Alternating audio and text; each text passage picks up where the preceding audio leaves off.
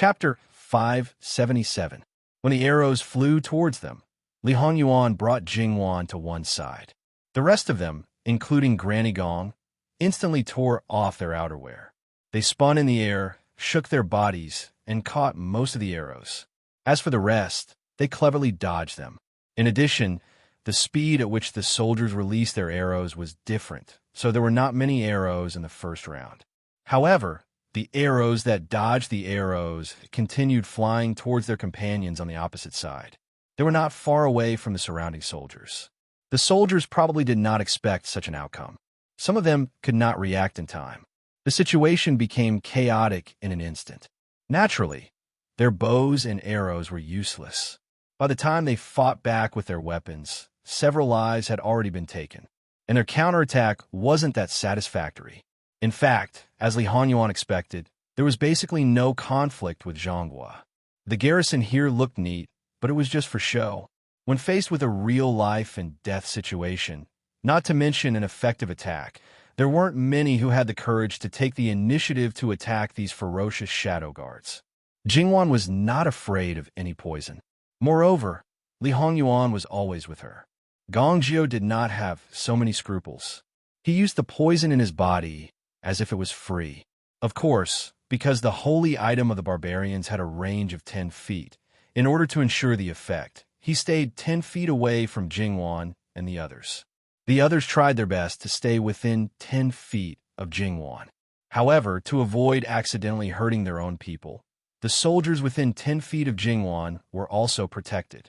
They could only rely on their own secret guards to deal with them. At the same time, Li Hongyuan, who had not done much before, also started a massacre at this moment. However, because he had to protect Jingwan at all times, his movements were greatly hindered, and his lethality was reduced. If Jingwan was not pregnant, he could still tie Jingwan on his back. Now he could not. However, for Li Hongyuan, it was not a big problem. He just did not need to make big movements. His movements were small. He held the knife in his hand and slashed it down, causing blood to splatter everywhere. Jingwan saw this. Her heart was beating very fast, but she did not panic. She originally thought that she would definitely die, but the situation was reversed once again. If she could survive, it would be the best thing. She stayed close to Li Hongyuan and coordinated with his movements from time to time. She also held the dagger tightly in her hand. When needed, she was ready to attack at any time. Although the enemy outnumbered them and they did not have much chance of winning, no one would give up and no one thought too much. As the blood on her body increased, the color of her dress changed. There was also a lot of blood on her face and hands. The smell of blood was unusually clear. Jingwan became calmer and calmer. During this period, she attacked Li Hongyuan twice from behind and retreated after one attack.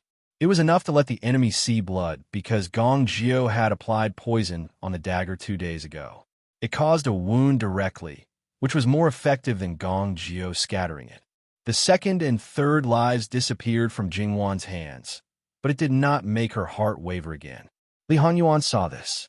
After he found that Jingwan was very cautious and did not act rashly, he let her do what she wanted. In his eyes, Jingwan was also changing rapidly.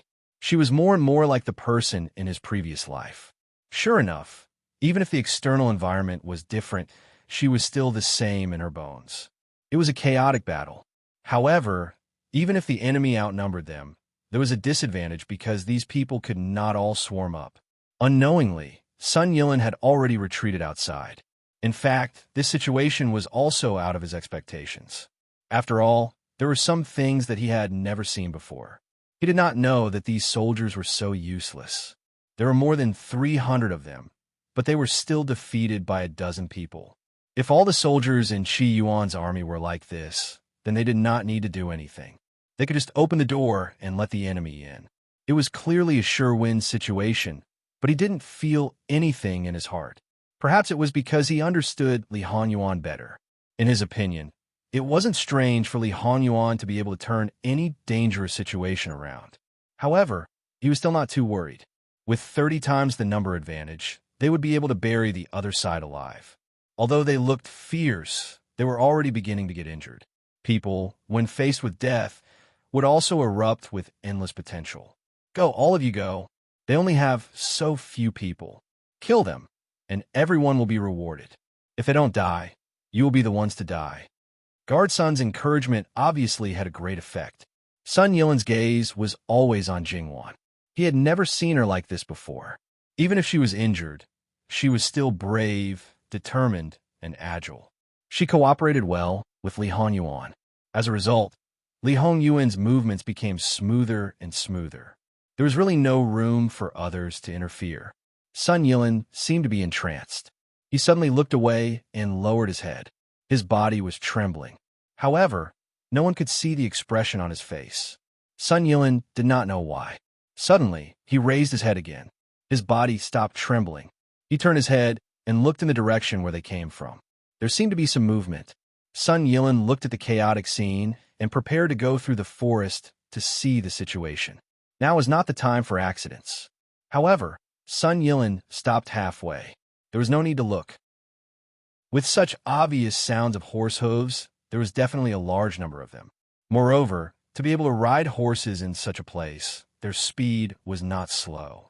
It would be strange if there were only 1 or 2 people, but with so many people, it would be strange if they were ordinary people.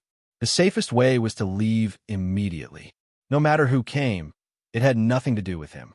However, Sun Yilan did not think so. If he had to hide his head and show his tail for the rest of his life, it was definitely not a life he wanted. In fact, he had never thought about what the future would be like. A person like him probably did not have a so-called future. He used the puppet Gu to control Guard Sun and made him cooperate with him. Sometimes he had to take risks. Sun Yilan picked up a bough from the ground and pulled out an arrow from a person nearby. He was a young master of an aristocratic family. A gentleman's 6 arts were indispensable. In fact, Sun Yilan's archery had always been good. However, he did not need this to add flowers to his brocade. Thus, he only practiced in private. Not many people knew about it. He aimed. His target was Jingwan and Li Hongyuan. There was no specific target. Anyway, it was their position. It did not matter whether he shot or not. Anyway, his goal was not to hurt them. With a swoosh, Li Hongyuan and Jingwan discovered it almost at the same time. Jingwan saw it, while Li Hongyuan relied on his hearing. Without thinking, Jingwan blocked in front of Li Hongyuan. However, Jingwan did something wrong this time. Because this arrow was not a threat to Li Hongyuan at all, it was not difficult to block it. Jingwan's block hindered him from taking action. It was already too late to do anything. Li Hongyuan pushed away after speaking and then turned sideways, perfectly avoiding the arrow. However, things were not over yet. Jingwan was also caught off guard when she was pushed away. She rushed forward 2 steps and was concerned about Li Hongyuan's situation. She hurriedly turned around and did not pay attention to the situation in front of her. At this moment, a hand clasped her neck and a short blade was placed on her neck at the same time. Jingwan steadied herself by leaning against the person holding her hostage. She pursed her lips and looked at Li Hongyuan, who had completely stopped. She did not say anything. Stop! Li Hongyuan did not step forward. He ordered coldly. His men also obeyed his orders. In fact, because they were relatively close to each other, even if they didn't notice what happened at first, they could still see it clearly now. One of them was even just a little more than a centimeter away from Jingwan. However, when Guard Sun snuck in, he had already seen it clearly and quickly retreated with Jingwan. The drop of blood on Jingwan's neck was enough to prove that if anything went wrong, he would definitely kill her immediately. Jingwan kept looking at Li Hongyuan.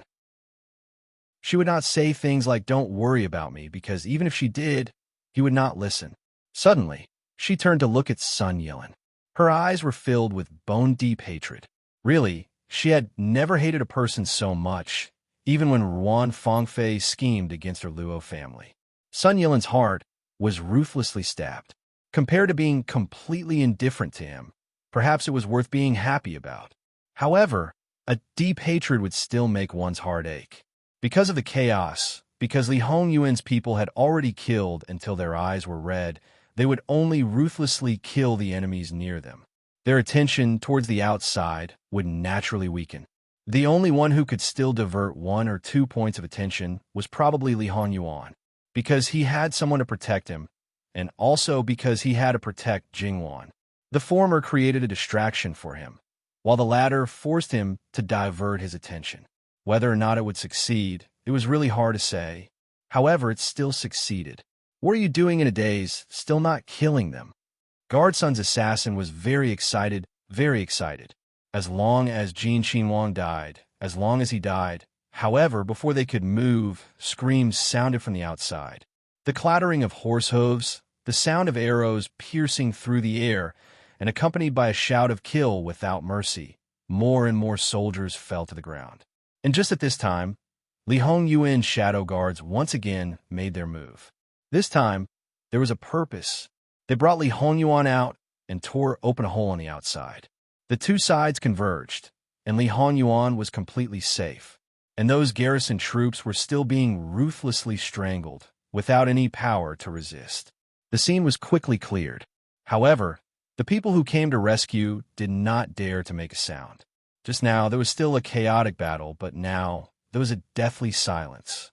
During this time, Jingwan had already been brought a considerable distance away. Guardson's back was against a tree, and Jingwan was in front of him, vigilantly looking left and right. Whenever someone took a step forward, the dagger pressed against Jingwan's neck would sink deeper. And Sun Yilin had also leaned over at the very beginning. So now, it was 3 people on the opposite side facing 300 people on this side. This situation was somewhat similar to the initial confrontation. However, there was obviously a huge difference. Previously, even if Li Hongyuan and the others were in a weaker position, they were still calm. Now, all right, among the 3 people, only Guardson could not stop trembling. Only his trembling hands caused the dagger to continue to sink deeper into Jingwan's flesh bit by bit. Li Hongyuan saw this and felt pain in his heart. However, he did not let it out easily. But the anger in his heart was terrifying. He Jihai, who came to rescue, could not help but swallow his saliva. It should be known that he was one of the people who was least afraid of Li Hongyuan. Now, even he could not help but want to keep a distance. However, things were getting troublesome. He Jihai scratched his head and cursed in his heart. Who the hell were these people? They actually dared to pull a tooth from the tiger's mouth. They were simply too old and tired of living. Sun Yilin suddenly reached out and grabbed Guardson's hand, making him move his hand away. Jingwan did not take the stabbing pain to heart. Like Li Hongyuan most of the time, it was as if she did not feel pain at all. She only had Li Hongyuan in her eyes. He was the only person she cared about at the moment. Li Hongyuan knew what Sun Yilin wanted, but he did not seem to be very sure. For a moment, he did not speak. Meanwhile, Sun Yilin's heart was as calm as still water, and he had no intention of speaking. It was both difficult and easy to deal with Li Hongyuan because he was hard to chew on, and once his weakness was grasped, it would be easy to deal with him. After this battle, it would probably become the consensus of the world. In the end, it was Li Hongyuan who lost his cool first. This was also inevitable. What do you want? What do I want? To be honest, Sun Yilin wasn't very sure. Even if he had taken the risk to capture Jingwan, he wasn't sure what his initial motive was. He did not want to hurt Jingwan, and he did not want to capture Jingwan to completely escape. After all, if he left just now, the arrest warrant would not take long to follow him like a shadow. But obviously not. Was it to see Li Hongyuan being controlled by him and being submissive? In fact, it was not. In Sun Yilin's heart, excluding Jingwan, he actually admired Li Hongyuan. Lu Qingdi had so many sons, but he did not like any of them. His cousin Prince Kong was quite unbearable. When Li Hongyuan first showed signs in front of him, he felt the power of an emperor from him. At that time, he actually had a choice in his heart. So what did he want to do now? Well, he really did not know. Sun Yilin was very clear-headed, but his mind seemed to be very muddled. He felt like he did not know what was going on. There was the sound of horse hooves again, but this time it was very clear. There was only one horse. Looking back, he did not need to see very clearly to know that it was Jingwan's maid, Little Black. Little Black was indeed unique compared to other people. However, Little Black did not come alone. In front of her, there was a person lying horizontally. As they approached, Black Sister turned over and pulled down the person on the horse's back. Compared to Little Black, the person was just a weak woman. Being caught by Little Black, she was very embarrassed. She staggered and struggled to stand firm. Sun Yilin, if you dare to hurt the princess, I'll skin her alive. Little Black's eyes were fierce. At the same time, the woman in her hand was strangled by Little Black. Her face was pale and even a little green. It was enough to prove that Little Black was absolutely not joking. And this person, Jingwan naturally recognized Min Xiaoyuan. Li Honyuan naturally knew Min Xiaoyuan very well. At this time, a deep thought flashed in his eyes. He thought about some things carefully and came to a conclusion. Min Xiaoyuan was not so unimportant to Sun Yilin. On the contrary, she might be very important. From Sun Yilin's attitude towards her, she had a place in his heart. On a deeper level of analysis, this place was very, very important. Because to a certain extent, Min Xiaoyuan was actually Sun Yilin's only one. Now, there were still people who still cared about Sun Yilin, such as Sun Yijia and old Madame Sunday. However, these two people had more important things. Their thoughts on him would become weaker as time passed. He used to have a servant who never left him. However, that servant had already fallen into the hands of Li Hongyuan's subordinates. He had been tortured, and now it was unknown whether he was alive or dead. Min Xiaoyuan was not only the only person who stayed by his side, but she had also given him her absolute sincerity and passionate feelings. Sun Yilin had never met anyone else who had given everything to him, and he probably would not meet anyone else in the future. Could he really be indifferent when she was in danger? Li Hongyuan's eyesight was very good. Although Sun Yilin was covered tightly and his hands were behind his back, he still faintly noticed that something was wrong with him. Little Blackie, let her go first. Little Blackie naturally would not disobey his words. Min Xiaoyuan had gradually lost consciousness. When she was suddenly released, a mouthful of air was suddenly injected into her lungs. She coughed fiercely. Her throat was burning with pain, and she gradually woke up. Perhaps because of the coughing, her physiological tears could not stop falling. She looked very pitiful. After recovering, her eyes stared at Sun Yilin without blinking. As she looked, her tears fell even more fiercely. This was obviously not caused by physiological reasons. There are some things that you should have said earlier. Why didn't you say earlier? Min Xiaoyuan seemed to be blaming him, but she was more sad. She was extremely sad. Still, no one spoke. It's not that I can't get married. Why do I have to follow you shamelessly? Min Xiaoyuan's voice lowered. However, I am not reconciled to come to this point today. Why can you be so cruel and so heartless? The person you have in your heart is a married woman. It's fine if you can't forget her, but you still do crazy things because of your own selfishness. Are you still a human? The saddest thing is that even if you're not a human, I still like you. It's me who is cheap. However, Sun Yilin, if I die, will you open your eyes and look at me? Min Xiaoyuan looked at him like that, but in her eyes, Sun Yilin was always indifferent. The last brilliance in Min Xiaoyuan's eyes disappeared.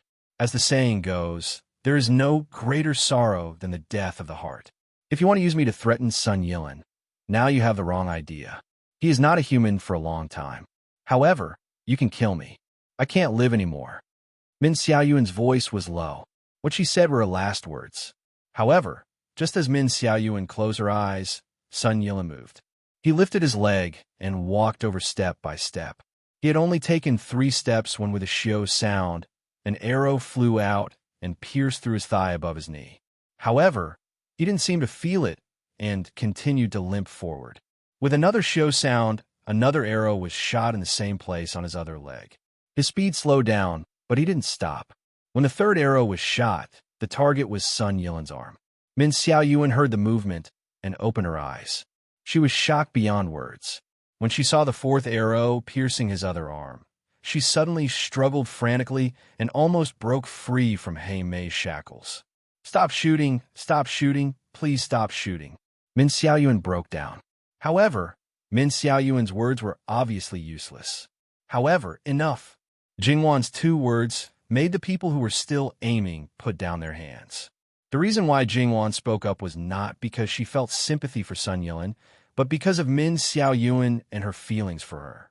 At the same time, Jingwan felt that the shackles on her back were almost gone. She quickly dodged. The people who were aiming at Guard Sun with their crossbows fired together. In the blink of an eye, Guard Sun became a hedgehog and couldn't be more dead. Li Hanyuan rushed to Jingwan's side almost immediately. When he saw the small, bloody hole on Jingwan's neck and shoulder, his face was terrifyingly gloomy. Gong Jiu also rushed over. Fortunately, there was still some distance between the blood vessels. With some medicine, a scab would quickly form. Chapter 578. Looking at the struggling Min Siyuan and Sun Yilin, who never stopped moving forward, Jingwan had an indescribable feeling in her heart. Looking at the situation, it was impossible that Sun Yilin did not have Min Xiaoyuan in his heart. However, as for how deep his love was, Jingwan felt that it was not possible. Sun Yilin was not the kind of person who was easily moved and would not change his mind until death.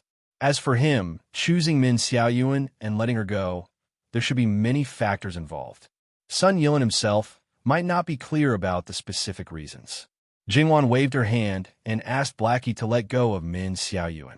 When Min Xiaoyuan was free, she immediately staggered to Sun Yilin and caught his tottering body. Yilin, how are you, ah? How are you? Talk to me, Yilin. A pitiful person must have something hateful. Sometimes it also made sense. Min Xiaoyuan did not belong to the former, but Sun Yilin belonged to the latter. Min Xiaoyuan knelt on the ground, and Sun Yilin also knelt on the ground. His body leaned forward on her shoulder. The mask on his face had fallen off at some point, but the hood was still on. In his current position, she could only see his mouth and chin at most. However, Jingwan found that the visible scar had disappeared a lot. Jingwan's heart skipped a beat. She lowered her head and touched the prayer beads in her hand. It seemed that the beads in her hand had affected the goo in his body when he was too close to her. Because it was not direct contact, it could not be removed directly. However, it was obviously affected by it. She did not know if Sun Yilin's current state was due to his nature or the influence of the goo worm. However, no matter what the reason was, Jingwan wanted him to get rid of the goo worm so that he would not be affected by external factors. That was her true intention. She wanted to see if Sun Yilin would say anything about what he had done. To put it bluntly, she wanted to see if he was still a human being. She would decide whether he would be given a death sentence or a delayed death sentence. In any case, he would definitely not be acquitted. Min Xiaoyuan hugged Sun Yilin and cried bitterly. She was so careful that she was afraid that touching the arrow would worsen his pain. She was really helpless and helpless. I'm sorry, Xiaoyuan. I'm sorry. Sun Yilin repeated these 3 words over and over again, his voice getting lower and lower. At some point, he dropped his hand and completely lost consciousness. Yilin. No matter how Min Xiaoyuan shouted, he didn't respond. If she didn't feel his breath, she would have thought that Min Xiaoyuan couldn't support him and didn't dare to move him. She could only look at Jingwan. Princess consort. It couldn't be more obvious, but she couldn't say the rest of the words. What right did a murderer have to beg the hostage to save his life?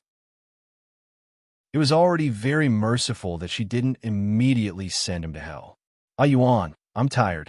Let's find a place to rest. As for Sun Yilin, he should atone for his sins before he dies. At this moment, he was indeed physically and mentally exhausted. Who was the one who said that we should have killed him earlier? Li Hanyuan did not hold back and went straight to Jingwan's heart. Have you forgotten the pain after the scar has healed? What about asking him to atone for his sins? That was just an excuse.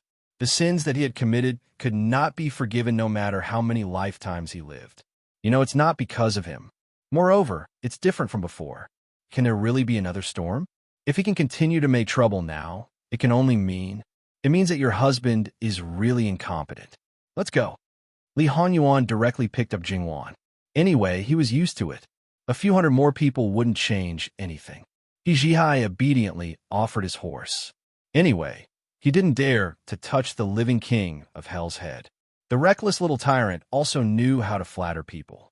Of course, in this world, only Li Hanyuan could awaken this skill. Facing other people, it was embarrassing.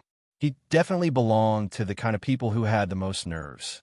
Of course, the awakening of this skill had nothing to do with Li Hongyuan's identity. It was purely a fan of his idol. Li Hongyuan's deterrence to the horse was still the same. However, as Jihai's warhorse, with such a special master, it was quite sensible and didn't dare to act rashly. With Jingwan on the horse, Li Hongyuan held her in his arms. With a gentle shake of the reins, the horse trotted. The others also got on their horses. Naturally, there were more than 10 horses that needed to be shared. They surrounded the periphery and suppressed their speed to keep pace with Li Hongyuan. Min Xiaoyuan and Sun Yilin were last, so they were a little unlucky. Although Gong Jiu was last, he simply and violently pulled out the arrow from Sun Yilin's body. As for the process, Sun Yilin woke up from the pain and fainted again. Min Xiaoyuan was in tears, but didn't dare to say anything. Gong Jiu pretended not to see it. He simply treated to stop the bleeding and then threw Sun Yilin on the horse. Then, he clapped his hands and got on the horse and left. Min Xiaoyuan got on the horse with trembling hands. Although she had learned how to ride a horse, her level was very limited. It was fine to ride on flat and spacious places, but it was very difficult in such a place. However, she had no choice. If she didn't take him away, he could only stay here. Then, there was only a dead end waiting for him. She couldn't do it. Although there might not be a good ending if she took him back reluctantly, she also didn't dare to take him away. She didn't know where to go. Not being able to take good care of him was one thing, but if she ran away, it would obviously implicate her family. She had already let them down. If she implicated them, then it would really be difficult to absolve herself from the blame. Min Xiaoyuan gritted her teeth and carefully drove the horse forward. She used all her strength to barely keep up with the team in front of her. If Li Hongyuan sped up a little, she would be left far behind. She concentrated all her energy and didn't have time to think about nonsense. However, along the way, her tears basically didn't disappear. The temporary place to stay was naturally in the town where the garrison was located. They booked the best restaurant. With hundreds of people like them, even if they didn't wear military uniforms, it could be seen that they were absolutely not simple. They didn't need to do anything, and the guests in the restaurant disappeared at the fastest speed. The shopkeeper and the rest of the people in the restaurant were trembling with fear, shaking their legs, and putting on a low posture. In the lobby, Li Hongyuan found a place to sit down with Jingwan and let her drink water first. For the rest of the things, Mama Gong put on the style of a steward and methodically made arrangements. From the food and accommodation of Li Hongyuan and Jingwan to the arrangement of the guards, the rest of the people naturally all went to the garrison camp temporarily. Then, they had to prepare the carriage back to the capital, the things that would be used on the road, and so on. These things could be done by the shopkeeper of the restaurant. Prince Jean was the most generous in terms of money. Mama Gong had a lot of banknotes with her. After throwing a few banknotes over, even if the shopkeeper was afraid in his heart, he still smiled and repeatedly promised that things would be done properly. In this place, there wouldn't be anything good. However, even if they only stayed for one night, some things must be brand new. In order to let Jingwan rest as soon as possible, these things must be properly prepared in the first place. Therefore, many people were busy going in and out. The kitchen first prepared some food. Jingwan had the sacred object of the barbarians in her hand, so she could eat without worry. When the food was finished, the room was ready. The husband and wife took a good bath, loosened their muscles, and changed into clean and soft clothes. Jingwan finally felt relaxed. At the same time, tiredness also came up. In the eyes of Li Hongyuan, the most important person in the world, naturally, he accompanied Jingwan to rest. Therefore, He Jihai, who was waiting outside for Li Hongyuan, could only stare helplessly at this moment. Then, he went out with a big heart. As for how to clean up the hundreds of garrison soldiers who died before, that guard son intended to kill the prince of the imperial court. Even if he died, it couldn't be left unsettled. How to deal with it, and so on, he didn't care. Although, in fact, his position was the highest among all of them, so he should be the one to deal with it. However, when the problem was placed in front of him, he had a naive face and expressed that he didn't understand at all. There was no choice but to let Guard Qian take on the heavy responsibility. Although he was only the leader of the guards, it was the prince's residence. His master was the victim. When he found the other generals in the garrison, he didn't dare to put on airs. He carefully flattered him and tried his best to explain himself. He swore that it had nothing to do with him. However, for people who came from Li Hongyuan's side, it was hard to say other things, but one thing was for sure, and that was to do things by the book. Therefore, no matter who it was, he didn't need to explain. He would investigate to the end and hand the result to his master. As for how to deal with it, it was entirely up to his master. Whether it was to do things by the book or privately, it was all up to him. His subordinates only needed to execute. By the time Jingwan had rested enough, another day had passed. He called the Zhihai over and first asked about the situation in the capital and how he came to the border. It turned out that Li Hongyuan left the capital to look for medicine for Jingwan. Then, he found out that Jingwan went missing. Lu Qingdi became anxious and sent people to search all over the country. However, he didn't know the reason, so he couldn't make a big fuss. The people he sent were the blackguards and some of the elite forces. The person in charge of the blackguards was Li Suyan. This was needless to say. The person in charge of the others was Fu Yunting. According to Lu Qingdi's intention, they were all his trusted officials with outstanding abilities. Only when the heavy responsibility of finding his beloved son was given to them could he be at ease. Perhaps this was the reason why he gave it to Li Suyan. However, Fu Yunting was definitely not the reason. At this time, the emperor didn't forget to find an opportunity to get rid of Fu Yunting. He really has good intentions. When he was in the northwest, he used you, his most favored son. This time, he continued to use you to make trouble. Yuan, you're actually a shield he set up. If anything happens to you, it's because he cares about you the most. Therefore, no matter how angry he is, no matter how unwise his decision is, it's understandable. And you're the real root of the disaster. Jingwan said lightly with endless sarcasm. Who knows? Who cares what he thinks? Anyway, he wouldn't be able to sit in that position for more than a few days. Li Hongyuan's expression was indifferent. He didn't take Lu Qingdi seriously at all. He Zhihai expressed that he didn't know how to beat around the bush and continued to report. After Li Hongyuan left White Dragon Temple, during the period before he met Ruan Fangfei, he still kept in touch with his subordinates. Although he wasn't clear about some things, he still gave Luo Peishan and others some information to stabilize the situation in the capital. After there was no news of Li Hongyuan, although they were a little worried, they didn't panic. Several big shots took the risk and secretly gathered together. With the limited information they had and the wisdom of several people, they roughly determined the possible direction Li Hongyuan might be. After the people looking for Li Hongyuan left the capital, Li Suyin and Fu Yunting were on the surface. He Zhihai led more than 1,000 of the most elite people and was the main force looking for Li Hongyuan. They only had a rough direction and naturally had to disperse. Later, they found some marks left by the secret guards along the way. From the false things, they found the correct information and finally found Li Hongyuan at the last moment. Hearing that Li Hongyuan actually had a backup plan, Jingwan had a feeling that this was indeed the case. This was normal, and encountering the final killing trap was probably really an accident. However, it was that accident that almost capsized the boat in the gutter and really fell into it. Therefore, even if they were trapped in the valley, they weren't nervous at all. Even if they didn't succeed in breaking out, they would be fine in the end.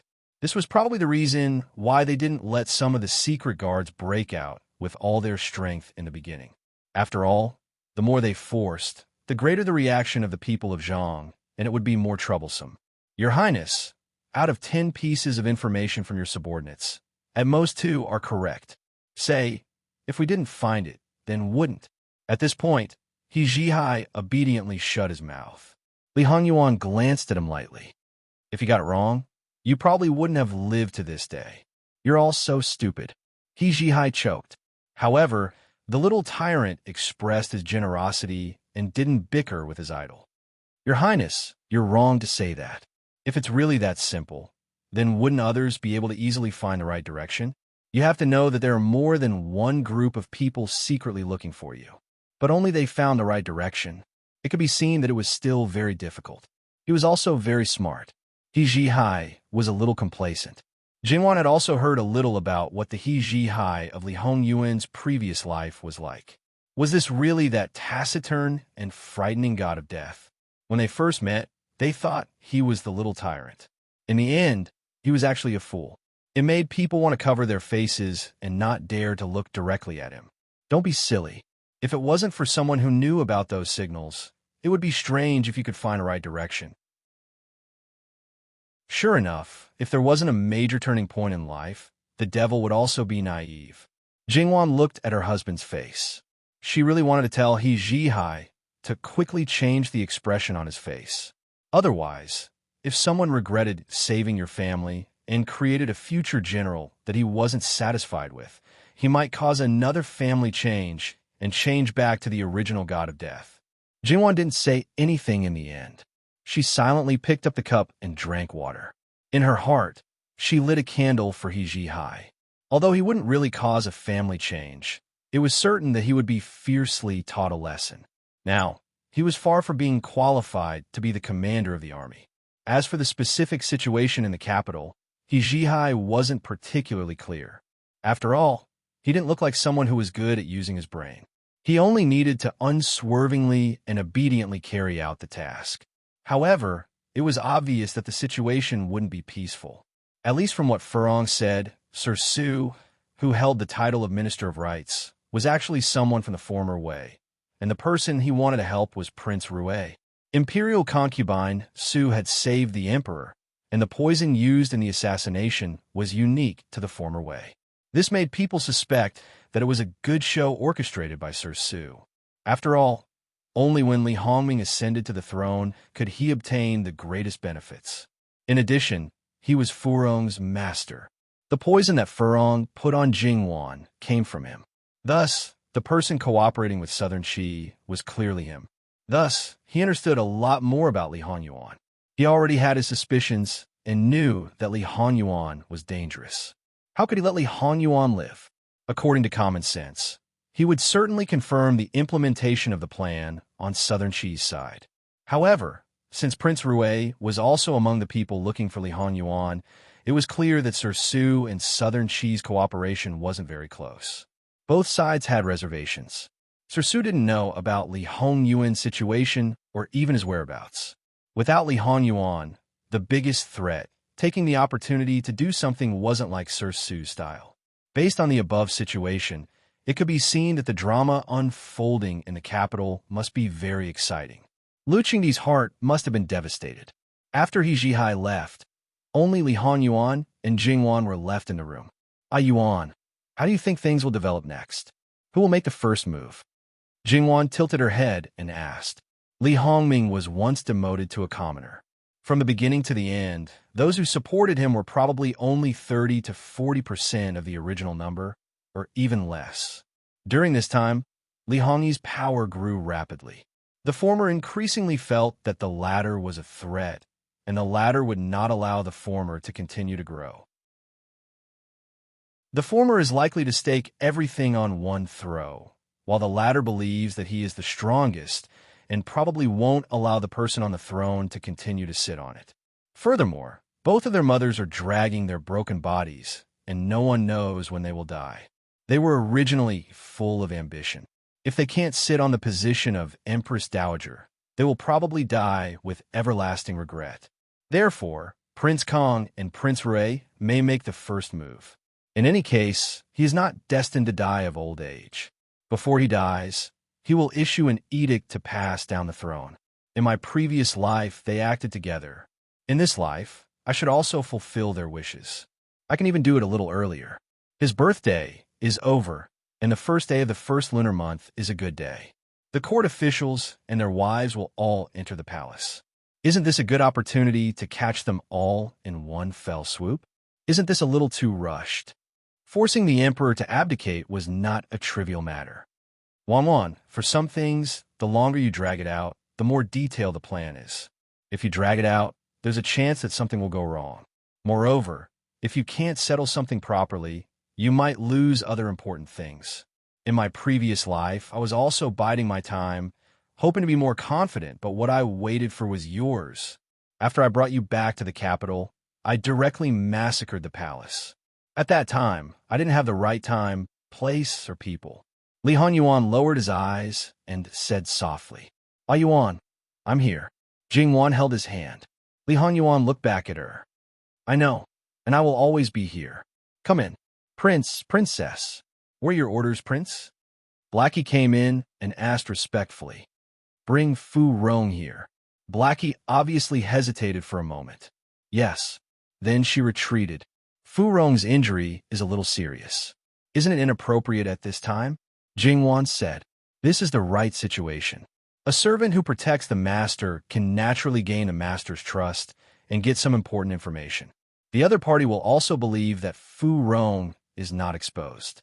Jingwan understood what he meant. This was the most appropriate situation. Besides, Fu Rong was seriously injured in order to cover her. There were some things that didn't need to be covered up.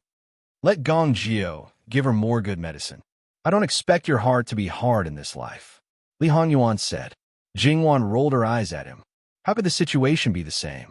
Before Fu Rong came, Min Xiaoyuan came first. Min Xiaoyuan kowtowed outside, begging Jingwan to be merciful. After a long time, Sun Yilin was about to die. Jingwan glanced at Li Hanyuan and didn't say anything. She guessed that Gong Jio didn't have the order and didn't treat Sun Yilin at all. He was injured before, and then he was hit by a few arrows. Although Jingwan didn't know the specific injury, it seemed that the position of the arrows at that time was probably the position of the bones. It was a miracle that Sun Yilin could last until now. Princess Consort, I beg you to save him. Xiao Yuan is willing to be a slave or a slave to repay you. Princess Consort, Li Hanyuan sneered. Seeing Sun Yilin holding you hostage, but knowing that you are soft-hearted and can affect my decision, she is so shameless. She is a noble girl from an aristocratic family. She will only be disliked if she serves others. If I were in her shoes, I would do the same. Love is born without knowing where it came from. That's all. Li Hanyuan was silent. Because he was also affectionate, he didn't want to refute. After a while, he said, because of Min Xiaoyuan, Wan doesn't want to take Sun Yilin's life? Now, Li Hanyuan didn't treat Sun Yilin as a love rival. When faced with Sun Yilin's problems, he didn't make decisions based on his feelings like before. In Sun Yilin's current situation, even if he is saved, he will be a cripple. Is Sun Yilin's threat determined by a healthy body? As the saying goes, people's hearts are unpredictable. As long as he is alive, he can cause trouble. What if he becomes a fool? Jingwan asked softly. Li Hanyuan was stunned when he heard this. He really didn't think of this possibility. The main thing was that there was no such precedent. However, in Jingwan's previous life, madmen and fools didn't have to bear the consequences of breaking the law. Can Gongju do it? Jingwan continued to ask. For some people, it is better to die than to become a fool. Li Hanyuan was just stating a fact. So, let him decide whether he will become a fool or die. Li Hanyuan accepted Jingwan's suggestion and then asked Gongjio to treat Sun Yilin. Chapter 579. Gongjio received his master's order and would naturally do his best. Getting rid of the goo worm in Sun Yilin's body was also one of his tasks. In the winter, the wound did not show signs of swelling and suppuration, but there was still a high fever. If it was a doctor with mediocre medical skills, he would probably have directly asked them to prepare for the funeral. Gongjio was different after all. In addition, he had obtained the medical books summarized by the experience of an old traveling doctor. Although he was not extraordinary, at least there were few in the world who could stand shoulder to shoulder with him. Even so, it took a lot of effort to save Sun Yilin. The final result was satisfactory. Min Xiaoyuan was at the side from the beginning to the end. She was the one who did things like fetching water and passing things. How well can a noble lady like her be expected to do these things? She was clumsy. Gong Jio did not rush her. Anyway, it would just take more time. If Min Xiaoyuan did not do these things, could he expect others to do it? Min Xiaoyuan also knew, so she could only grit her teeth and persevere. She had to do it as quickly as possible. If she was slow, it would delay Sun Yilin's condition. Therefore, when she heard Gong Jiu say saved, she heaved a sigh of relief and hurriedly thanked him. At this moment, she really did not look like a noble lady from a noble family. Could the so-called love really change a person to such an extent? Gong Jiu actually had such a small doubt in his heart. However, he would not pursue the matter because the two masters were actually typical examples. Of course, Gong Jiu did not have the intention to try. However, meeting the right person at the right time, he did not reject it. Min Xiaoyuan took care of Sun Yilin in a flurry. Fortunately, in this restaurant, she did not need to personally light the fire and cook, so they would not make things difficult for her. In reality, other things were just that there was no one to serve Sun Yilin. If she had money, she could actually hire someone outside. The problem was that she did not have money. She used to have a lot of money, but it was not with her. Ever since she separated from the person who served her, she was penniless. Sun Yilin slept for another day before waking up. At this time, his goo had been dispelled. There were only a few scars left on his face. Those were the scars left behind by the fire. In fact, they were not very obvious. Naturally, there was no frightening feeling. Sun Yilin was well aware of the changes in his body, but he didn't confirm it. Instead, he quietly looked at Min Xiaoyuan, who was lying on the edge of the bed, sleeping uneasily. His heart was very complicated. Sun Yilin believed that there was no one in the world that he felt apologetic toward, including Jingwan and his own mother. Only Min Xiaoyuan. Min Xiaoyuan jerked her head up from her sleep and met Sun Yilin's eyes. "You're awake." "That's great." His words expressed his surprise. Then, she hurriedly took the simmering medicine and carefully fed it to Sun Yilin. Sun Yilin was very cooperative. After drinking the medicine, he drank water to rinse his mouth. "I'll call Dr. Gong to take a look." Then he got up again. "Xiaoyuan, sit down."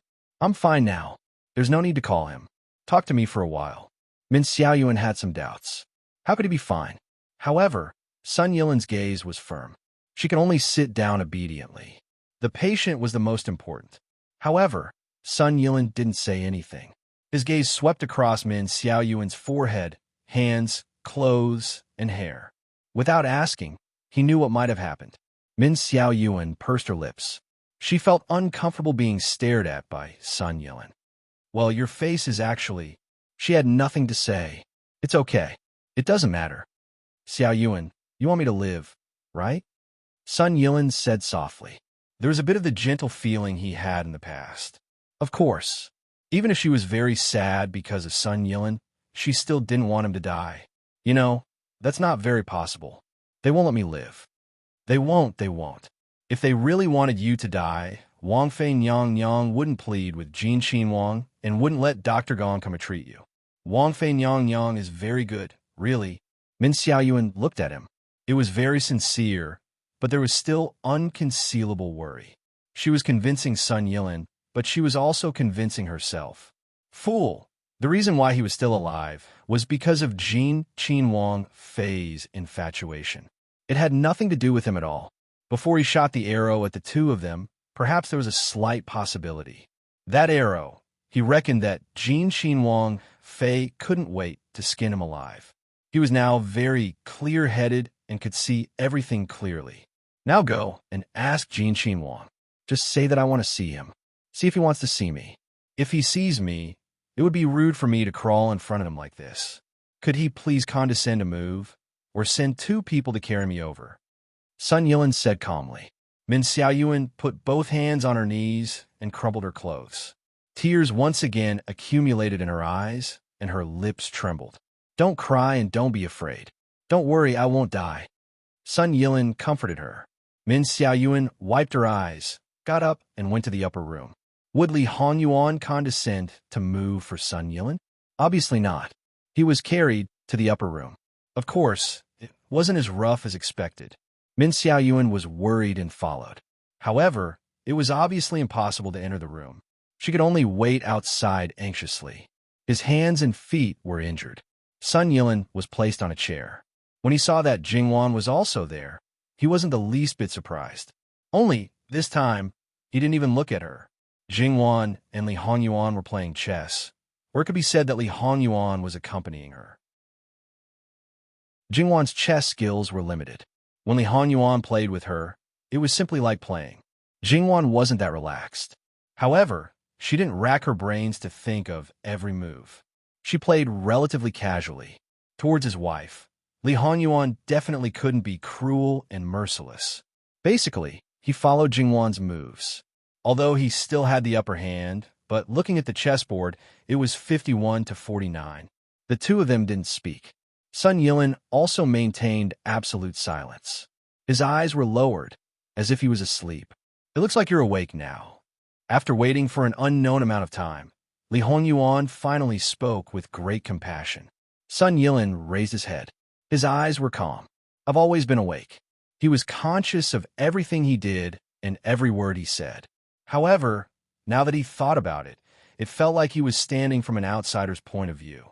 He felt a little strange looking at everything that his other self did. However, what was done was done. There was nothing to explain. Jingwan saw him like this and narrowed her eyes slightly. Was his temperament too good? He knew that some things had already happened. He should bear the responsibility and face it calmly. Or was he really rotten to the core and couldn't change? She originally thought that after getting rid of the goo worm, he would at least repent for his actions. Did she really see the world as too beautiful? However, the temperament of the current Sun Yilin was very similar to the young Master Yilin of the past. Originally, Jingwan was a little curious about Sun Yilin's change. Now, all her curiosity was gone. The hatred in her heart faded a lot after she decided to make Sun Yilin a fool. However, Sun Yilin was a proud and arrogant person. He would probably rather die. If he chose to live a bad life than a good death, then besides doubting his previous judgment of people, he would probably feel a little happy to see the god's favored son turn into a fool. However, this possibility was not big. Otherwise, he would have escaped. Therefore, Jingwan felt that her idea and Min Xiaoyuan might be an excuse. Her starting point was not good. She had a deep malice. What do you want from me? Li Hongyuan was not interested in talking nonsense with him. I hope that your highness can give me a way out and spare my life. I'll do anything. It was really unexpected for him to say such words. Li Hongyuan and Jingwan looked at each other. Even if you become a fool, there was finally a slight change in Sun Yilin's expression. It wasn't obvious, and it didn't last for long. He tilted his head and seemed to be looking outside. After a while, he said, "No problem." His voice was soft but firm. Jingwan suddenly understood. He chose to live and even become a fool. It was not for himself. It was because someone wanted him to live. Therefore, he lived, even in such a humiliating way. She did not know if it was because he had feelings for Min Xiaoyuan, or because he felt guilty for Min Xiaoyuan, or other reasons. However, no matter what decision Sun Yilin made now, he could not touch Jingwan at all. Since the matter had been settled, he was not interested in entertaining the guest. Before I leave, I wonder if I could say a few words to your highness? When he said this, Li Hongyuan's expression was a little bad. However, Sun Yilin was not afraid of death. He did not even blink. What do you want to say? Jingwan asked. He would not say anything shocking. Even if he was not afraid of death, a smart person would not seek death easily. It was two completely different concepts. Sun Yilin looked at her, but he was very honest and did not have any distracting thoughts. I'm sorry for what happened before. There are some words that you should not take to heart. Although I was conscious at that time, I could not control myself. I heard that the witchcraft of the barbarians, no matter what kind of witchcraft it is, will show all kinds of symptoms after thousands of years, not to mention the finished witchcraft.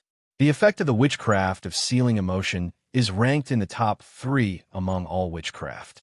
Those who cannot be controlled by it are definitely not ordinary people. Perhaps they are deeply in love. Facts have proven that regardless of whether His Highness is scheming against you or not, at least he is a good husband. Many people can't compare with him in this aspect. Even if I were him, I can't guarantee that I can do it. Even ordinary witchcraft is difficult to control.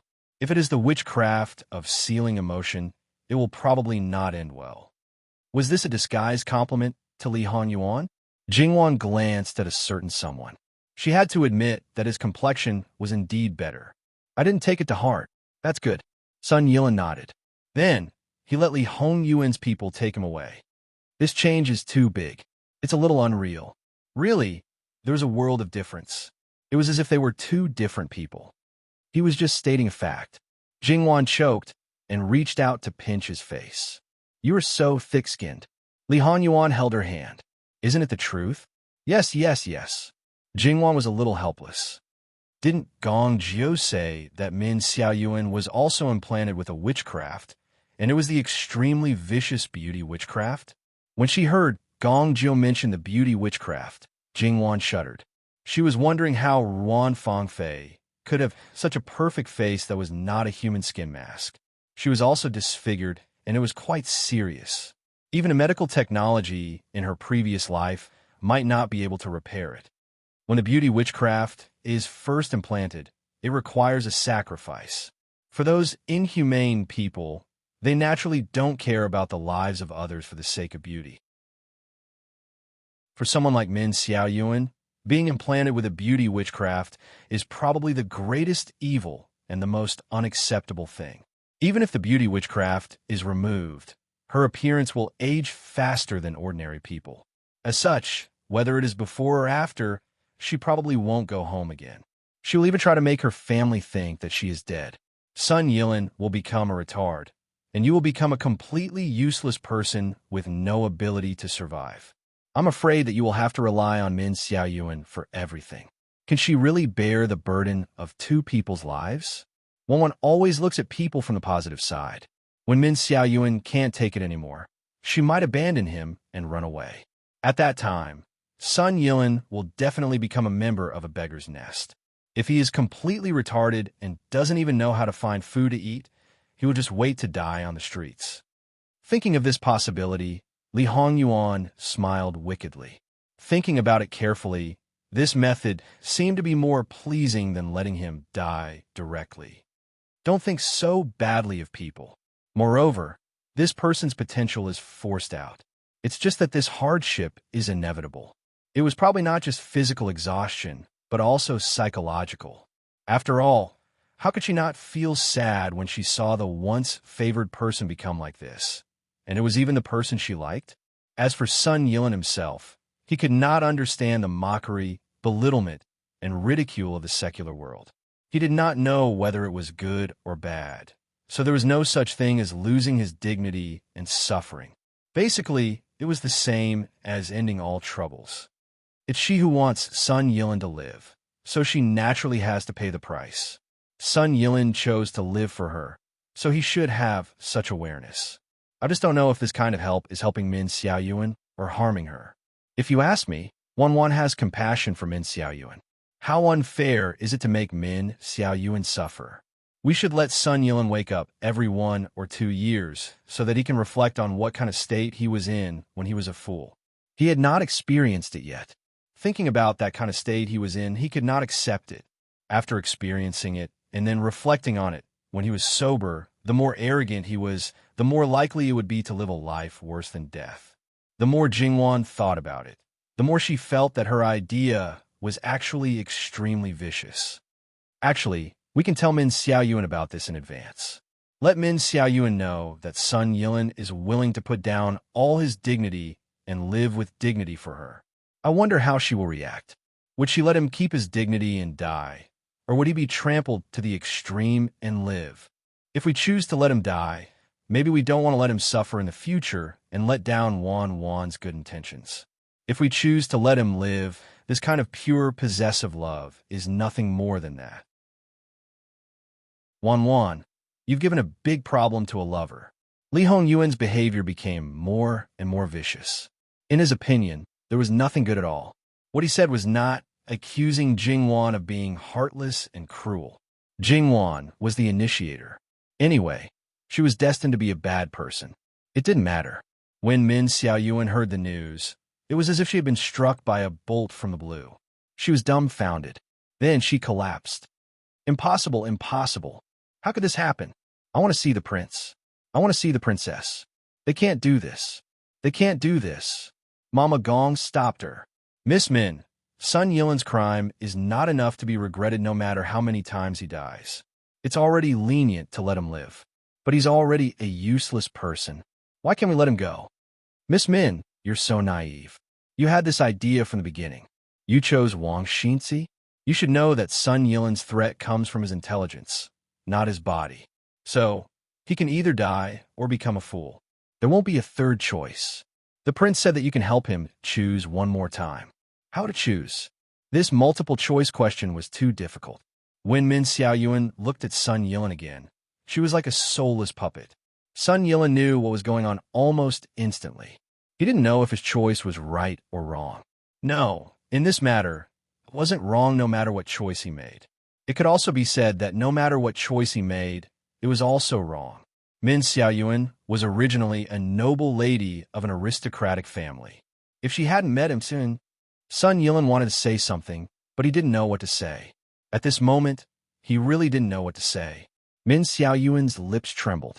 She cried again in front of Sun Yilan. She was extremely helpless. If you let go, I can die. Just don't meet me in the next life. No, don't. Sun Yilan still cruelly gave the choice to Min Xiaoyuan. Min Xiaoyuan really couldn't watch him die. Gong Jiu came over with a tray. There was a porcelain bottle on it. It was obvious what it was for. Sun Yilan was calm, but Min Xiaoyuan looked like she had seen the most terrifying thing in the world. She kept shaking her head. It was useless to want to snatch it. In the end, Gong Jiu personally fed Sun Yilan a pill that looked very ordinary. Sun Yilan found that his consciousness was becoming more and more chaotic. His understanding of many things seemed to be disappearing little by little. That feeling, to be honest, was not very good. How'd he reach this step? That's right. When he was in Jiangnan, he once thought that people like Jin Xinwang couldn't really be good to a person. Jingwan must have suffered a lot in the backyard of Jin Xinwang Fu. He faintly had the idea of letting her escape from the sea of suffering. Because he thought too much, some things seemed to have taken root in his heart. And at this time, he met Ruan Fangfei. The other party told him that the reason why he lost his love was because of Li Hongyuan's scheme. Regardless of whether he believed the other party's words at that time, he suddenly couldn't think straight and turned into a demon. When he wasn't rational and his mind wasn't clear, Ruan Fangfei took advantage of the situation and planted a coup. Thus, the negative emotions in his heart were completely magnified uncontrollably. Paranoia, demonic barrier, darkness, some methods were naturally born. When everything in his mind disappeared and he didn't even know who he was or what he was, a tear finally slid down from the corner of Sun Yilan's eyes. Perhaps that should be called regret. Min Xiaoyuan saw the whole process. He didn't have a pained expression, but a person's eyes couldn't lie. That pair of eyes may have become abnormally clear, but it was so clear that nothing was left. Min Xiaoyuan carefully called out to him. He actually still had a reaction, but he opened his mouth and revealed a silly smile. Having a reaction didn't mean that he understood her meaning. He only had some of the most instinctive things left: eating, drinking, defecating, and sleeping. At this moment, Min Xiaoyuan really broke down completely and wailed loudly. Jingwan could hear her crying from the upper room. She lowered her head and fiddled with the prayer beads in her hands, expressionless. However, this matter was over, so was over. They had to prepare to return to the capital. It wasn't long before the end of the year. The mantis stalks the cicada, unaware of the oriole behind. As the hunter who had his eyes on the oriole, he naturally had to appear at the end. At this time was already quite tight. However, before they left, Jingwan asked someone to leave a sum of money for Min Xiaoyuan. It wasn't a lot, so as to prevent an inexperienced girl like her from revealing her wealth and being targeted. It wasn't a small amount either. As long as she wasn't too unlucky, it should be enough to support Min Xiaoyuan through the most difficult transition period and find a way to maintain her livelihood. At the same time, she sent a letter to Min Yuhan in Jiangnan, explaining the matter concisely. However, she didn't tell him where he was. Even if the Min family wanted to find him, it would be like looking for a needle in a haystack. If they really found him, it could only be said that some things were destined. At that time, the only thing that would be better would be the material things. Nothing else would change. The speed at which they returned wasn't slow, but it wasn't very hurried either. When they arrived at the first city, Fu Rong, whose injuries had improved a lot, followed the original plan and found the place designated by the Minister of Rights, Lord Su, to deliver the news. Li Hanyuan had specially sent people to investigate that place. There was nothing special about it. Ordinary people's letters were also sent. The special channel behind it should be a few turns. Li Hanyuan had ordered people to keep an eye on it. However, it would be difficult to find it just once. If there were too many people, it would be very likely to alert the enemy. However, this route wasn't urgent for the time being. They could slowly explore and eliminate it after dealing with Lord Su. After sending the news that Li Hanyuan was safe and was about to return to the capital, it didn't matter if some people had plans to force him to abdicate. They would force them to take action and control the situation in the capital. It would be easy to deal with Li Hanyuan in turn. When Li Hanyuan returned to the capital, he would definitely make things difficult for them. This was because they knew that since Li Hanyuan was safe, he must know that they had a part to play in this matter. If they didn't make the first move, they could only wait for death. Yuan, do you think Prince Rui knows the true identity of Lord Su? He knows. Li Hongming's current power is not as strong as before. Even if he wants to stake it all on one throw, he still needs a trump card as a guarantee. Otherwise, even if he succeeds, he will be quickly overthrown. If he doesn't become the emperor, he may still be alive. If he is overthrown as the emperor, he will definitely die.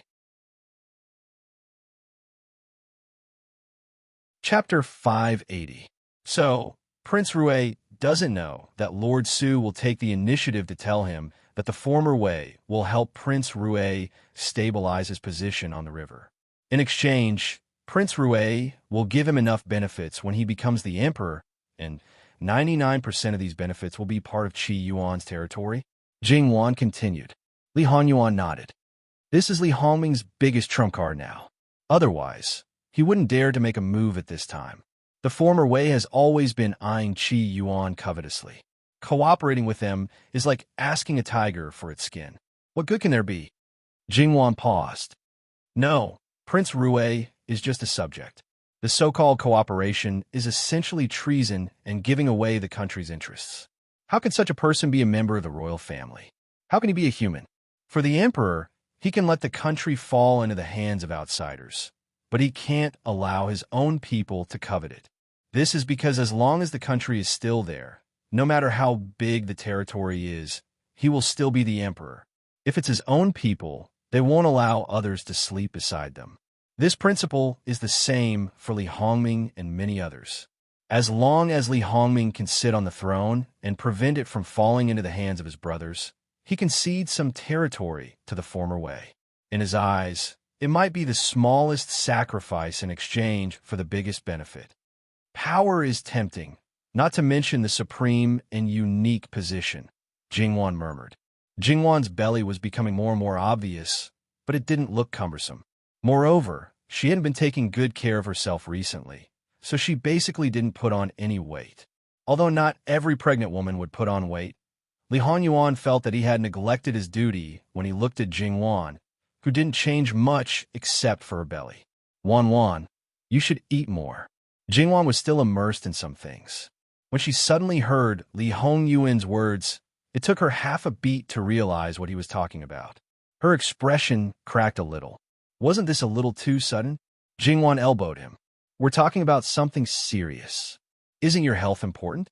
What could be more important than you? Li Hanyuan said quite confidently, when a woman is pregnant, she will gain half of her original weight. You, on the other hand, are still the same as before. Your belly is big. This shows that you must have lost weight. Jingwan was speechless. It was true that she had gained so much weight. However, she had always exercised a lot. It was normal for her to not grow much. Moreover, her heart was not well during this period of time. It was normal for her to be a little thin. She would be fine after some rest. However, there were some things that she really couldn't do about this man. It was all a lie to say that she had completely turned over the situation. However, in the end, it was still her own failure that made her unable to be hard-hearted towards him. It will grow back after we return to the capital. How can we raise them after we return to the capital? They should eat more now, Li Hongyuan said with a frown. He was not very satisfied with the food on the road. Okay, I'll try to eat more. Even if her appetite had increased, it was basically fixed. She could not force herself to continue. However, forget it. There was no need to argue with him. Anyway, she would not be able to win against him in the end. That's right. Li Hongyuan touched her head. Jingwan was annoyed by him. She closed her eyes weakly. She did not care about whether it was a big or small matter, whether it was serious or not. She could not care about it. As they got closer and closer to the capital, Jingwan's belly was already 6 months old. The following journey would definitely not be peaceful. Of course, at this time, they gradually met up with the people who were looking for Li Hongyuan on the surface. Knowing that Li Hongyuan, this big hidden danger, was about to return to the capital, how could they let him return safely and disrupt their next big plan? Therefore, intercepting and killing him was necessary. However, there were many people guarding him now. Unless they mobilized the army, they would not be able to kill him quickly enough at this juncture. Therefore, the hope of killing him was slim. They could only try to stop him as much as possible. At the same time, Li Hongyuan's true face was exposed. It was a storm in the city. If the people were just listening to it for fun, the court officials and the emperor were not the same. When they tried to control or kill Li Hongyuan before, the matter would be exposed to Lu Chengdi, which might become Li Hongyuan's protection. Now it was different. If they wanted to deal with Li Hongyuan, it was best to use Lu Chengdi's hand. As an emperor, no matter how much he favored his son, once this son appeared to be good on the surface, but secretly coveted his father's throne, this was even more infuriating than those who coveted it openly. Especially when he was able to deceive everyone. It was enough to show how deep his thoughts were and how great his methods were. After knowing it, Li Hongming sent people to investigate it. Li Hongyuan's business was too big.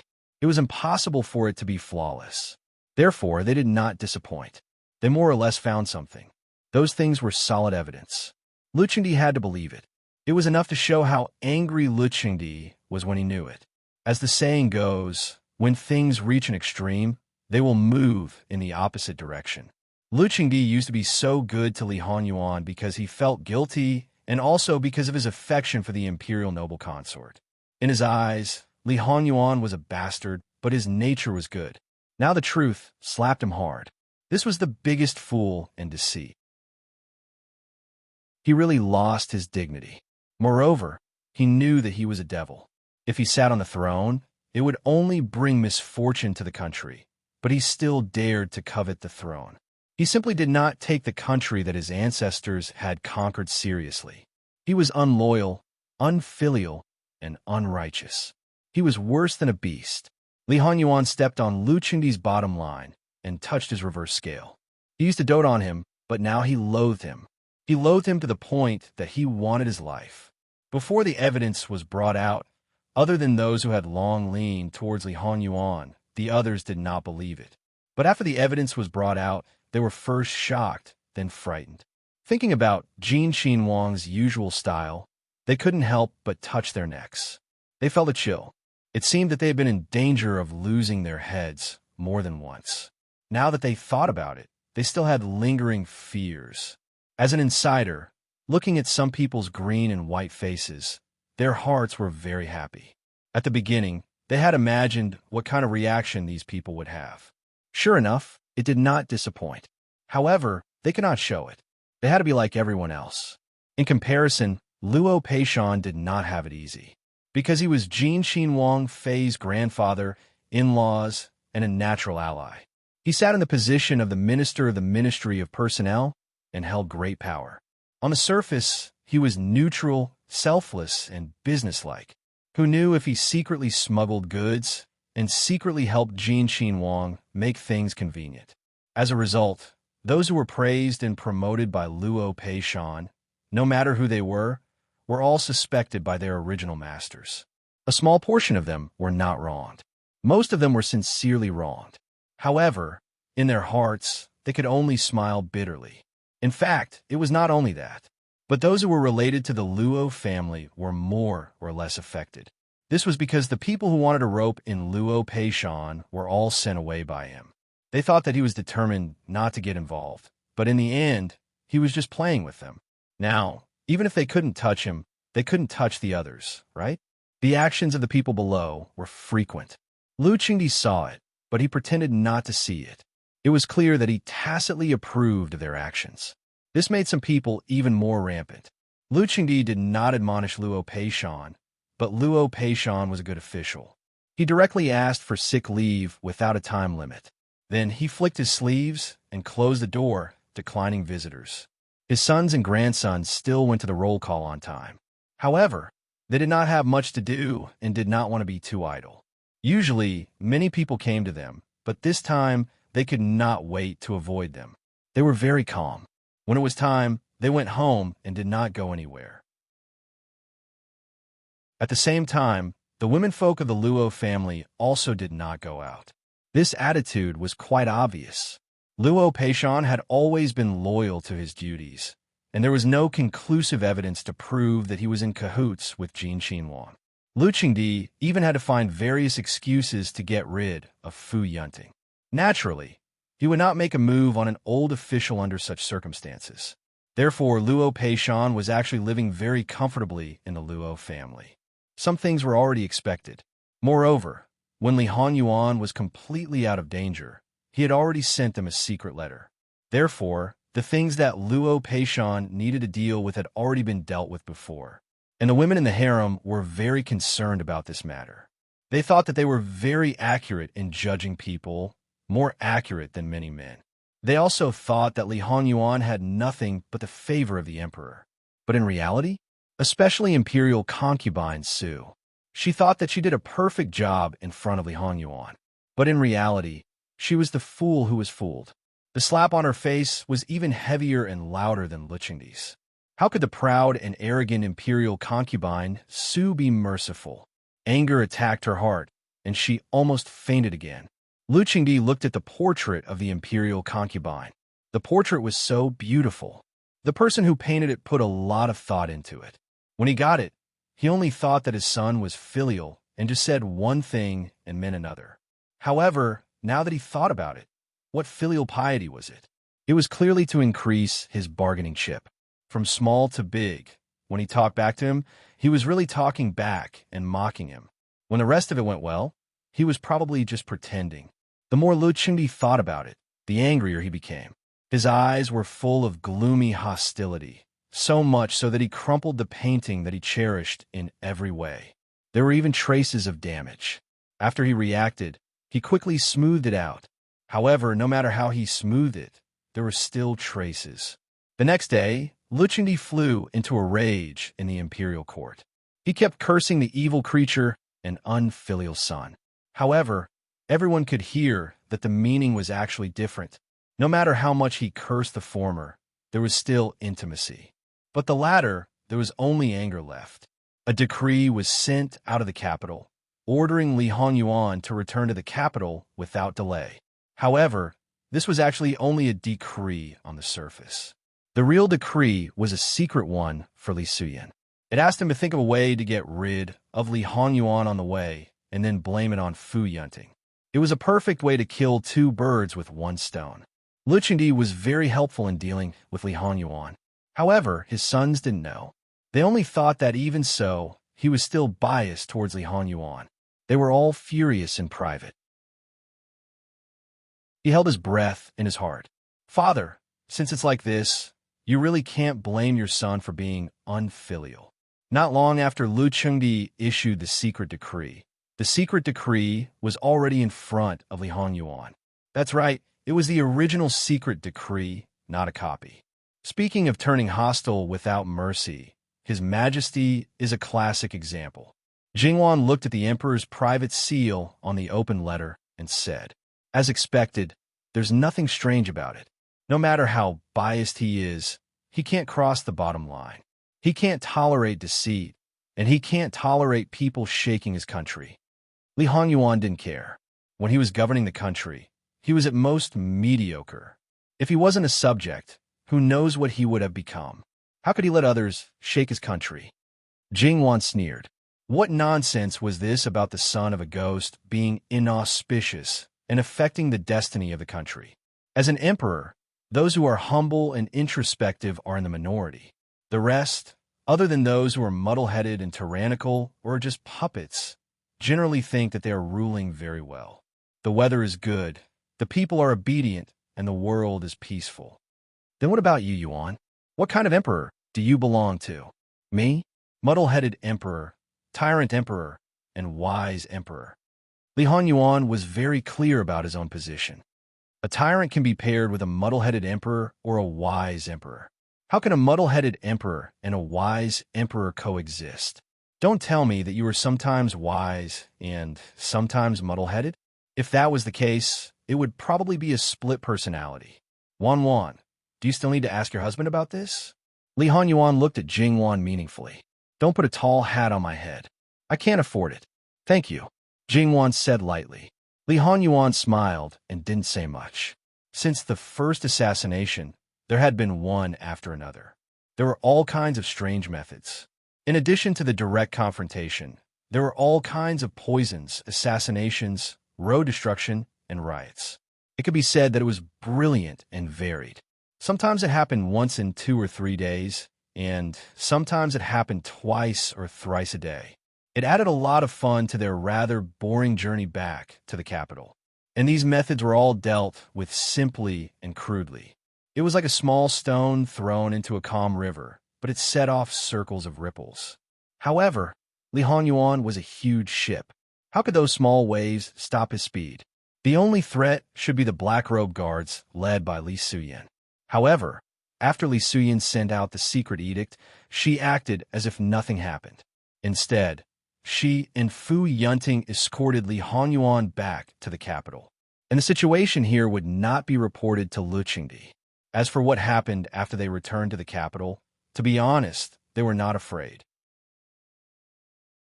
It was hard to say whether Luqingdi would see them as their master. This was not a baseless guess. It was very likely to be the truth. It was not the first time they had dealt with Li Honyuan, especially Fu Yunting. Not long after this master opened his residence, they had been living in an abyss of suffering under him. They did not completely understand his nature, but at least 70 to 80%. When he laid his cards on the table, it meant that others did not have a chance to flip the cards. With the current situation, he would not wait any longer. Let Luqingdi admonish him, convict him, or even kill him. It was close to the end of the year. Ordinary people were busy preparing for the new year. They had worked hard all year round. At this time, it was time to reward them. Inside and outside the court, it was calm on the surface. But in the dark, it was not the case. Some were excited, some were nervous, and some were still scheming against each other. On the 20th day of the 12th lunar month, it snowed heavily for several days. On the 30th day, there was a big red sun. Of course, when the sun shined, the snow melted. It was colder than when it snowed. Not many people liked to go out. However, this did not affect the mood of some people. They stood under the porch and looked up at the sky. They sighed. It was really a good weather. Even their smiles became more genuine.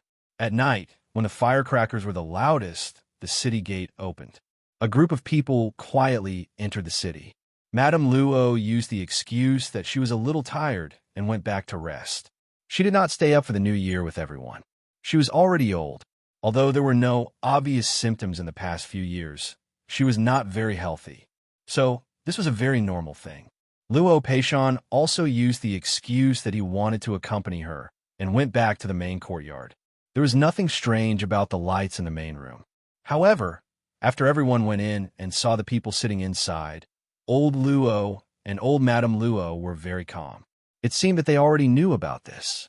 On the contrary, the maidservants behind them were so scared that their legs turned to jelly. Didn't Jin Xin Wang and Wang Fei not return yet? How could they quietly appear in the Luo family? However, the rumors outside were abuzz. They, the servants, did not know whether it was true or false. Although there was nothing different in the Fu, it was just that Wang Shi was strict in governing the family. The servants did not dare to say it out loud, but they were still terrified. But now, they did not know what was going on. Their hearts were beating wildly, but they did not dare to breathe. This subject greets Wang Ye and Wang Fei. No need for formalities. Li Honyuan lightly said and took a sip of tea. During this time, Luo Darren has worked hard. To be able to share Wang Ye's worries, how could it be hard? Wang Ye should talk with grandfather. I will go inside with grandmother to have a private talk. Jingwan smiled. Li Honyuan nodded. Go ahead. Old Madame Luo's gaze had been on Jingwan since she came in. What was the meaning of this? After changing places, old Madame Luo did not say anything. She first carefully sized up Jingwan. There did not seem to be anything wrong with her complexion, was also rosy. However, she was still not at ease. She did not understand things like goo worms. But worms, they had entered the human body and were still alive. Just thinking about it made her shudder. Therefore, she asked Gong Mama in detail. The reason why she did not ask Jingwan was that she was worried that she would not be honest and report only the good news and not the bad news. Jingwan's mouth slightly raised. What? There was actually a time when she was not trusted by grandmother.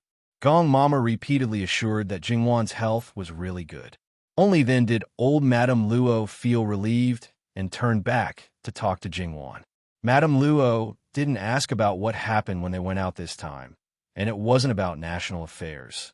It was all about family matters. However, because she knew what would happen the next day, these family matters seemed to have a special flavor. It was as if they were always a little absent-minded. Moreover, both of them were worried that the other party's energy was not enough, so they didn't say too much. The grandmother and granddaughter simply spent more time together. About an hour later, someone outside came to invite Jingwan to return to the Prince Yu's mansion. Jingwan and Jingwan stood up hand in hand. Old Madame Luo wanted to send Jingwan out, but Jingwan did not let her. It was warm in the house. After going out, she would feel cold. Grandmother, you don't have to be so formal. You can't ignore the etiquette. Grandmother, just this once. Jingwan said softly. Old Madame Luo instantly understood what Jingwan meant. If nothing unexpected happened, she would be the empress soon. At that time, it would be impossible for her to be formal. Moreover, this was probably the last time Jingwan sat here and talked to old Madame Luo. She might not even step into the Luo family's door again. Okay, old Madame Luo agreed. Her eyes were a little wet. Her own granddaughter would become the most honorable woman in the world. This was something she had never thought before.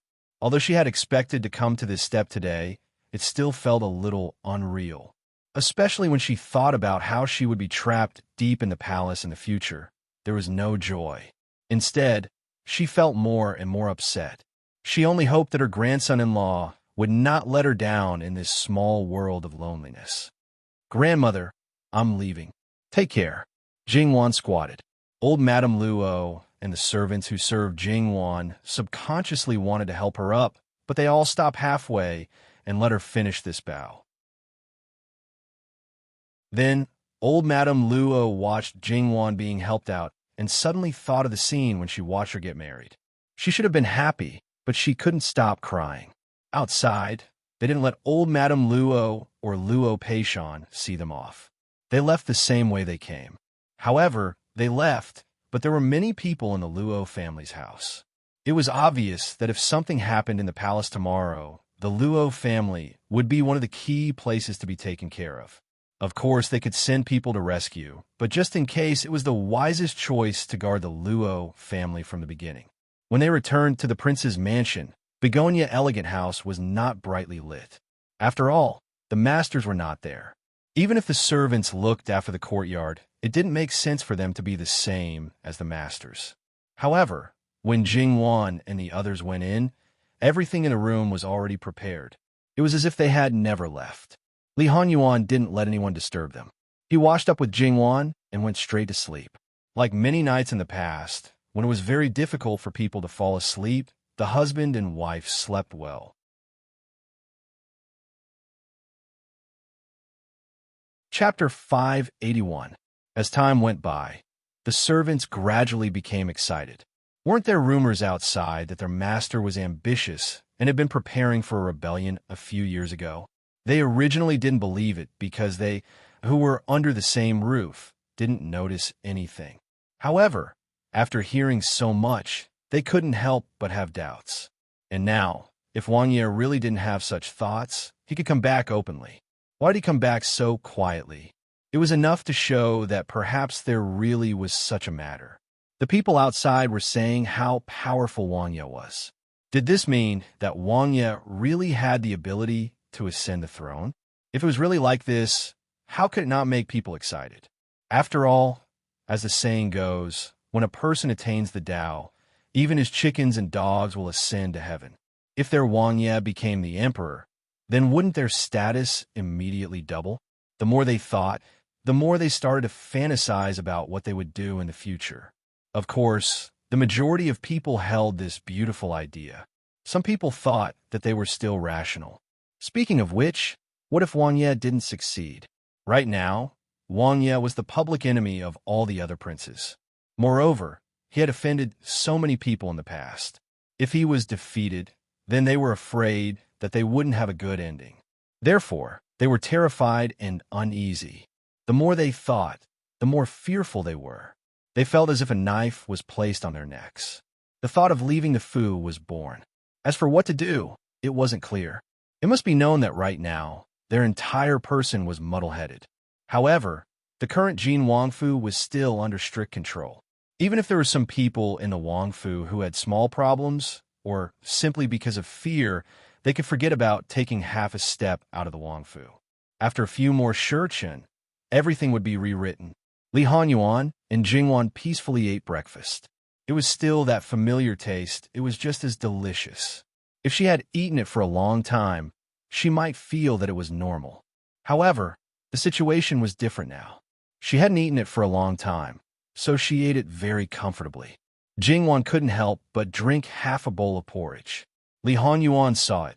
Sure enough, the things in the Fu are more to your taste. Jingwan wiped her mouth.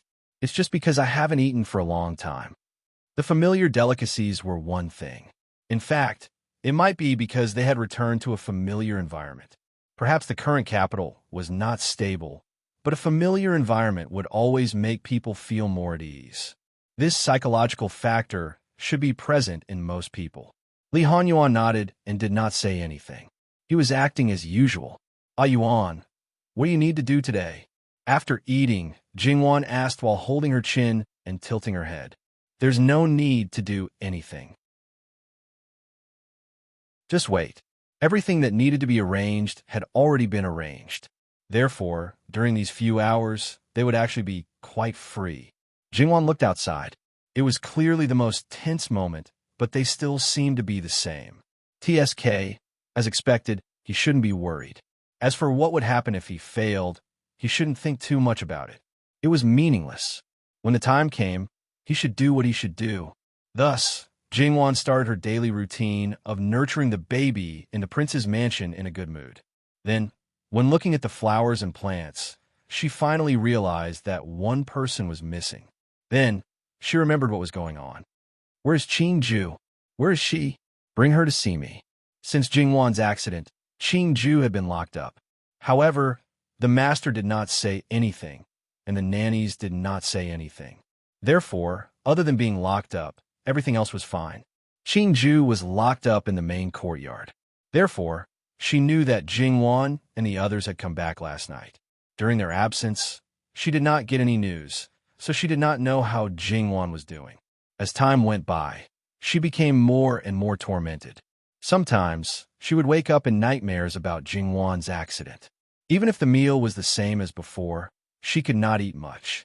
Under such circumstances, Qingju naturally became thin, haggard, and dispirited. Although she knew that Jingwan was safe and sound last night, and slept well, she still felt terrible. Therefore, when Jingwan saw Qingju, she couldn't believe it either. Her first reaction was that Qingju might have been mistreated, but on second thought, that shouldn't be the case. When they weren't around, everything in the main courtyard was under her wet nurse's control. Her wet nurse had always treated her maidservants well and even treated them like her own daughters. Qingju's mistake wasn't done on purpose. Since she was waiting for her to deal with it, then there shouldn't be any mistreatment. Soon, Jingwan also understood the reason. She was lively in nature, but she was straightforward in nature. Her loyalty to her was unquestionable. Often, it was because of this that some things became more and more unbearable. Looking at Qing Ju kneeling on the ground quietly, Lin Mingya felt that not only did her clothes look empty and unsuitable, but her temperament had also changed completely. To a large extent, a person's temperament could be changed by a major accident. However, the accident of Qing Ju was not serious. For her, perhaps there was nothing more serious than what everyone thought. Jingwan sighed, "Get up." She was already in such a state. This punishment was enough. She must have remembered the lesson. "Please punish me, Your Highness." Speaking of which, Qing Ju's biggest mistake should be that she had private relations with a man. This was originally a great crime, especially as she was the head maidservant by her master's side. To a large extent, her every action was closely related to her master. If something were to happen, it would be blamed on her master by outsiders. To put it lightly, it would be said that she was not strict enough and did not discipline her properly. To put it heavily, it would be said that she was disloyal to her master. What would be ruined would not only be her own reputation. Being deceived and used to harm her master was also unforgivable. However, she was also a victim in nature. It would not be tolerated in other places. Jingwan was different. There were intentional homicide and negligent homicide. Jingwan would not flog her to death or sell her because of this incident. However, this girl was obviously stubborn. Then from today, go to do the cleaning. You are in charge of the courtyard and the main courtyard. Jingwan was helpless. If she really did not do something, she would probably want to apologize with death. "Yes, thank you, master." Compared with Fu Rong, Qing Ju was actually a real qualified maid. Fu Rong's kind, to put it bluntly, was a rebellious person. It was originally a small matter. Once it was solved, it would be over. However, after this incident, Qing Ju would really not be able to marry for the rest of her life. If Jingwan took her to the palace, she might die of old age in the palace. If not, she would be destined to live in the countryside. "Why do you worry about such a small matter?" Li Honyuan said discontentedly. "Don't worry about it. It's just a matter of a few words." Jingwan said helplessly. "Wan, there is one thing that I have to remind you. The maids around you have been with you for many years and are loyal to you. It's normal that you treat them differently and are particularly soft-hearted. However, if you treat them gently today, it will intensify the impression that you are soft-hearted in other people's hearts. Perhaps they will subconsciously think that even if they do something wrong, they will be forgiven by you, especially when they don't make mistakes subjectively. The consequence is that they are not careful enough and may be used by others. You should know that this kind of situation sometimes leads to a big disaster. The higher the position, the more dangerous it will be." Jingwan was stunned. She really did not think so much at this moment, but it was a fact. Jingwan looked at Qing Ju again with hesitation. Qing Ju knelt down again. "Your Highness, please kill me." Jingwan's lips trembled slightly. It was not so easy to change something that was deeply ingrained in one's bones. "Your Highness, this servant's mistake should have been punishable by death. Your Highness is merciful and took pity on this servant, so you let it go. This servant feels that what His Highness said is right. In the future, Your Highness will stand in a higher position. That position requires you to show your supreme prestige to deter the people below. This servant only wishes to die and serve Your Highness in the next life. At that time, this servant will not make such a stupid mistake again. Your Highness, please kill me." Qing Ju's words had crossed the line. No maid would be bold enough to do so, but no one would care about it. Jingwan closed her eyes and did not speak. Her body was trembling slightly. Li Honyuan could not bear it, and neither could Nanny Gong and the others. In fact, it was not a big problem to be soft-hearted. They could be the bad guy and help him establish his prestige. There was no need to force her to change. In fact, compared to before, there was a change. At least, the scope of her soft-hearted target was narrowing. However, after the previous incident, Li Honyuan still had some things to do. He still hoped that his wife could stand on her own. However, when he thought about it, his wife seemed to be doing well without him. So, he was the source of her weakness. This understanding made the living hell happy and unhappy. As a man, his self-esteem would probably be greatly satisfied if his wife relied on him. This was also what Li Hongyuan had devoted his life to in this life, to hold up the sky for her, to protect her, and to make sure that she would not have to worry about anything. However, Jingwan's situation was like she could take care of herself, but he blocked her and blocked her brilliance. TSK. He wanted to raise her to the highest position. In the beginning, he was like a mascot. He only wanted to give her the best and let her live well. However, as he got to know her more and more, he realized that this was actually a waste of God's gift. In her heart, she would not be willing to be a vase. In comparison, others only saw her as his vassal. In fact, he preferred to be closely connected by people and history books. In this way, it was not enough to just protect her under his wings. In this way, no matter how much she did, others would not see it as her merit. Therefore, although his heart ached, he still wanted to force her. It was not that he had not forced her before, but it was very gentle. After that, it was often left unsettled and the effect was limited. Now that he had the opportunity, and it happened to be someone by her side, he naturally wanted to make good use of it. Wan, I won't force you. It's okay, I'll take care of everything, Li Hongyuan said softly. However, Jingwan, who had her eyes closed, did not see Li Hongyuan's extremely cold expression and even the cold look in his eyes. He knew that he was her weakness. As long as it was related to him, other people and things had to be put aside. It had to be said that Li Hongyuan had been scheming and scheming against Jingwan from the beginning. Sure enough, after waiting for a while, Li Hongyuan got the answer he wanted. Take her away and flog her to death. Li Hongyuan smiled. Even if the others wanted to plead for Qingju, they did not dare to speak when they saw Li Hongyuan's expression.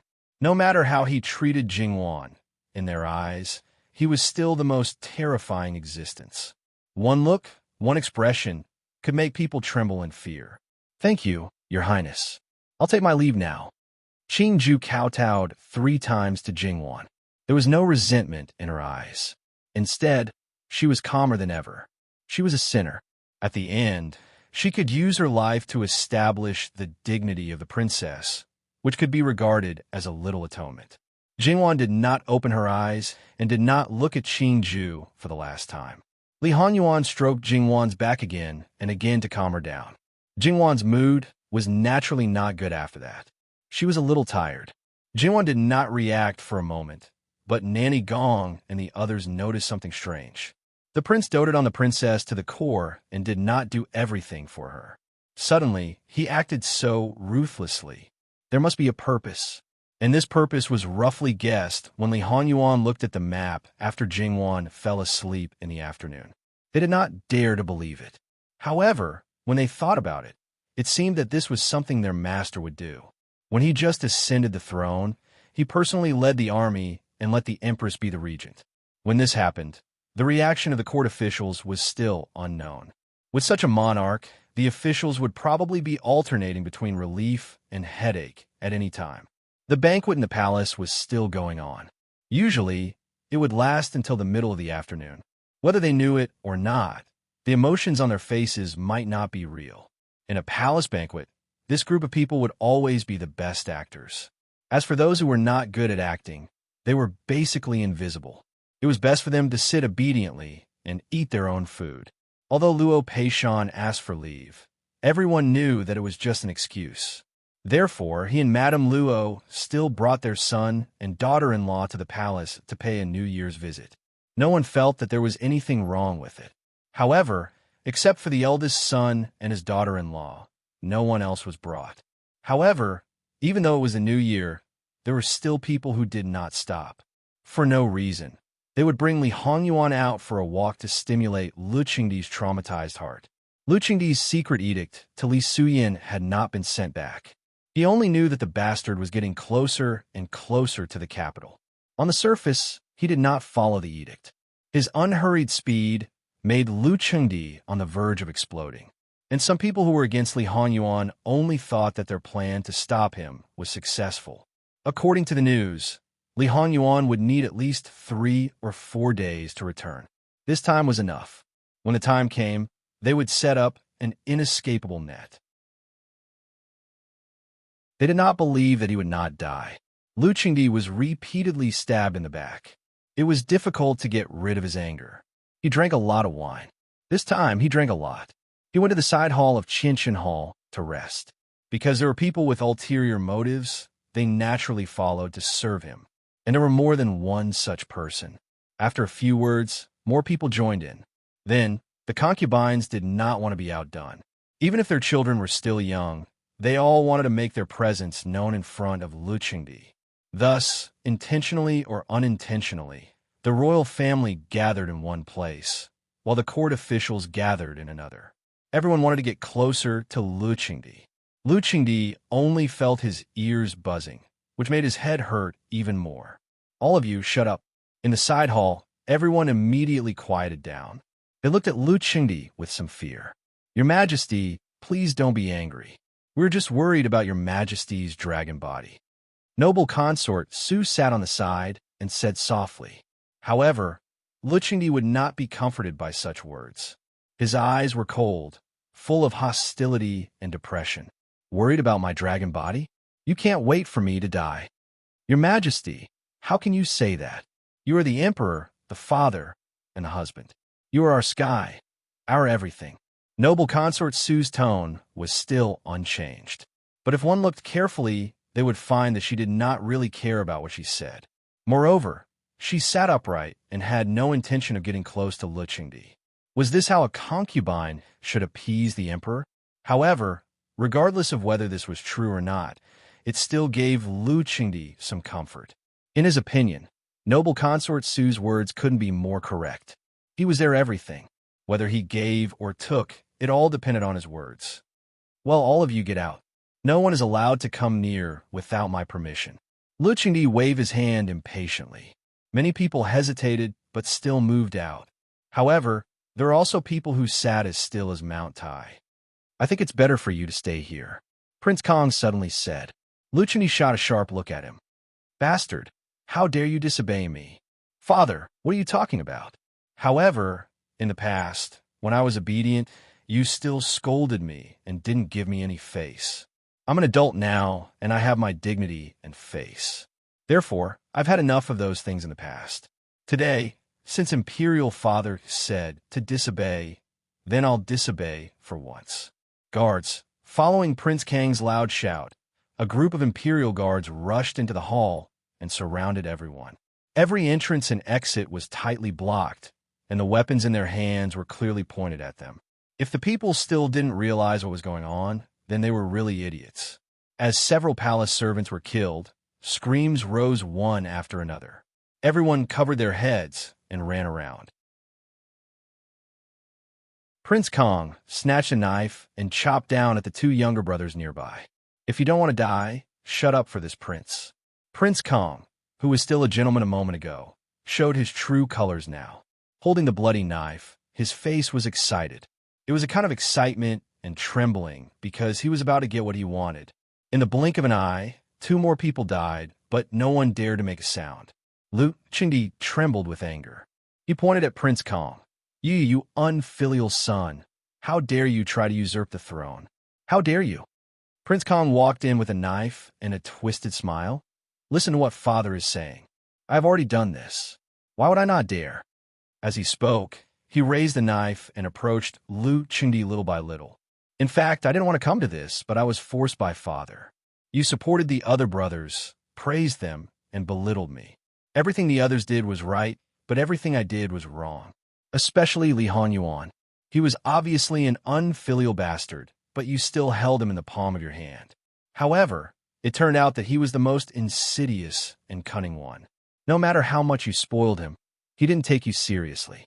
But rest assured, father, I will share your burden and punish him well. Lu Qingdi trembled even more. On the one hand, he was angry. On the other hand, he was afraid. He subconsciously stepped back. Come, take this beast down for me. You Zhongqing, Prince Kong sneered. Father, you are really old and confused. Take a good look.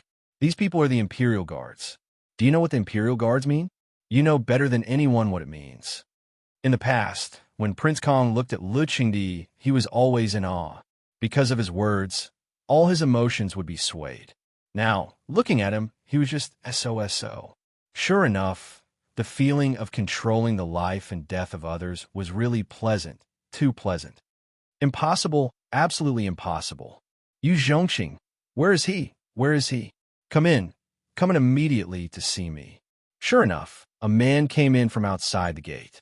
His posture was straight, his hand was holding a knife. His back was against the light, giving people a feeling of indomitable spirit. In the past, when facing Lu Qingdi, Yu Zhongqing always lowered his eyebrows and restrained his eyes. But now, he looked directly at him without avoiding. His eyes were also very calm. Your Majesty, Lu Qingdi suddenly found that Yu Zhongqing's betrayal made him angrier than his son, forcing him to abdicate. Yu Zhongqing, I treated you well and gave you a heavy responsibility. Is this how you repay me? How dare you betray me? Father, why do you say such things? As the saying goes, fish seek water and grass to live. Birds choose good trees to nest. Good birds choose trees to nest. Virtuous ministers choose masters to serve. Or you just thought that this son was more suitable for you? How can you say that I betrayed you? Lu Qingdi was full of hatred. His eyes looked like he wanted to cut Yu Zhongqing into pieces. However, Yu Zhongqing had already restrained his gaze. Prince Kong turned his knife and pointed at Lu Qingdi's chief eunuch. Go get the blank imperial edict. That eunuch didn't dare to disobey and hurriedly left, followed by an imperial guard. You want to force me to write an imperial edict? Do you think the courtiers are stupid? Moreover, you have no virtue and no ability. You killed your brother and tried to kill your father. You still want to sit on the throne? Being derided by Lu Qingdi again, Prince Kang's eyes turned red. He raised his knife and slashed like a madman. Shut up, you old thing, shut up for me.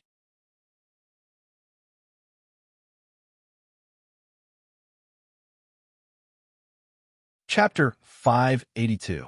One time, he waved it directly at Lu Qingdi. Although he didn't hurt him, the fear caused by the bloody blade passing through his eyes was unimaginable. Lu Qingdi was so scared that he was stiff all over and didn't dare to speak. After taking the thing, Prince Kong almost threw it in front of Lu Qingdi. Right, the biggest setback in Lu Qingdi's life was probably the imperial noble consort. The rest of his life was basically smooth sailing. Being threatened like this, he was naturally unwilling to be angry. He gritted his teeth and clenched his fists. His temples bulged, and the veins on the back of his hands jumped. He glared at Prince Kong. Father, are you really not going to thank me? If so, don't blame me for being ruthless. He walked toward his younger brothers with a saber. Just now, he had already killed 2 of them.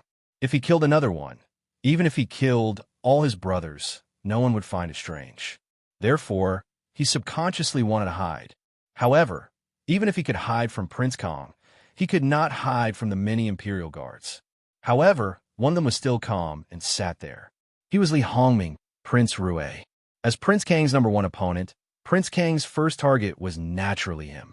He walked up to him, put the saber directly on his neck, and looked down at him condescendingly.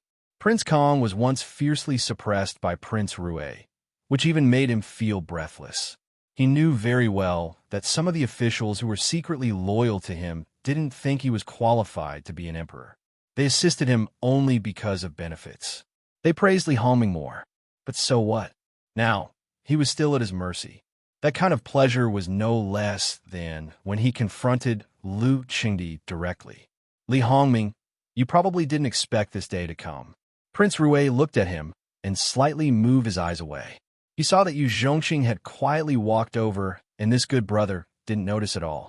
Prince Rui sneered in his heart and pretended to be calm on the surface. I really didn't expect this. There was something else you didn't expect. As the saying goes, the ruler is the leader of the officials, and the father is the leader of the children. You are the official and the son, but you are so rebellious. Even if you succeed today, what can you do? With such immorality, even if you ascend the throne, how long can you sit on it? Li Hongming, don't be so righteous. Don't say that you don't want it. After so many years of fighting, who doesn't know who doesn't? This prince admits that this prince wants the throne, but this prince only wants to prove to Imperial Father that this prince is the most suitable candidate. If Imperial Father gives it to him, he will accept it. If he doesn't give it to him, he will have no complaints. Your disgraceful behavior, even at death's door, you still have this hypocritical face. Who are you putting on this act for? Prince Kong pressed the knife in his hand on Prince Rue's shoulder and cut a hole. He didn't have the patience to continue talking nonsense with this defeated opponent, so he turned to Luchengdi. Father, if you don't write, then I can only send my younger brothers away first. When I'm the only one left, can you pass the throne to an outsider? Luchengdi's eyes were filled with hatred. Then he met Li Hongming's clear eyes, and his heart inexplicably ached. He trembled as he picked up the pen. In the end, he couldn't watch his eldest son kill his other sons, and he didn't want to die, so he could only choose to compromise. Noble consort, Su looked at the Empress. The Empress raised a good son. He really resembles his mother. Knowing what happened today, even if the Empress was sick, she wouldn't be absent. She had been holding on. I can't compare with noble consort. Ever since the Empress fell ill, she didn't have the energy to meddle in Prince Kang's affairs. Whenever she thought about it more, the dosage of the medicine would increase. The weakness of her body also obliterated her ambition. Her last extravagant hope was probably the position of Empress Dowager. At least she would die a decent death. However, at this moment, compared with the son she looked down on, she was not so excited. She even felt a little uneasy. Not to mention other things, this Lady Su was really too calm. But this didn't seem like the appearance of a fish on the chopping block. The Empress's eyes fell on Yu Zhongqing. This commander of the Imperial Guards was also a little unusual. When she saw Yu Zhongqing quickly draw his knife, block the knife in her stupid son's hand from bottom to top, and put the knife on her son's neck, she knew that she didn't have time to remind him. However, even if she said it, it wouldn't change anything. She gave up. Even if there were other arrangements, she didn't think it would work. Looking at noble consort Su, she said, "See, in fact, I can't compare with noble consort." Compared to the Empress who accepted reality at the first moment, most of the others were stunned. Prince Kong, who was flaunting his power just now, became a fish on the chopping block in the blink of an eye. Wasn't this turn of events a little too fast? After being stunned for a moment, Prince Kong quickly turned into anger. He was a little stupid, but it didn't mean he was completely brainless. How could he not know the current situation? Yu Zhongqing, you dare to betray this prince. How dare you? How dare you? These words were very similar to what the Emperor said before. Eldest Imperial brother, save your strength. Prince Rue touched his neck, then looked at his fingers. They were stained with blood, but he knew the injury wasn't serious. He waved his hand and didn't care. He slowly straightened his sleeves and stood up. What betrayal? Official, you has only been loyal to Imperial Father from beginning to end. He only knew that you wanted to rebel and extort a confession, so he beat you at your own game and put on such a good show with this prince. It sounded so good, but who would believe it? In essence, wasn't he the same as Li Hongyi? Prince Kong was so angry that his face turned black. He thought he had a card up his sleeve, but unexpectedly, something went wrong at this juncture. In his opinion, there was a problem at the place where there should be no problem at all. Prince Kong was furious and unwilling to give up. He struggled desperately, but how could his little strength be compared with Yu Zhongqing, the commander of the Imperial Guards? Unable to break free, he cursed loudly without the slightest elegance. Seeing this, even the Empress repeatedly doubted whether her child had been swapped when he was born. Not only did he not resemble her at all, he was even worse than his father. Therefore, the Empress had already expected the final result. She had a similar feeling from the beginning when she was schemed against and fell ill. However, the Empress sneered in her heart. It was still unknown who would win in the end. In fact, everyone already knew who their real opponents were. Since they had all made their moves today, their goals were probably the same. Right now, Prince Rue had the upper hand. However, compared to Prince Kang's arrogance just now, he appeared much more graceful. However, no one would think highly of him.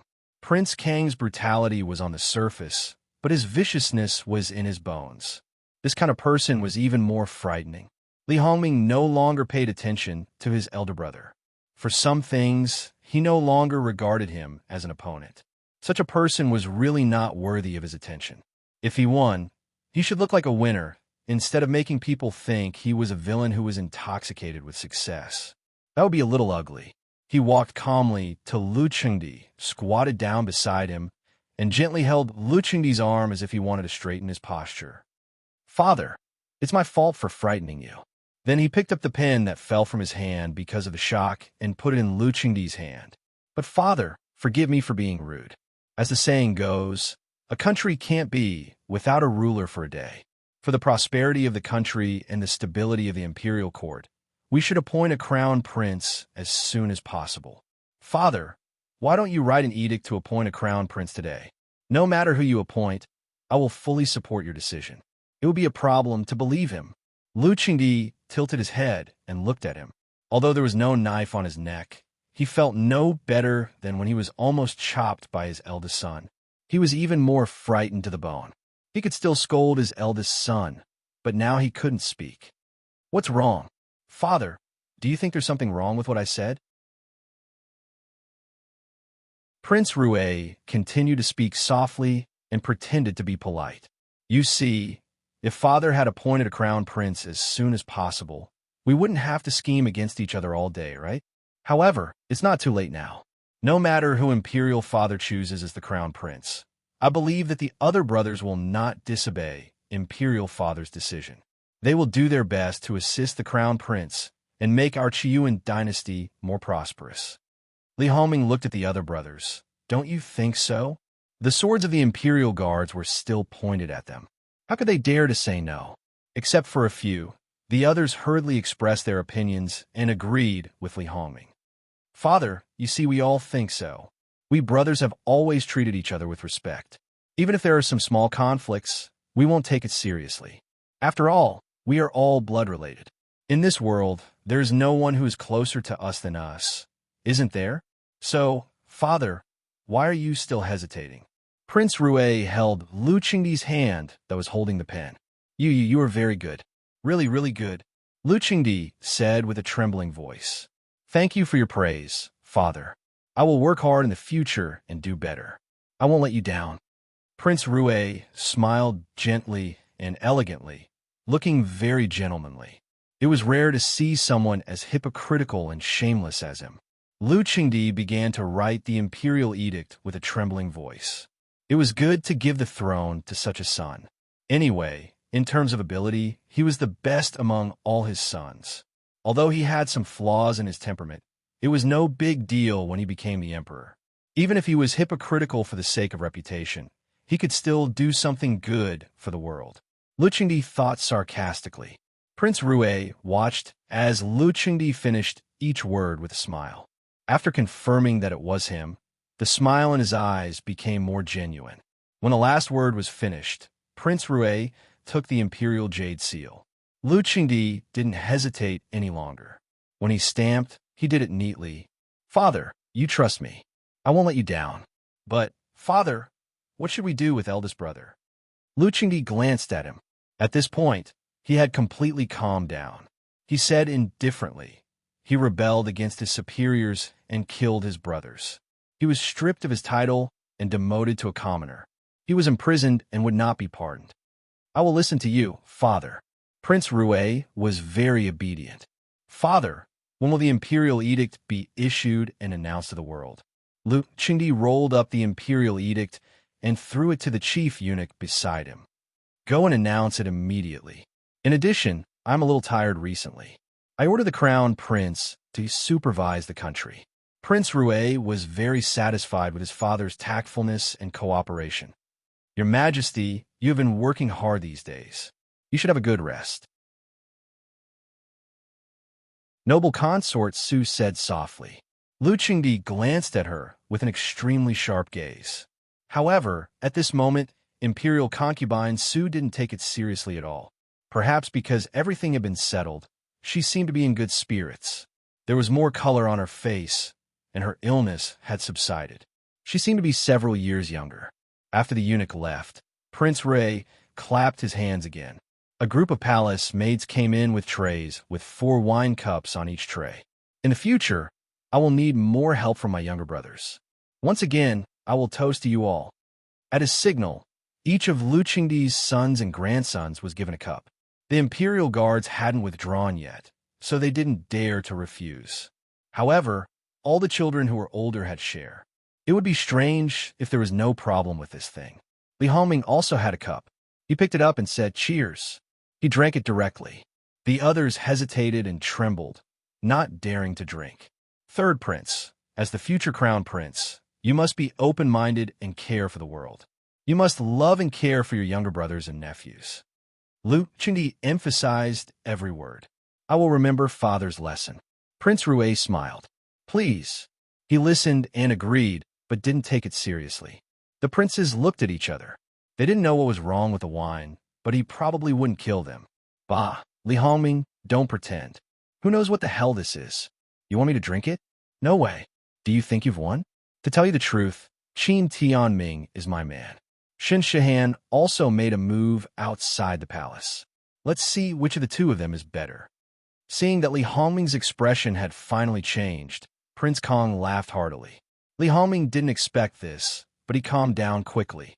The left commander-in-chief was bewitched by you. That's why he was confused and made a mistake. Considering that he made a lot of contributions to Qi Yuan in the past, I believe father will be lenient and explain it to him. I believe the left commander-in-chief will repent and be saved. Prince Kang's laughter stopped abruptly. The winner of the battle between them had been decided. Qin Tianming was not a fool. If he knew the news here in time, he would not continue to act according to the plan. Li Hongming, you're really good at scheming. Don't waste time. Drink it. Otherwise, if we don't deal with the matter outside, Qin Tianming will lead his men to besiege the mansions of the princes and officials and hurt the people in them. That's not good, Li Hongming continued to say gently. It was a threat. It was a hidden threat.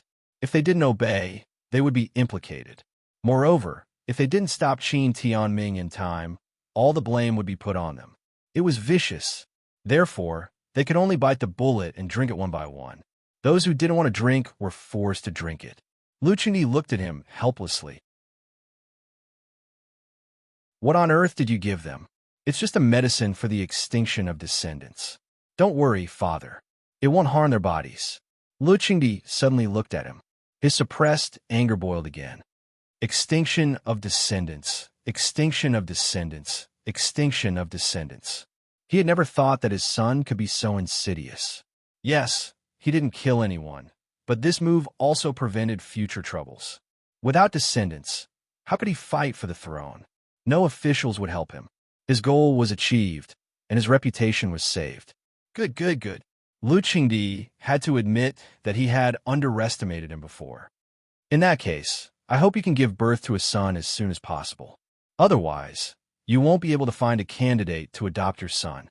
Or do you mean that your painstaking plan will help other people in the clan in the end? As long as it's the Li royal family, you won't let down your ancestors. Lu Qingdi sneered. Lu Qingdi's words inadvertently stepped on Li Hongming's sore spot. However, this kind of thing couldn't be exposed, otherwise he would lose face. Father, you're only half right. A voice that everyone couldn't be more familiar with came from the door. Everyone turned to look at him in unison. Li Hongyuan walked in against the light. He was wearing a black robe, which made him look like a deity descending to the mortal world. He was handsome beyond compare. He walked in unhurriedly. Every step he took seemed to be measured with a ruler. Li Hongming was so shocked that he almost jumped up. When did you come back? Li Hongyuan smiled. It's such a wonderful show. Wouldn't it be a pity if I didn't come back and missed it? There were more than 1 or 2 people who were as shocked as Li Hongming. Lu Qingdi was no better. Imperial father probably doesn't know, but this son that you just made the crown prince has already been infected with the sterilization powder. Madame Lu being able to conceive a 3rd child is already a great fortune. If you want him to give you an imperial grandson, I'm afraid it won't be easy. Li Hongyuan, don't talk nonsense. Li Hongming was furious that his wound was exposed so easily. Li Hongyuan glanced at him lightly and declined to comment. Speaking of which, I have to thank Third Imperial Brother. Everything that should be dealt with has been dealt with cleanly, saving me the trouble of having to do it myself. Bastard, you're really ambitious. I used to love and trust you so much. Lu Qingdi said angrily. Trust? Love? Who cares? Li Honyuan said indifferently, not taking Lu Qingdi seriously at all. To me, if it weren't for the fact that you still have some use, do you think you could have survived until now? His words were even more impolite. Lu Qingdi was so angry that he was panting, and his voice was like a bellows. Li Honyuan, how dare you be so rebellious? Lord, you kill him. Father won't say anything even if you execute him on the spot. Li Hongming didn't care about his reputation now. If Li Honyuan didn't die, he would definitely be a big trouble.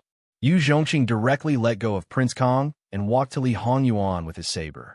When everyone thought that the two would fight immediately, Yu Zhongqing sheathed his saber. Greetings, Your Highness. Li Honyuan casually waved his hand, and Yu Zhongqing walked behind him. The position where he stood was exactly the same as the position where he stood behind Lu Qingdi. It was a very defensive posture. Li Hongming's vision turned black. They all miscalculated. Li Honyuan, this person hid much deeper than they expected. Li Honyuan, do you think you could become the right commander? Right commander? Before he could finish speaking, another person came in from behind Li Honyuan. With a little curiosity, he walked to the front and casually threw the thing in his hand forward. When it landed, the black cloth outside scattered, and a bloody head rolled out. Who else could it be but the commander-in-chief of the right? Right, commander? You can't fight. You couldn't even take 3 moves from me. He Jihai frowned. He was very doubtful that such a person could be a commander. Li Hongming's mind was blown. There were only 2 words left.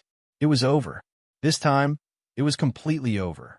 Although he still had the former way as his trump card, if he couldn't take this step, the former way card was equivalent to a useless card. The shocking effect of this head was definitely much stronger than when Prince Kong killed his own brother. After all, he was just a child. Was he the same as a general with military power? Absolutely not. Even Lu Qingdi's scalp was numb. In terms of ferocity, no one could compare with the living king of hell.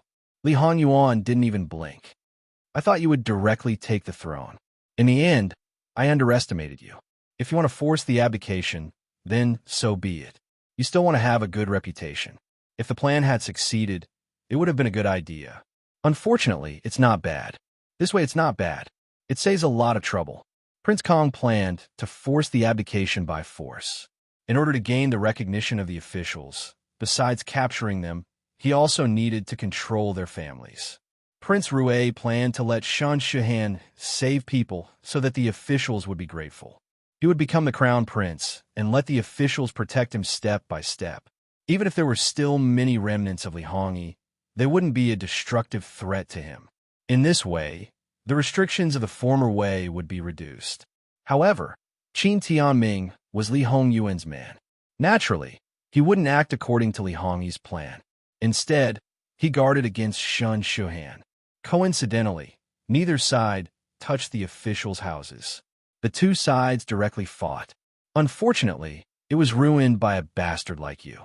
Wait, Li Hongming thought of something. Li Honyuan, Imperial Father's imperial edict to appoint me as the crown prince has already been issued. Moreover, don't forget that you're a devil. How can the officials agree to let you ascend the throne? Li Hongming became excited. He felt that he had grasped the opportunity to win. Li Hongyuan's lips curled into a mocking smile. Bring him in.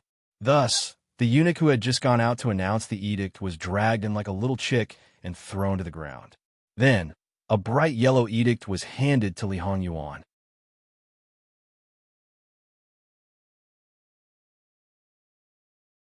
Chapter 583.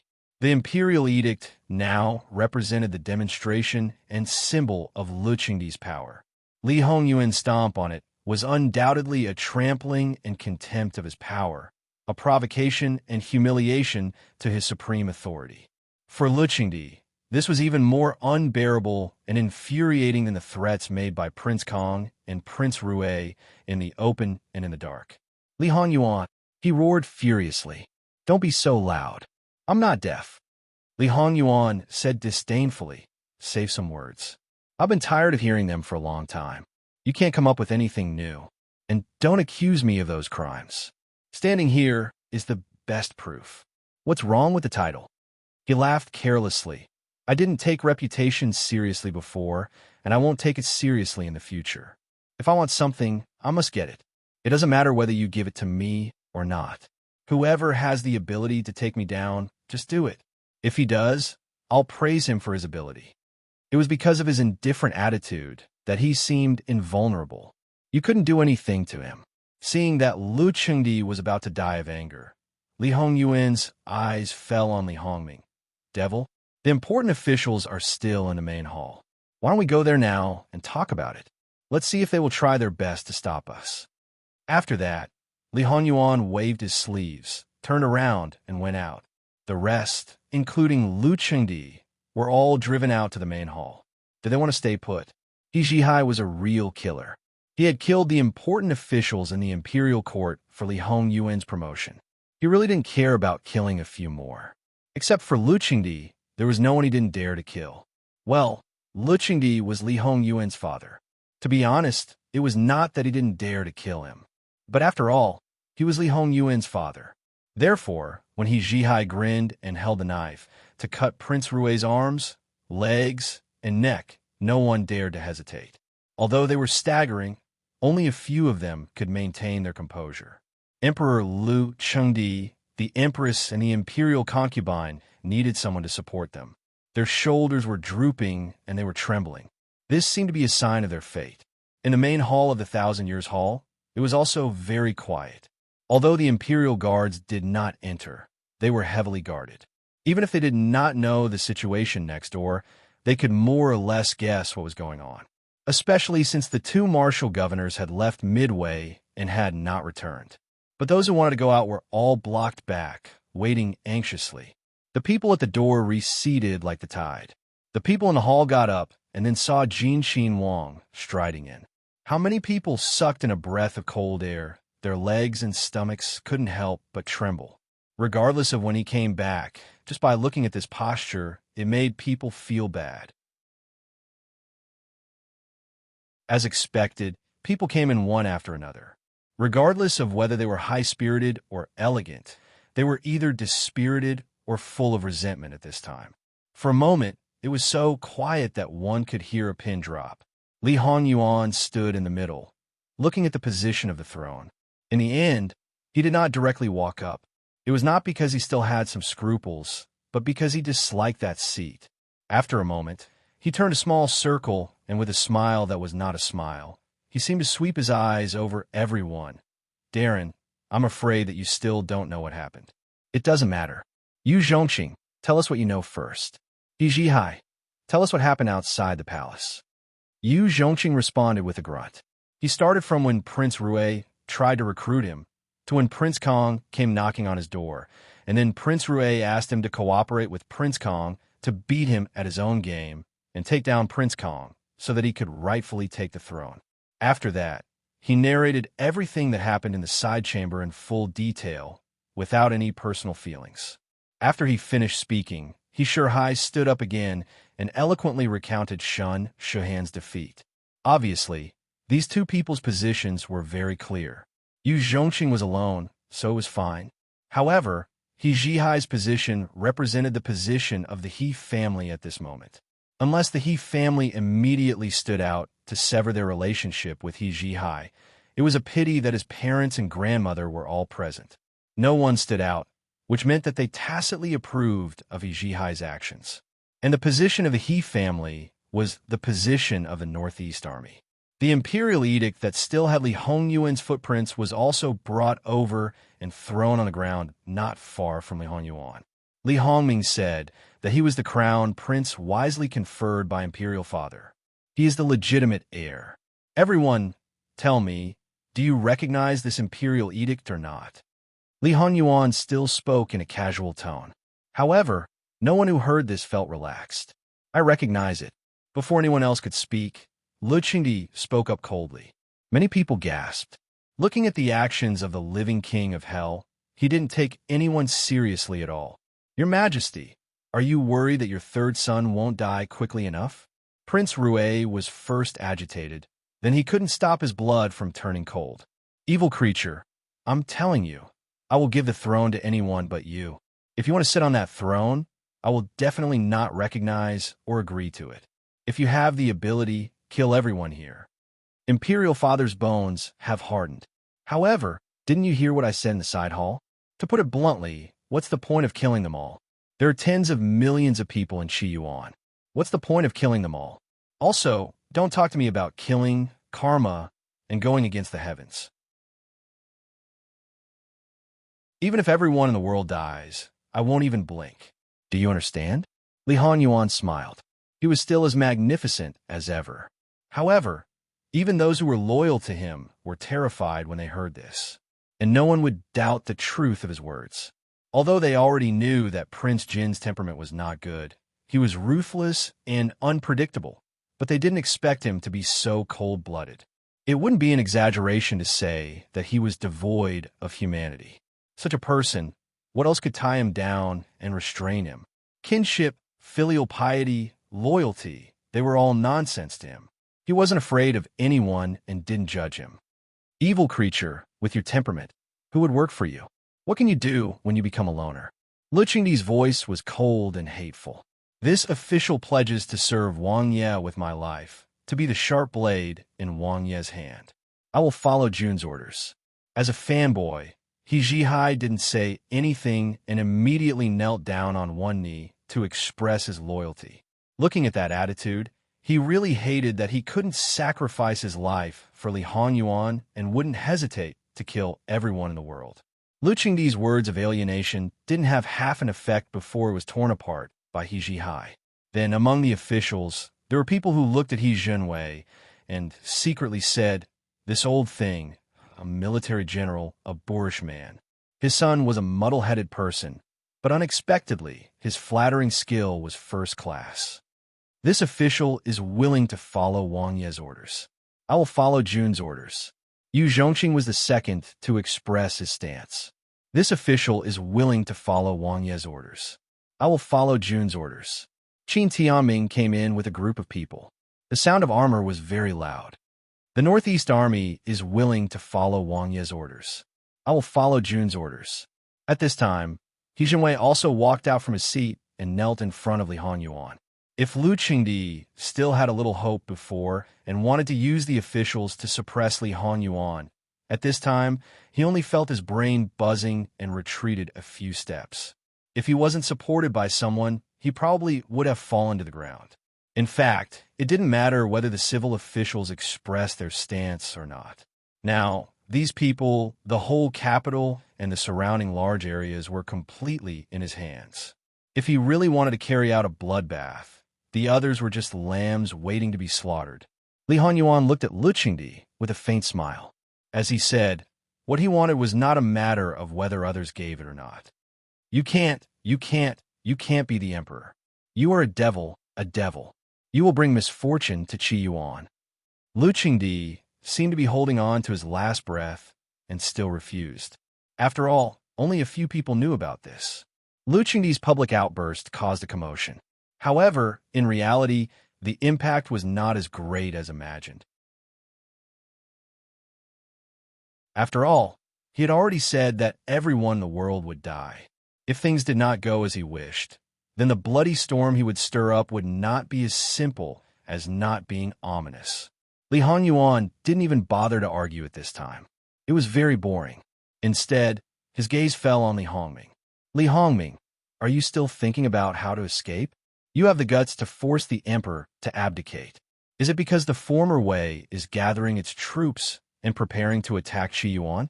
How many benefits did you promise to the former Wei when you colluded with them? It should be no less than 3 counties, right? When these words came out, everyone uniformly looked towards Prince Rue. One had to know that Qiyuan and the former Wei were mortal enemies. Even if it was the peacemaking faction when facing the former Wei, there was absolutely no reason to shrink back. colluding with the former Wei. That was absolutely intolerable.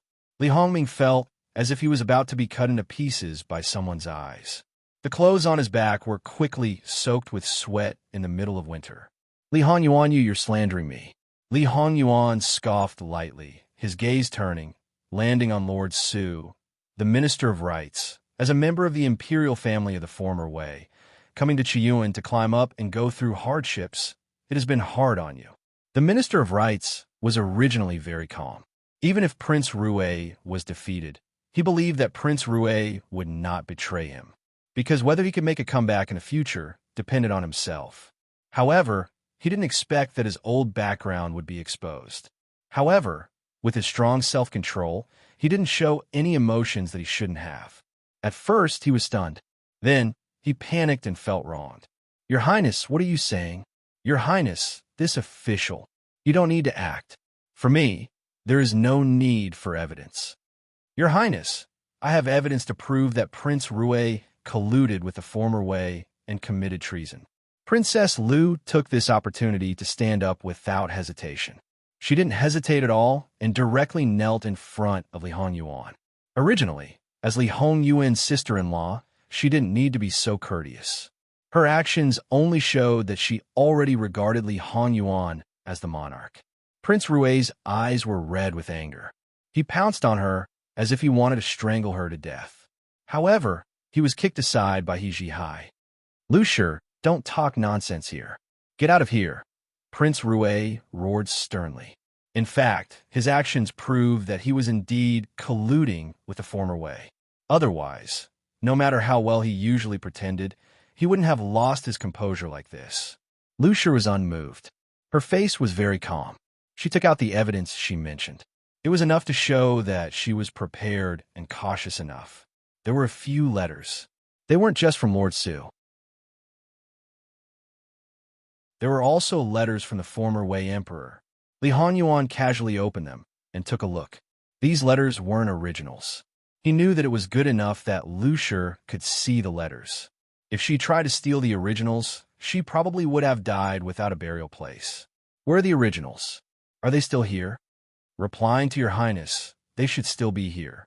Li Hongming has always been suspicious and cautious. He wouldn't easily burn such important things. There should be a secret compartment in his study. Li Hongyuan nodded slightly. He didn't need evidence. He only needed to see some information. Therefore, it didn't matter whether the originals were here or not. What do you want? I only ask that your Highness spare my 3 daughters. They are girls and won't be a threat to your Highness. Since she saw through it, this was all she asked. Yes, your Highness. Whether Princess Lu was sincere or not, she was not a person like Ruan Fengfei. She was born and raised in Qiyuan. Everything she cared about was in Qiyuan. Therefore, she couldn't cause any trouble. Li Hongyuan didn't mind letting her go. After all, he wasn't a murderous maniac. Thank you, your Highness.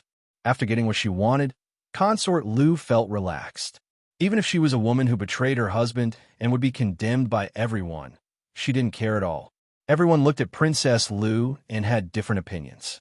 As the saying went, the husband should be the wife's leader. As a husband, he should be the wife's everything. A woman who stabbed her husband in the back would be scolded badly. However, as women, especially mothers, they could understand her behavior. Therefore, they just sighed in their hearts and didn't say anything. However, when they looked at Li Hongming, they felt that he was unlucky. The first time he was stabbed in the back by the woman he slept with, he was demoted to a commoner. This second time, he would probably be killed. Li Hongyuan still didn't let Lu Qingdi go. He looked at him with a smile and said, "This is the crown prince you admit. He betrayed the country. From these letters, we know that he promised 4 counties of the former Wei kingdom, millions of taels of silver, and many other rare treasures. If he really got his way, the power of Qiyuan would be reduced by at least 30% in a short time. Will the former Wei kingdom give up? Will the southern Qi kingdom not take the opportunity to rob? The Xiongnu were beaten so badly that they are waiting for a chance to take them back. The day when the Qiyuan will be divided is not far away." Lu Qingdi trembled. He couldn't even lift his hand. Finally, he couldn't stand it anymore. He spat out a mouthful of blood. Then he blacked out completely. Once he fell, he would never have the chance to get up again. Your Majesty, there were many people who were worried about him. However, after taking 2 steps forward, they paused. To be honest, once an old man lost his supreme power, he had nothing left. No one would revolve around him anymore. Everyone was looking at Li Hanyuan now. They would act according to his mood. Li Hanyuan was still indifferent. Send Imperial Father back to his chamber and call for the Imperial physician. In addition, take Li Hongyi and Li Hongming into the prison and deal with them when Imperial Father wakes up. Detain the relevant family members in the residence and wait for their punishment. The concubines and concubines in the harem are to return to their respective palaces. If Imperial Father is well, naturally everyone is well. If something happens, someone will have to be buried with him. As for the people who participated in the forced abdication, they will be thoroughly investigated by the blackguard. After that, Li Hanyuan flung his sleeves and left. The remaining people looked at each other. That was it. The 99 steps had already been taken. There was only 1 step left. Was he stuck here? At least finish it all in one go. It was the handover of the throne. Just write an imperial edict and stamp it with the imperial seal. How simple was that? Why didn't you carry out the high-pressure policy to the end? At least let those who had other thoughts succumb to your abuse of power. You didn't have any intention at all. Were you forcing those imperial censors to jump out and oppose? If they didn't jump out, they would be disloyal to their duties. How could they endure without an excuse? Quick, who could stop the King of Hell? With his character, if he continued to cause trouble, many people would die. You want her or don't go. Don't go. Imperial concubine Su suddenly rushed out and fell at Li Hongyuan's feet. She grabbed his clothes. For the sake of our mother-son relationship, can you spare Imperial concubine mother? Imperial concubine mother loves you. Really? Do you believe Imperial concubine mother? You want her. Li Hanyuan lowered his head and looked at her. He didn't kick her away, but his eyes were a little cold. Imperial concubine Su swallowed. From the first time they officially fell out, she knew that this adopted son was extraordinary. However, she never thought that he was extraordinary to this extent. Just one look was enough to make people feel fear from the bottom of their hearts. Even if Imperial concubine mother has wronged you, even if my words don't mean what I say, I still raised you and gave you the best of everything. Even if you don't give Imperial concubine mother's face, Imperial concubine mother won't ask for much. Just leave Imperial concubine mother's dignity. Anyway, Imperial concubine mother won't live for long. You want her, Li Hanyuan half-squatted. Even if in your heart, you only want your own son to sit on the throne. In fact, I can forgive you. I once thought of sitting on the throne and letting you enjoy the glory. Imperial concubine Su's eyes flashed with hope. Li Hanyuan smiled. Seriously, he had smiled a little too many times in front of outsiders today. However, I gave you a chance, but you didn't take it.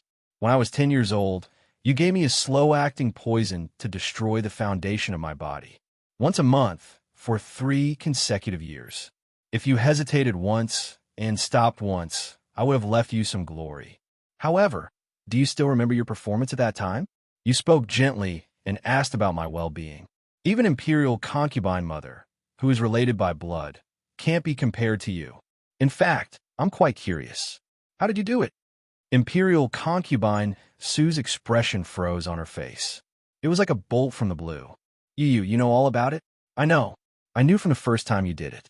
If I didn't know, wouldn't you have succeeded?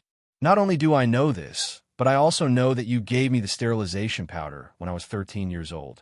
It's a pity that you still didn't succeed. Perhaps you thought that it was just a coincidence that Wan got pregnant. After all, the sterilization powder has a very small chance of getting pregnant.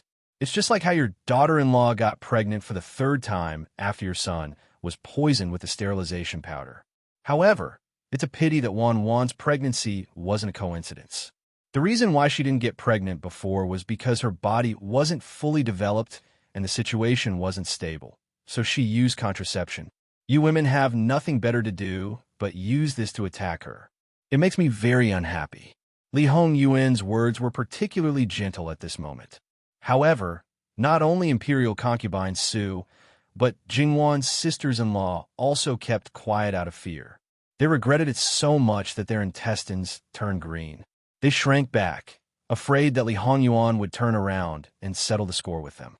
Li Hongyuan stood up and kicked imperial concubine Su away. "Madam Su, don't worry. You won't die so easily. After all, to reach this step today, your contribution is very big." In his previous life, he really did want to assist Li Hongming in ascending the throne. Unfortunately, it was all ruined by this woman, making him suffer enough and fall down. The only good thing was that without those experiences, he probably wouldn't have known Jingwan, and he probably wouldn't have stood up again. However, these people also deprived him of his final spiritual sustenance. When imperial concubine Su heard this, she wanted to ask for a quick death. "Look after her. If she dies, all of you will be buried with her," Li Honyuan said to Lu Qingdi's chief eunuch. At this time, what else did they dare to do? They naturally hurriedly agreed and then stared unwaveringly at imperial concubine Su. However, everyone's understanding of imperial concubine Su went up a level. Truly, one may know a person's face, but not their heart. Her kindness to Jin Xinwang was recognized both inside and outside the palace, but she was so ruthless behind his back. However, it seemed that Jin Xinwang was even more terrifying. 10 years old, he didn't know anything, but he avoided all harm under the eyes of imperial concubine Su's people. Was he still human? He was simply an evildoer. Well, to a certain extent, Li Hongyuan was indeed an evildoer. However, in the end, they still overestimated him. In the end, he was only a human, not God. In his previous life, he was a real child. How could he escape imperial concubine Su's schemes? It was because he didn't escape that later. Even if he ascended the throne and gathered the world's famous doctors and the best medicine, he still couldn't live for more than a few years. He was indeed the final winner, but he also suffered too much and lost too much. Li Honyuan left the palace in a carefree manner, but the rest of the people were not so relaxed. However, as Jingwan's grandmother, old Madame Luo, took the lead at this time, the palace is in chaos. "We should leave the palace and return to the Fu now. There will be a plan for what to do next." Many people agreed, especially those women with titles. They had suffered quite a bit of shock, so it was best to leave first. However, when they entered the palace, each and every one of them was estranged from the Luo family. At this time, they all unconsciously gathered around old Madame Luo. They didn't even care about their face and held old Madame Luo from head to toe, especially those who didn't leave any manners and offended the Luo family. Now they were so careful that they almost slapped themselves. Old Madame Luo really didn't have any interest in these people. She waved her hand and ignored them.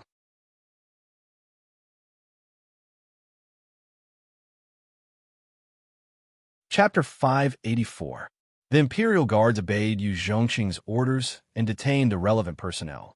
Of course, there were only 3 people at the scene, 2 princes and 1 minister. Prince Rui glared at Yu Zhongxing with hatred and unwillingness. Even if there was no way to salvage the situation, he still couldn't calm down. "Yu Zhongxing, didn't you boast of being absolutely loyal to Fu Huang? How did you become Li Hongyuan's dog? What can he give you that this prince can't afford?" Prince's brother-in-law colluded with others to defile this official's fiancée and caused her death. Is this reason enough? As the saying goes, every injustice has its perpetrator and every debt has its debtor. This subject does not want to do anything to others, but if your highness does not fall, how can this subject touch your brother-in-law? In addition, what prince shouldn't have done is get involved with Lord Su from the former way. He is the main culprit who destroyed my Yu family. If it wasn't for this official wouldn't have gotten involved in the struggle for the throne. However, Prince Jin is a good master. He will be a wise ruler. Prince Rui was being held down and gasped for breath. So this was the reason. The Lu family was indeed his bane, and those with the surname Su. Obviously, this Su was not only referring to the Minister of the Board of Rights, but also his mother. Of course, If he knew that Su Mingzhang had betrayed him early on, he would probably go mad with anger. Prince Rui was taken away. Yu Zhongxing turned around and looked at the Minister of the Board of Rites who was staring at him. The other party suddenly smiled. It was clear that he was more tolerant than Prince Rui and the others. Perhaps he had already prepared himself for this. There was actually a fish that escaped the net in the Yu family, and even let you climb to the position of Grand Commander of the Imperial Guards. This is unexpected. Your father knew some things about me. In order to prevent any accidents, I naturally had to cut the weeds and eliminate the roots. Yu Zhongqing's originally calm face could no longer be maintained at this moment. He clenched his teeth and gripped the hilt of his saber tightly. Only then did he not draw his saber and kill the other party. In the Imperial prison, this official will properly entertain Lord. This sentence was practically squeezed out from between his teeth. Then, this official will wait respectfully. The Minister of the Board of Rites' smile didn't change. Clearly, he was deliberately provoking Yu Zhongqing. However, Yu Zhongqing's tenacity was also beyond expectations. He was not provoked. He was very clear that this person still had value and could not be killed directly. When Lu Qingdi was sent back to his bedchamber, all the imperial physicians had arrived. It was impossible to hide what had happened today. However, the details of what had happened in the palace were different. Even if Li Hanyuan hadn't given the order to keep it secret, some things probably wouldn't have been revealed. Now, all the important officials in the imperial court were waiting for Lu Qingdi to wake up. Of course, if he didn't wake up, there would be another set of rules. Seeing that Lu Qingdi wouldn't wake up for a while, it didn't matter. It wouldn't hinder them from dealing with other matters. However, they wouldn't wait forever. At most, in 3 days, if Lu Qingdi didn't wake up, they, the civil and military officials, would jointly request Jin Qinhuang to ascend the throne. After all, the country couldn't be without a ruler for a day. Jinghuang was extremely surprised to see Li Hanyuan return. "Why are you back so soon?" She even thought that he would not return to the Wangfu. Wan, this husband suddenly doesn't seem to want to be the emperor anymore. Li Hanyuan directly gave Jinghuang a shock. The expression on Jinghuang's face froze, and then cracked little by little. What kind of joke are you making? Because he would be the emperor, and she would sit on the empress's throne. Following that, she would accept the empress's rights. This was the right cause and effect.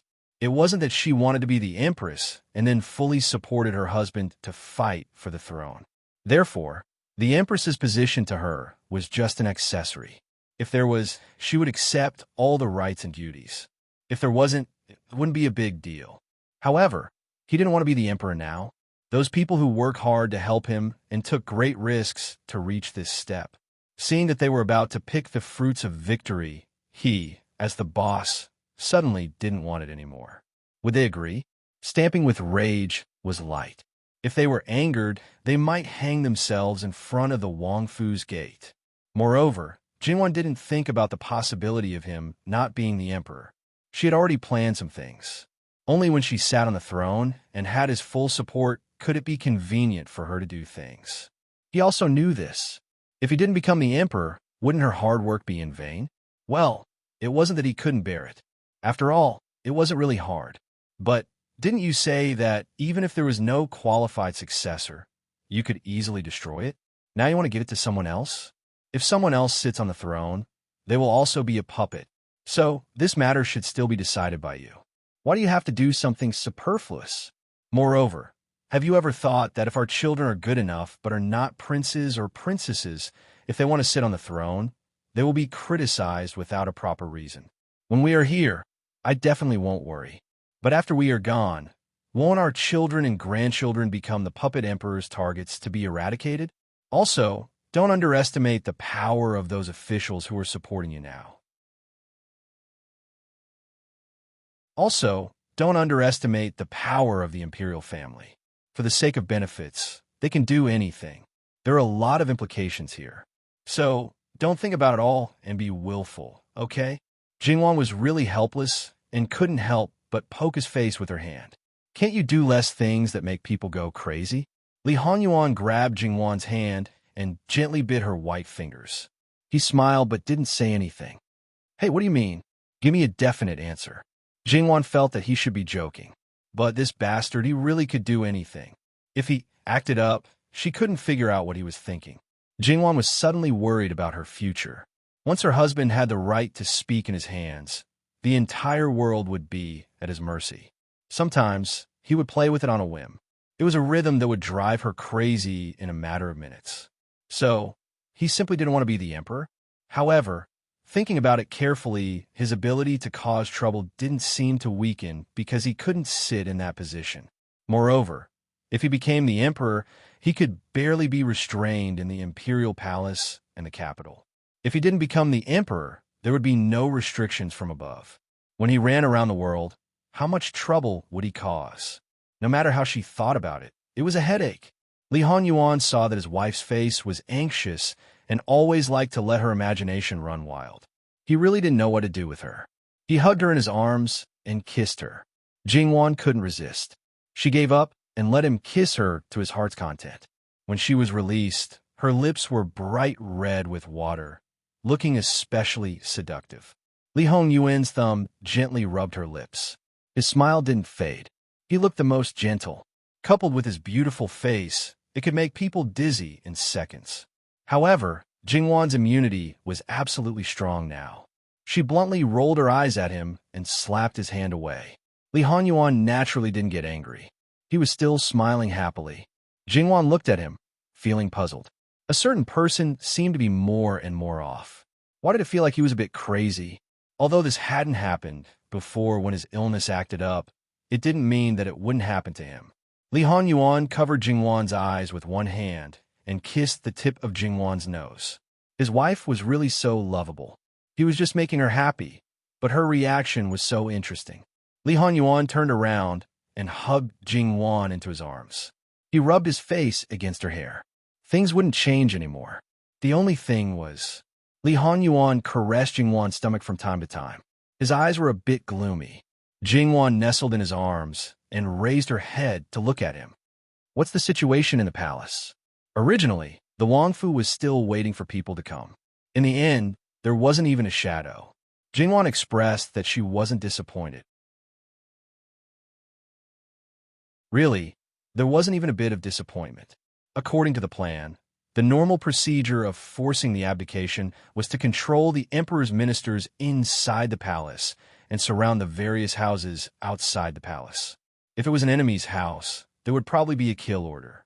As the public enemy, Jin Qin Wangfu would definitely be the #1 target to attack. Jin Qin Wangfu attracted more firepower than just this. There were also countless riches. The result, Li Honyuan gave a brief account of the situation in the palace.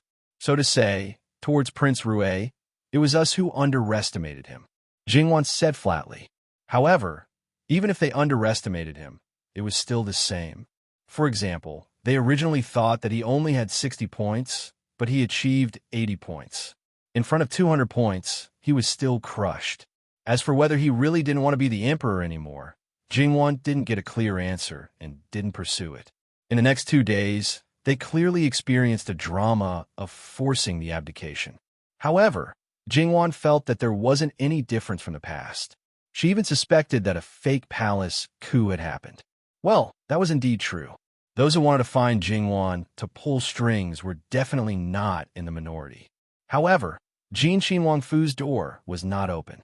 Even the thick-skinned He Zhihai was thrown out. Naturally, no one dared to come. According to reason, Li Honyuan should be quite busy. However, things weren't like this. The matters in his hands were even less than before. It seemed that he was about to grow hair. Jingwan looked at him hesitantly several times. Being a shopkeeper who left his work to others so smoothly, she could already foresee the misery of the court officials in the future. What Jingwan didn't know was that it wasn't only the court officials who were miserable, but also herself. Moreover, the misery of the court officials had actually already begun. After the palace coup, there were many things that happened. The emperor had not woken up, and the future emperor didn't care about matters. Some things the court officials had the right to suggest, but they didn't have the right to decide. Therefore, they could only drag it out. However, The people who participated in the palace coup were pulled out one by one. As the main offenders, they were basically sent to the prison of the blackguard. The rest, as well as many of their family members, were all sent to the prison of the Ministry of Justice. Even if it was complicated and involved a lot of people, no one was soft-hearted and determined to uproot some people. In the short span of 2 to 3 days, although there was no bloodshed, the entire capital was in a state of panic. Even those who did not participate did not have the slightest bit of joy. As for those who were related, they ran around as much as possible, wanting to do something for the people in prison. Among them, the Luo family was the first to bear the brunt of this. It couldn't be helped. Li Honyuan didn't have an external family. The closest relationship with him was his wife's family, the Luo family. Moreover, Li Hongyuan's importance to Jingwan had basically become a consensus. Therefore, it was normal to find the Luo family. In this case, even if the Luo family wanted to close the door and decline the guests, it would be very difficult. There would always be people who could find a way to find connections to visit, just like those people who were related to the Luo family by marriage. These people naturally couldn't make things too stiff. Among these people, there weren't many who needed old lady Luo to personally come out to receive them. Jingwan's aunts and uncles were different. Basically, they were welcoming and sending people off without stopping. Especially Zhang Shi, who was the mother of Jin Qinhuang's Wang Fei. She had never been so popular, and she wasn't very good in this aspect. However, she still remembered old lady Luo's words. In short, no matter who it was, no matter what they said, pretend not to understand and don't respond to anything. Zhang Shi also felt wronged. What? If it was really like this after this matter was over, her reputation as a naive and sweet would probably spread throughout the capital. However, in order to not cause trouble for her daughter, she still resolutely carried out her mother-in-law's words. The younger generation wasn't spared, especially Sun Yijia. Most of the people in Duke Ding's Fu were in prison, but it was unknown how many of them were married off. Those elders all cried and begged in front of her. They didn't even care about their status and directly knelt down in front of her. This was already not begging, this was coercion. Sun Yijia's face was so dark that it could drip water, but she stuck to her principles and didn't agree to anything. It was obvious that this kind of attitude naturally angered those people. The crying and begging turned into shouting abuse. What heartless liver, no conscience, ungrateful wolf. These were actually more civilized. In the end, because the noise was too outrageous, they were driven away by old Lady Luo's people. Sun Yijia didn't cry, but it could be seen that she was very uncomfortable. Looking at her made one's heart ache. If this was the case, it would be better for her to cry. The important ministers who weren't involved were still waiting outside Lucheng Emperor's bedroom. Out of the 4 ministers, there were only 3 left. Other than the Minister of Revenue, who had already retired and no one had been arranged to fill the vacant position, there were only 3 of the remaining 5. Other than the Minister of Rights, the Minister of War had also retired. Wait for another half a day if Darren, His Majesty, is awake. The chief steward by Lucheng Emperor's side immediately came out to report. When these elders entered, the imperial physicians hurriedly retreated to the side. Greetings, Your Majesty. However, Lucheng Emperor couldn't speak clearly. His mouth was obviously a little crooked, and his right hand was bent inward. The emperor had a stroke and was paralyzed. Almost immediately, these big shots received this understanding. But this was also good. Yuan Ruizhong didn't get up. Instead, he calmly reported everything that had happened after the palace coup. Lucheng Emperor seemed to want to say something, but unfortunately, no one understood. In fact, it didn't need to understand. No matter what Lucheng Emperor wanted to say, his words were no longer important. After the general situation was explained, it was time for today's highlight. He reprimanded Prince Kong and Prince Rui for their rebellious behavior and let down the emperor, who raised and taught them. He said a lot of things with great emotion. Then, he said that the country couldn't be without a ruler for a day. Now that the emperor's health was not good, he should abdicate the throne and rest in peace. That's right. he didn't appoint a crown prince to govern the country. He should abdicate the throne directly. Lu Cheng Emperor's eyes widened. It seemed that his eyes were saying, "I'm not dead yet."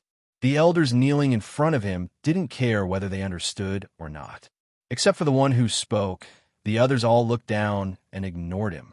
Since one person was going to be the emperor, he naturally had to start from among the princes. The two princes who had been in prison were definitely not suitable. As for the other princes, although they already knew that they had been drugged in terms of descendants, only Li Honyuan was left. However, they didn't want to use this to stimulate Lu Cheng Emperor. Besides, even if they didn't have descendants, they could adopt them from the clan. They believed that many people would be very happy. Therefore, this was not a hard condition. Excluding the younger princes, all the princes in front of him had various shortcomings from birth to temperament to ability. After all, it seemed that only Li Honyuan was left. They began to praise Li Honyuan. His birth mother was the imperial noble consort, and the imperial noble consort was called the vice empress. In this way, Li Honyuan could be regarded as half a legitimate son. Just this point alone made him much better than the others. Then, they praised him in other aspects. He basically picked up what Lu Cheng Emperor had said before from head to toe, from inside to outside. There was nothing bad about him. This kind of person was a natural-born emperor. The throne, who else could it be but him? What made people stare blankly was this really a living king of hell? Even if Jin Xinhuang didn't want his reputation and didn't care about it, they could not care about it. An emperor's reputation sometimes involved the stability of the country.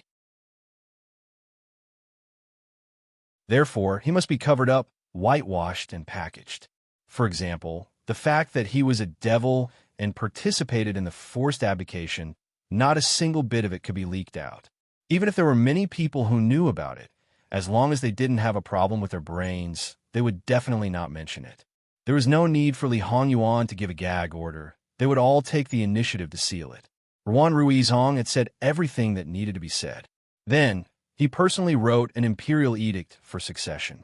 Then, he sent the imperial edict and the imperial jade seal to Lu Cheng Emperor, asking the emperor to use the seal. And the current Lu Cheng Emperor simply didn't have the strength to pick up the imperial jade seal. Moreover, he was so coerced, it would be strange if he could use the seal. He also glared at Ruan Ruizhong with resentment and hatred, as if he never knew this capable Grand Secretary. Ruan Ruizhong lowered his eyebrows and restrained his gaze, appearing very respectful. He held Lu Cheng Emperor's hand and stamped the imperial jade seal. The anger in Lu Cheng Emperor's eyes almost condensed into substance. Afterwards, Ruan Ruizhong returned to his original position with the imperial jade seal. This official will solemnly obey the emperor's imperial edict. Getting up, he earnestly exhorted a few words to take good care of the emperor. The others saw the whole process in their eyes and gasped in amazement. Powerful, ah, powerful, ah. Even Luo Peishan sighed at his own inferiority. There are some things that must be done by someone. Ruan Ruizhong held the imperial edict and faintly sighed. This official is already so old. It's almost time. When a new emperor ascends the throne, I still need everyone's assistance. Everyone, this official will retire and return to his hometown. When the others heard this, they were mostly silent. They understood Ruan Ruizhong's meaning. He would take responsibility for this matter. Of course, it would be best if there were no problems. They had all seen Jin Xinhuang's attitude. Instead of letting him use bloody means to achieve his goal, it was better for them to give him a path and let him rightfully ascend the throne. This way, they could avoid the deaths and injuries of innocent people and also prevent a possible movement. Moreover, in terms of ability, Jin Xinhuang should be the best candidate. Although they had never seen him do anything, but they could catch a glimpse of what he did behind the scenes. The only thing they needed to worry about was probably his temperament. If he was really temperamental, alas, Luo Peishan shot a glance at Ruan Ruizhong and inwardly scolded the old fox. He didn't believe that he would be so righteous and sacrifice himself for others. This was clearly an opportunity to claim credit. However, if they didn't know what the other was doing behind the scenes, they might have been deceived. It was all the same. Just because he was Jin Qinhuang Fei's grandfather, if it was him who did it, he would definitely be seen as being selfish. If it was this old fox who did it, people would sigh and even bow to express their gratitude. Elder Cabinet is righteous and cares for the common people. We're not as good as you. Hearing this, Luo Peishan's lips moved, and he lowered his head to prevent himself from accidentally not concealing his emotions. Let's not talk about it. Right now, the capital is in chaos. We should respectfully invite the new emperor to ascend the throne and preside over the overall situation. Ruan Ruizhong flicked his sleeves. Exactly. Thus, a group of people majestically left the palace and went to Jin Xinhuang Fu to announce the imperial edict. At this time, it was naturally not the turn of the eunuchs. When these people left the palace, the news naturally spread out at the fastest speed. Before they even reached Jin Xinhuang Fu, all the people who should know already knew. It wasn't that there wasn't anyone who knew that it was wrong to let Li Hongyuan sit on the throne alone. However, after thinking about it, they didn't stand out in the end. To die for honor, this kind of thing like leaving one's name in the annals of history, wasn't something that everyone had the courage to do. Especially when facing Li Hongyuan, that kind of person, if you died, you would have died in vain. The elders of the inner pavilion, led by several ministers, knelt in front of Jin Xinhuang Fu and held up the imperial edict, respectfully inviting Jin Xinhuang to ascend the throne as the emperor. In this imperial edict, although it was within expectations, Jingwan still felt that the efficiency was a bit high. It was done so quickly, there wasn't even a bit of struggle in his heart. Li Hongyuan seemed to see what she was thinking and pinched her lustrous white earlobe without earrings. The current court's outstanding talents are more than you expected. At any time, there was actually no lack of people with integrity. It was just that, sometimes it was hard to say. Then, Wangya, what do you want to do? Don't you plan to go out and receive the imperial edict? Seeing a certain someone who was indifferent, Jingwan always had a bad idea. They invited Ben Wang to ascend the throne. So Ben Wang will ascend the throne? Li Hongyuan cast a glance at her.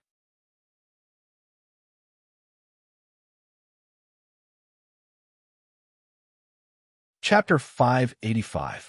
Because of Jingwan's inaction, some people really hardened their hearts. This time, Li Hongyuan seemed to be prepared to be willful to the end. Originally, in everyone's opinion, even if he was reserved, it would be fine. When they were rejected at the door at the beginning, the officials were already mentally prepared. It wouldn't matter if they invited him 3 or 4 times. However, after 5 or 6 days of continuous visits, they were still rejected at the door. This was a bit too much. The originally calm officials were no longer so calm.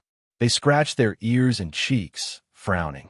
If this continued, there would be no one to preside over the court, and the world's big and small matters piled up. Sooner or later, something was going to happen. Under this kind of situation, it wasn't that no one doubted whether Jin Xinhuang really had no intention of taking the throne. Of course, just as this thought appeared a little, it was jointly extinguished by others. He had done so many things before. Did he have nothing better to do? Therefore, even if you beat them to death, no one would believe that he had no intention of taking the throne. There were still some people who were eager to take action, but before they could do anything, they were seen through by some people's sharp eyes. Without another word, they would beat them up first. Just like how Qin Tianming beat up his son-in-law, the Gong Prince. This time, he really beat him up.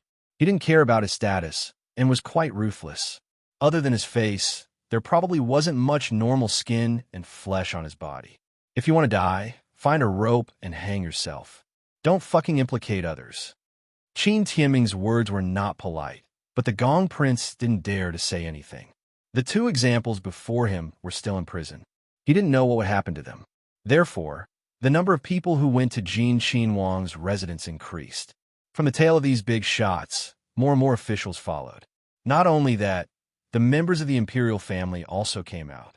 From the old man whose seniority was comparable to Li Hongyuan's great-grandfathers, to Li Hongyuan's grandchildren, there were really a lot of them. Then, even his brothers came out, crying and wailing, including the Gong Prince. It was as if they couldn't do without him. At this time, Madame Luo also came to Jingwan. Others couldn't see her, but Jingwan wouldn't refuse Madame Luo's visit. When Jingwan faced her grandmother, she also felt very helpless. She was very suspicious. Did he really experience the previous life and become an emperor? Look at what he did. Did it look like something a mature and rational person would do? If you really don't want to be the emperor, just say it directly. All right, even if you say it, probably no one will believe you and no one will agree. Even if they agree in their hearts, they won't say it out loud. Who knows if you're setting a trap right now, waiting for some of them to jump out so that you can legitimately catch them all in one go. They weren't that stupid. Wang Fei, please persuade His Highness. It's not good to keep waiting like this. There will definitely be trouble. Wang Fei is in a lot of inconvenience now. It's really not advisable to let some unnecessary trouble disturb your peace. Old Madame Luo said to Jingwan and glanced at the other side of the room. Jingwan smiled. Grandmother, don't worry, I will persuade him. Now this subject will take her leave first. Jingwan hesitated a little. In fact, she was a little reluctant. This is also good. It's cold. Grandmother should be careful. Don't catch a cold. Princess, don't worry. The people around her are very attentive. Nothing will happen. After sending Madame Luo away, Jingwan went to the compartment to see Li Hongyuan. Under the bright window, he was half leaning and reading a book, but she didn't know how much he was reading. Jingwan was almost 7 months pregnant. Although she wasn't as careful as other pregnant women, she was slightly clumsy. Li Hongyuan hurriedly got up to support her. Jingwan refused and leaned in his arms, sitting opposite him, face to face with him. It's been so many days, His Highness must have had enough fun. Shouldn't you say enough is enough? Jingwan said with a smile. A few days ago, Jingwan might have doubted his true thoughts, but these 2 days, she knew that he was purely acting up. What do you mean by fun? I'm fishing. Li Hongyuan was very self-righteous. Okay, fishing, but the current situation is that the fish doesn't dare to take the bait. It will not dare to jump out easily in the future. If you continue to fish like this, you will probably annoy the court. No matter what you think, they will think that you have no interest in the throne and will look for another candidate. Li Hongyuan smiled lightly with a bit of sarcasm in his eyes. Give them 100 times the courage to try. His line of sight fell on Jingwan's stomach. She really shouldn't have caused any trouble, but it was about time. Li Hongyuan reached out to touch her face. The palace is still in chaos. Wait for me to arrange it before I bring you into the palace. Jingwan nodded and smiled. You go, the Wangfu also needs to be tidied up. Li Hongyuan got up and kissed her on the lips before leaving. The door of Jin Wangfu finally opened. For the people who had been waiting outside for too long, it was a bit sudden. However, after a moment of daze, they reacted and hurriedly paid their respects. At this moment, there was a feeling of hot tears. It was so difficult to invite the new emperor to ascend the throne. The days in the future were simply unimaginable. Ruan Ruizong was about to read the imperial edict when Li Hongyuan waved his hand. Enough. How this thing came about, everyone was well aware. Even if it was just a formality, Li Hongyuan wasn't interested in listening. Now, everything was decided by him. The originally willful and rash person had no restraints, no worries. Li Hongyuan didn't stop and continued to walk out. The people on the outside hurriedly retreated like a tide, and the people who were originally at the front hurriedly kept up with his footsteps. Arrange the imperial carriage. Welcome the new emperor into the palace. Li Hongyuan looked at the imperial carriage in front of him. It was obviously something that his old man had used before. Change it, everything that he used, change it all. Then use his prince's ceremonial guard to enter the palace. Those who didn't know would praise Jin Wangfu for not ascending the throne and not using the imperial carriage. Those who knew could only hurriedly do as told and didn't dare to say half a word. The speed of entering the palace wasn't fast, and there was a group of old Darren following outside. No matter what, Li Hongyuan wouldn't be so deranged as to let them follow. Now, the most important thing was, of course, the ascension. The date had already been calculated.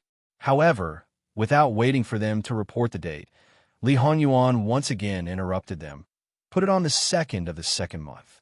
Moreover, the emperor's coronation ceremony will be held on the same day. Your Majesty, this. The time was a bit too tight. Moreover, the empress had to be conferred. Wasn't this the rhythm of people being busy to death? Moreover, the local congratulatory gifts couldn't be sent to the capital even if they were slightly further away. Everyone was in a hurry, so there would be a pile of things to do. What is their problem? Li Honyuan indifferently asked. The person who spoke quivered, replying to Your Majesty, there isn't. If there isn't, then cut the crap. Li Hongyuan's tone was still flat, but it always made people feel that he was impatient. Li Honyuan didn't wait for the following matters to be reported one by one. For example, the arrangement of the harem members. Although Emperor Lu Cheng was still alive, since he was paralyzed in bed, the existence of the concubines was no longer necessary. They were dealt with according to the rule of the death of the husband. As for those who were more important and special, the empress was abolished, the imperial concubine was demoted, and concubine Xian was demoted and had to serve Emperor Lu Cheng. When Emperor Lu Cheng passed away, she had to be buried with him. Concubine Shu was conferred the title of Grand Concubine. Of course, Li Honyuan only needed to give these orders. He wouldn't ask about how to deal with them later. However, if it wasn't handled well, there would definitely be people who would suffer. After that, it was about the treatment of Li Hongyi, Li Hongming, and the others. Li Honyuan didn't intend to kill these two people and directly demoted them to commoners. As for the rest of the people, those who should be killed were killed, those who should be demoted were demoted, those who should be exiled were exiled, and those who should be confiscated were confiscated. In short, there was only one word, according to the law. But at the end, he added a sentence, pardon without mercy. The people outside all praised the emperor for his wisdom. Originally, based on the previous attitude of forcing the emperor to abdicate, they were actually prepared for the emperor to start a massacre. They didn't expect him to be so benevolent and were very surprised. However, it also made their hearts sink. It was better than expected. Perhaps it could be regarded as a good start. In addition, for the younger brothers and sisters who were not married, a princess residence was opened outside the palace and unified to educate the unmarried princesses. When they reached the age, all of them would be married off. There would be no princess residence. The rule that the emperor's son-in-law couldn't be an official was also abolished. The remaining younger brothers would all be conferred the title of a prince. However, it was only title. The actual treatment was less than 1/10 of that of a prince. However, if they wanted to match the status of a prince, they had to work hard and strive for it.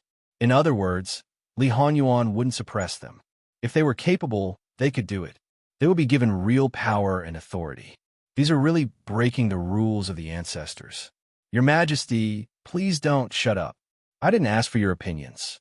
You just need to do as I say. Hearing this, they could only swallow the rest of their words. The current emperor was completely different from the previous one. He made arbitrary decisions. It could be foreseen that the courtiers who had met him knew best in their hearts. Therefore, they all pretended to be mute and let others be the cannon fodder. After he finished talking about these messy matters, Li Honyuan clearly did not intend to speak anymore. These matters had more or less covered most of the major matters in the capital. If there were still some minor matters that he needed to ask about, the next time he would flare up at these officials. Although there was still a pile of memorials waiting for Li Honyuan to read, these courtiers didn't need to follow his carriage anymore. After all, they were old. Even if they were slow enough, they would get tired after walking for a long time. The imperial palace was still under the strict control of the Imperial Bell Army. People in each palace were not allowed to enter easily. It was already the 8th day of the lunar month. From the top to the bottom, it could be said that everyone was in a state of panic. No one knew where the road ahead was, so they didn't care about the lack of food, accommodation, and other inconveniences these days. When Li Honyuan entered the palace, although he knew that the time to decide his fate had come, he felt a sense of relief because he had been hanging in the air for too long. However, it was obvious that they couldn't wait for Li Honyuan to deal with them. These trivial matters would obviously be handed over to the newly appointed internal court team headed by Eunuch Mu. Eunuch Mu was obviously familiar with the affairs in the palace, but he wasn't so clear about the things related to the dignity of the emperor. But it didn't matter. At this time, there were definitely a lot of courtiers who were willing to curry favor with him. No matter how high they used to be, in order to stay, they could lower themselves to the ground. The fact that Eunuch Mu could stay by Li Hongyuan's side for so many years without being replaced or dying was enough to prove his ability and intelligence. Therefore, it was not difficult to get started. The first stop was naturally to move the Empress out of the Kunyi Palace. As for the imperial edict, it didn't matter. They could make it up later. If Li Hongyuan forgot it, he would forget it. The entire Kunyi Palace was changed inside and outside. However, the people in the Ministry of Internal Affairs were familiar with this kind of thing. Basically, it would happen every time the master changed. Therefore, a lot of things had been prepared. Although they didn't know why the Empress's place was changed first, they didn't need to know. At this time, they just needed to bury themselves in work. It was just changing things. It was not like Jingwan's previous life, where there was a big renovation. Therefore, it was done quickly. Eunuch Mu looked inside and out. Except for the details, he was basically satisfied. The arrangement of these details could only be handled by the princess's nanny. Although the empress and the princess used different things, they still used the same things on a daily basis. In this case, it was estimated that a lot of things would be moved in from Prince Yu's mansion. Eunuch Mu was very clear that when he was in Prince Yu's mansion, he would change things slowly. He would not change too many things at one time, which would make people feel strange. He needed to be influenced subtly and take into consideration the princess's preferences. Of course, the entire Kunyi Palace would not be staffed by the people in the main courtyard of Prince Yu's mansion. However, the Ministry of Internal Affairs had a lot of people. Many people tried their best to squeeze in. Therefore, when Eunuch Mu was lecturing, except for the people who should occupy the most important positions around the Empress, the rest were all here. However, he still didn't know the background of these people. They could be all kinds of evil spirits. But it didn't matter. He could take it slowly. He didn't need to worry about this kind of thing.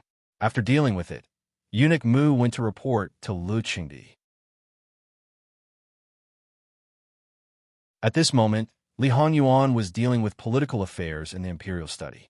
Although he didn't want to sit on that chair, the dragon chair was not easily changed. It took time to rebuild it, so he could only make do with it. However, Li Hongyuan disliked it very much and let people wipe it countless times. There were many officials under the imperial study. In the capital, all the officials above the third rank who were still in office were all in place. The number of people who had faced the real Li Hongyuan was still only a minority. In their view, although Jin Xinhuang's secret methods were exceptional, but in the end, he had not learned the arts of the emperor, nor had he come into contact with any political affairs. The affairs of the world were not the same as those of him before. Therefore, the majority only thought that he would be flustered, unable to sort out his thoughts, and would inevitably need their assistance. At that time, he must perform well. However, Ruan Ruizhong, Luo Peishan, Qin Tianming, and the others were very obedient. In short, if Li Hongyuan didn't ask, they wouldn't speak. If Li Hongyuan spoke, they would listen respectfully. If he asked, they would tell him everything. Anyway, it was not like facing the new emperor at all. However, when Li Hongyuan dealt with the matters one by one, his words were concise and comprehensive. He went straight to the point and was decisive. His efficiency was also surprisingly high. Those who originally wanted to show their skills unconsciously broke out in a cold sweat. Li Hongyuan also didn't get angry. His tone was even consistent from beginning to end. However, it still made people not dare to breathe loudly. Ruan Ruizhong and Luo Peishan looked at each other. Their eyes were full of shock. Although they had already seen Li Hongyuan's ability to deal with things, now that they thought about it, he still restrained himself a lot. Was this like a new emperor?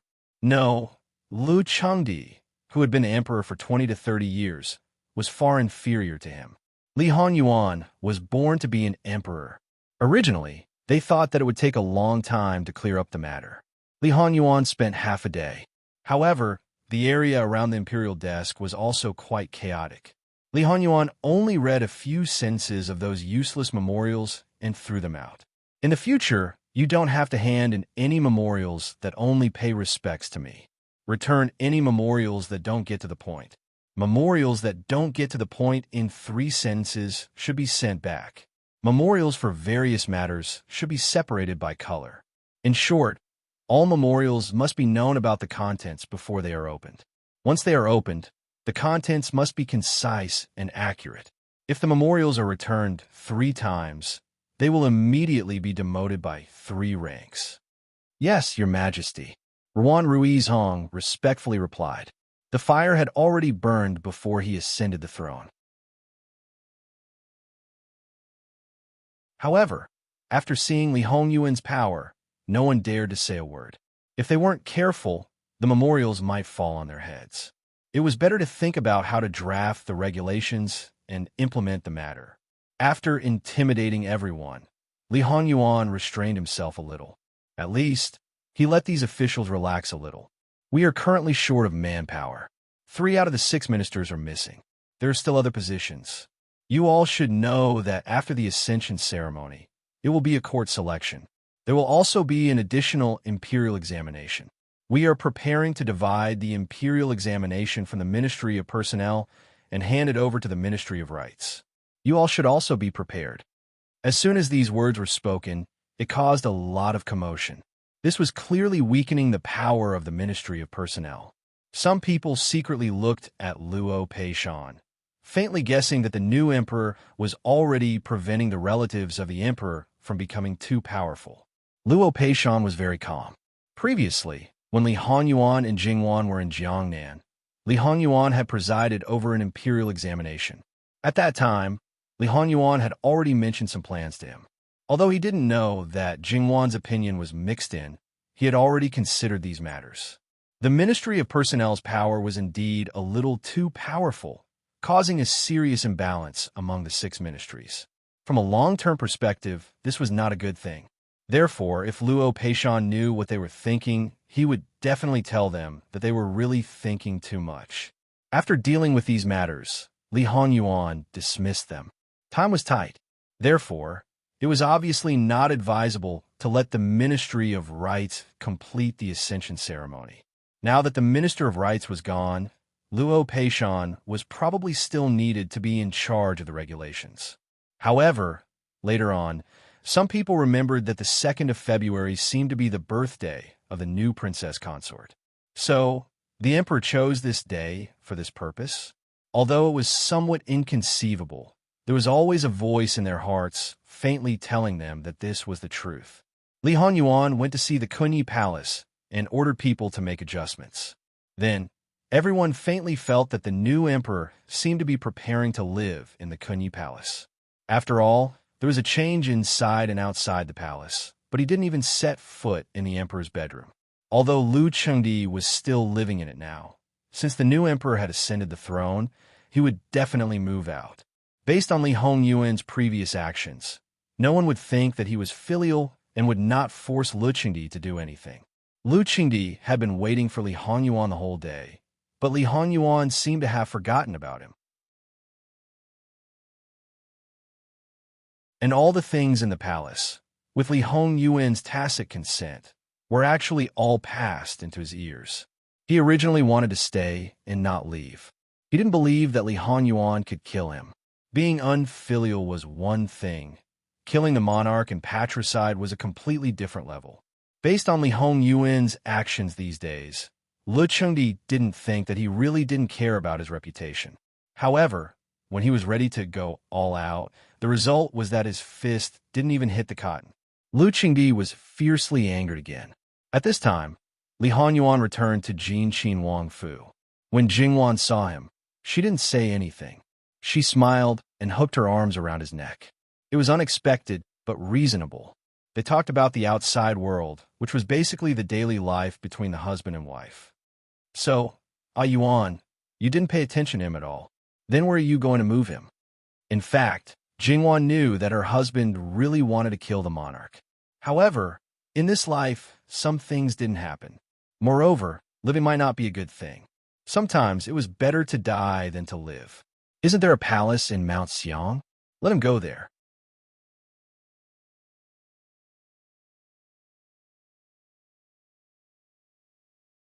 Chapter 586. Ah Yuan, you. Jingwan wanted to say something, but stopped. What? Li Honyuan looked down at her. Jingwan shook her head again. As long as he was happy, it was fine. Reputation was something that others put on him. He had never been someone who cared about what others thought. So, why should she force him to care? Those people added together were far less important than him. In his previous life, he was not happy and unrestrained. In this life, he should be happy and unrestrained. Moreover, his status and ability gave him the right to be unrestrained. Of course, after becoming the emperor, he had no problem tormenting the ministers, but he could not torment the common people. As the saying goes, there was no absolute freedom. So, everything had a bottom line. Thinking of this, Jingwan slowly smiled. However, Li Honyuan seemed to know what Jingwan wanted to say. Wan, you have to know that your husband has never been a kind person. He holds grudges, is petty, and will seek revenge for the smallest grievance. He has always only remembered the bad things of others, and not the good things of others, unless he could be completely good and flawless. Obviously, Lu Chengdi and noble consort Su were the kind of people who actually treated him well, but not completely. Li Honyuan saw through people and things very clearly. The scale in his heart was also quite clear. What about me? In your heart, do I also have the same standard? Jingwan asked curiously. You? Your husband will only go from bad to worse. Li Honyuan skillfully held her waist and unceremoniously slapped her buttocks. This action made Jingwan embarrassed and angry. Her face was like a peach blossom. She opened her mouth and bit Li Hongyuan's shoulder. Li Honyuan had been bitten by her many times, but he just let her do as she pleased. At this time, Jingwan could not really be ruthless. Moreover, it was winter. With Li Hongyuan's physique, he had to wear several layers of clothes. It was not so easy to bite his flesh. Therefore, Jingwan rubbed her cheeks after taking a bite. Li Honyuan looked at her appearance and couldn't help but laugh. His wife now was more and more different from when they first met. But what could he do? He seemed to like her more and more. He liked her so much that if something really happened to her, he could poke a hole in the sky and flatten the earth. The husband and wife were in a harmonious state again. However, as the person who shared the same bed, if Jingwan were to say that she was the second in understanding Li Honyuan, no one could claim to be the first. Therefore, after Jingwan sent Li Honyuan off the next day, she wondered what else was in his heart. To be honest, Jingwan felt that he had been too gentle during this period of time. Although he had always been gentle and considerate, he would occasionally go crazy, throw a cold face, or even ridicule her. This was normal. This kind of gentle all the time was not like him. It was as if he was wrapping all his negative emotions in a shell, not allowing any of them to leak out. He was a person at the level of a demon king. Instead of venting his negative emotions, he wrapped them up tightly. When the day came that he would suddenly explode, who knew how terrifying it would be? However, Jingwan also clearly knew that in his current state, even if she asked, he would most likely answer perfunctorily. So what was in his heart? Jingwan touched her stomach from time to time, a little lost in thought. Suddenly, the child moved again. Jingwan came back to her senses, and at the same time, she had a sudden flash of inspiration. In his heart, the most secretive thing was probably her death, and her death, in his opinion, was related to the child. However, Jingwan felt that if the dream she had was really something that had happened in the past, then in fact, it couldn't be completely blamed on the child. So, what he was worried about was actually her death. He was worried that she would leave him again. Jingwan lowered her head and was slightly silent. His heart was like a double silk net with thousands of knots in it. Her death was the thousands of knots in his heart. No matter how many people's fates he changed, that day couldn't be crossed, and the knot in his heart couldn't be untied. So, there were some things that were useless to say. Day by day, the irrelevant people in the palace were cleared out, including Lu Qingdi. When he said that he would be moved to Xiangshan, he was moved to Xiangshan. Even after Li Honyuan ascended the throne, Wei Xian, who had been demoted to a palace maid, was moved to Xiangshan. No matter how much she cried, it was useless. Even bringing up her son didn't help. She even directly told her that if Luchengdi lived, she would live. So if she wanted to live at Xiangshan Palace, anyone could neglect Luchengdi, but she couldn't. Don't blame Luchengdi for having so many women. She was treated like this. In Li Hongming's collusion with the former Wei, she also played a role in it. The only person in the harem who hadn't been touched was probably Qin Shufei. She became the most special one, and naturally, she couldn't be at peace. However, it was a special time now, and people outside the palace couldn't pass a token to enter the palace.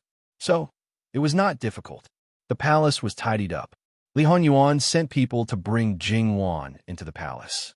When he entered the palace, he was still the prince's guard of honor.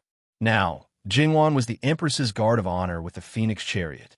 Everyone was there. If he didn't have something to do, he would have gone to pick her up himself. In this way, it was so high profile that it made people's hair stand on end. To put it more seriously, it was an overstep in his eyes. He should be severely impeached. However, this was the order of the King of Hell. Luchengdi had been dealt with by him. What else dared others to say? Moreover, they had to hide the matter of Luchengdi for him. It was probably the first time in history that he had done this before becoming the emperor. Jingwan looked at the phoenix chariot in silence for a moment, and then calmly got on. However, because she was pregnant, the servants who served her were very careful, especially those who came from the palace. They really wanted to pounce on Jingwan and stand on her feet. Just like that, Jingwan looked at the long queue with limitless glory and unparalleled honor. Yuan was by her side. Although they had cleared the area in advance, they didn't see any ordinary people coming forward. However, there were no green curtains on both sides, so they could still see the crowd in the distance. At this moment, Jingwan seemed to have a real understanding of the words, motherly model of the world. Now, her identity was different. After entering the palace, she naturally went directly to the Kuan-Yi Palace. She didn't have to walk by herself. Along the way, all the people she saw knelt on the ground. She was really different. In the Great Qi Yuan dynasty, she was the most noble woman. It wasn't that Jingwan hadn't stepped into Kunyi Palace before, but it was mostly in the main hall. She had never set foot in other places. However, from now on, this place would belong to her for a long time. The front hall didn't change much. Although the layout of the bedroom was very different, there were still many familiar things. It was enough to show that the decorator had put in a lot of effort. Jingwan even saw an open book on the couch beside the bed. She read it last night, and even the number of pages was the same. It was necessary to adapt to a strange environment for the first time. Therefore, Jingwan and Bai Xiao, who were married, followed her into the palace. The only one who was absent was Fu Rong. Her mission, or rather, her road of revenge, had begun. Jingwan, on the other hand, felt that there was no need to go to this extent. She was not made of paper. Moreover, she thought that she was quite adaptable. However, whether it was her husband or the people around her, she should not reject their good intentions. In fact, after a whole day, Jingwan didn't feel uncomfortable at all. When she was in the Wang mansion, she could find something to do, so she could do it here too. Whatever she did at that time, she could still do it now. It seemed like she had just changed her location. After all, she was now seriously ill and had not been conferred title. She didn't need to take care of the palace affairs. The servants of the Kuan-Yi Palace wanted to curry favor with her, but they were all stopped outside. Now, Jingwan's wet nurse, the previous supervisor nanny, was naturally in charge of the personnel of the Kuan-Yi Palace. She might not be very clear about the rules of the palace, but Nanny Gong was very clear about it. She had already reminded her before, so it was not difficult for her to learn it now. After a night's rest, Li Honyuan was by her side, so she still slept well. People from the Ministry of Internal Affairs asked to see Jingwan. The Empress's conferring ceremony and the new Emperor's ascension ceremony were on the same day. Now there were only 20 days left. The dragon and phoenix robes had to be made in a hurry. However, they couldn't be careless at all. Those embroiderers had to work overtime. Jingwan certainly couldn't be approached by anyone now. However, It could be said that new clothes were being made every day around her. Therefore, people around her were very clear about her size. However, there were still 20 days left before the conferring ceremony. At that time, her body shape would definitely change. In order to wear the phoenix robe that was the most fitting, she definitely needed to be measured several times during this period to ensure that the final clothes would be the most fitting. Clothing was the most troublesome thing for a pregnant woman, especially in the later stages. It was normal for a woman's body to change from day to day. However, for someone in a high position, it was impossible for them to be like the average person. They couldn't afford to wear big and loose clothing from the start. They would only have a few pieces of clothing from start to finish. Especially now that Jingwan had Li Honyuan, that crazy wife-doting devil. If she wanted to compromise, no one would agree. She would have new clothes that fit her every day. Of course, not only the phoenix robe, Jingwan's other clothes also needed to be made. There were rules for the phoenix robe, but other clothes could be made according to Jingwan's preferences. At this time, Jingwan had nothing to do, so she followed them to have a look.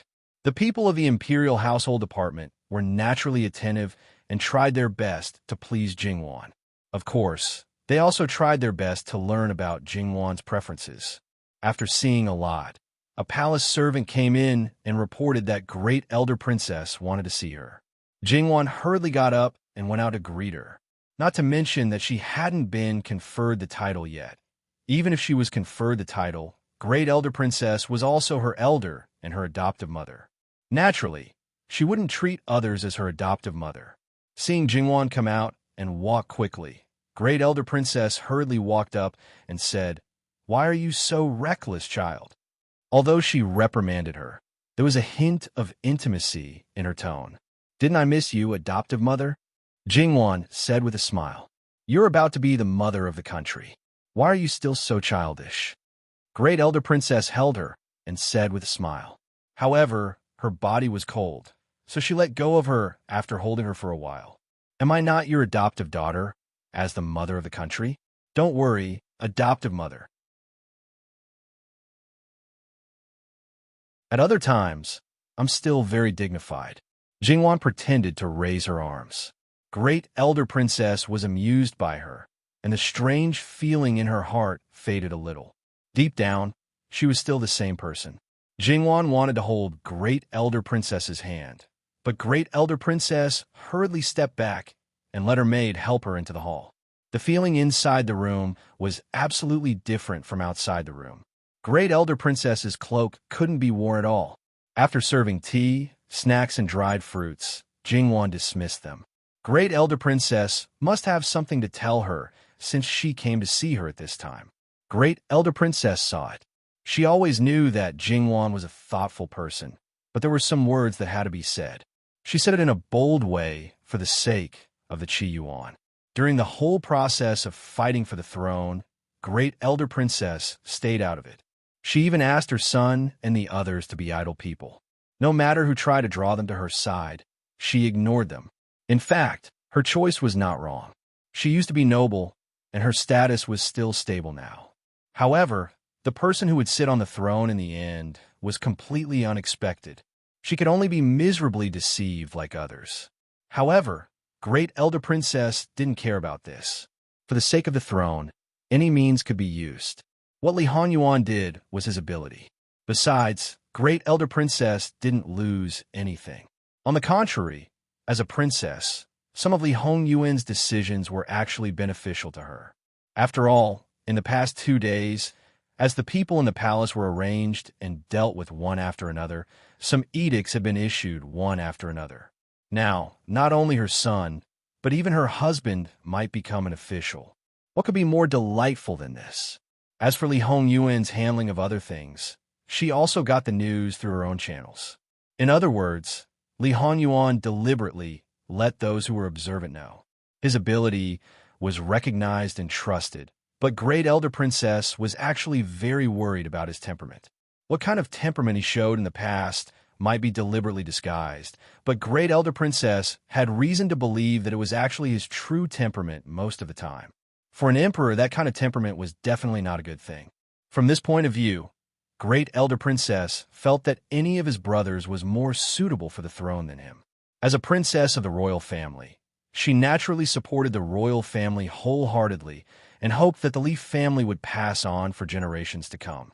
After taking 2 sips of tea, Great Elder Princess began to speak slowly. When I was young, because I was doted on by my father and mother, I did not stick to the small world of the palace. I often sneaked out of the palace and liked to make friends.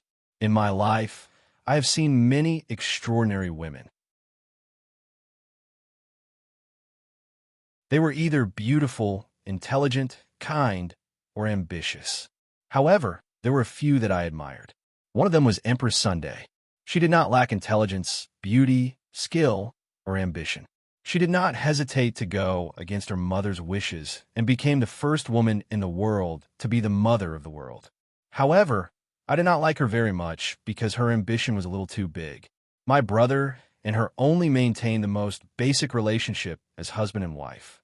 Her only son was also not taught well and was estranged from her, just like Shang Feng and her subordinate. The relationship between her mother and her was also particularly stiff. In the end, she also ended up being abolished. Jingwan felt that Great Elder Princess might really admire Empress Sun, but she also seemed to mock Empress Sunday. It was very contradictory. However, it was beyond Jingwan's expectation that Great Elder Princess could see through Empress Sun so thoroughly. However, Jingwan probably knew what Great Elder Princess wanted to say, but it seemed that it had nothing to do with her. In addition, Imperial concubine Su actually admired Empress Sunday. Even though there were countless beauties in the imperial harem every year, and there was no lack of talented and beautiful women, Empress Sun had always been the most favored one in the imperial harem for 20 or 30 years. Do you know why? Jingwan pondered for a moment. Maybe she knew the reason, but it seemed a little vague, so she shook her head. Because she knew my brother, Great Elder Princess sighed with emotion. She was the woman who knew my brother best in the world. Although she was not very likable, it couldn't be denied. Of course, her understanding might not be able to grasp it. As a matter of fact, she failed in the end. It was easy. Hearing this, Jingwan was touched. She didn't know what she thought of, but she was slightly lost in thought. Great Elder Princess said earnestly, "Emperors are also mortals. They have 7 emotions and 6 desires. They have personal preferences, love, and hate. It's a great fortune to be loved by the emperor. It's also a great misfortune that you have to think carefully about every word and action. If you're not careful, you may follow your own preferences and emotions and influence the emperor's heart. It's not a big deal for trivial things, but it's a serious matter that will bring disaster to the country and people, be condemned by the public, and leave a bad name for thousands of years. Since ancient times, all kinds of things have been common." Great Elder Princess said earnestly, "Emperors are also mortals. They have 7 emotions and 6 desires, personal preferences, love, and hate. It's a great fortune to be loved by the emperor. It's also a great misfortune that you have to consider every word and action carefully."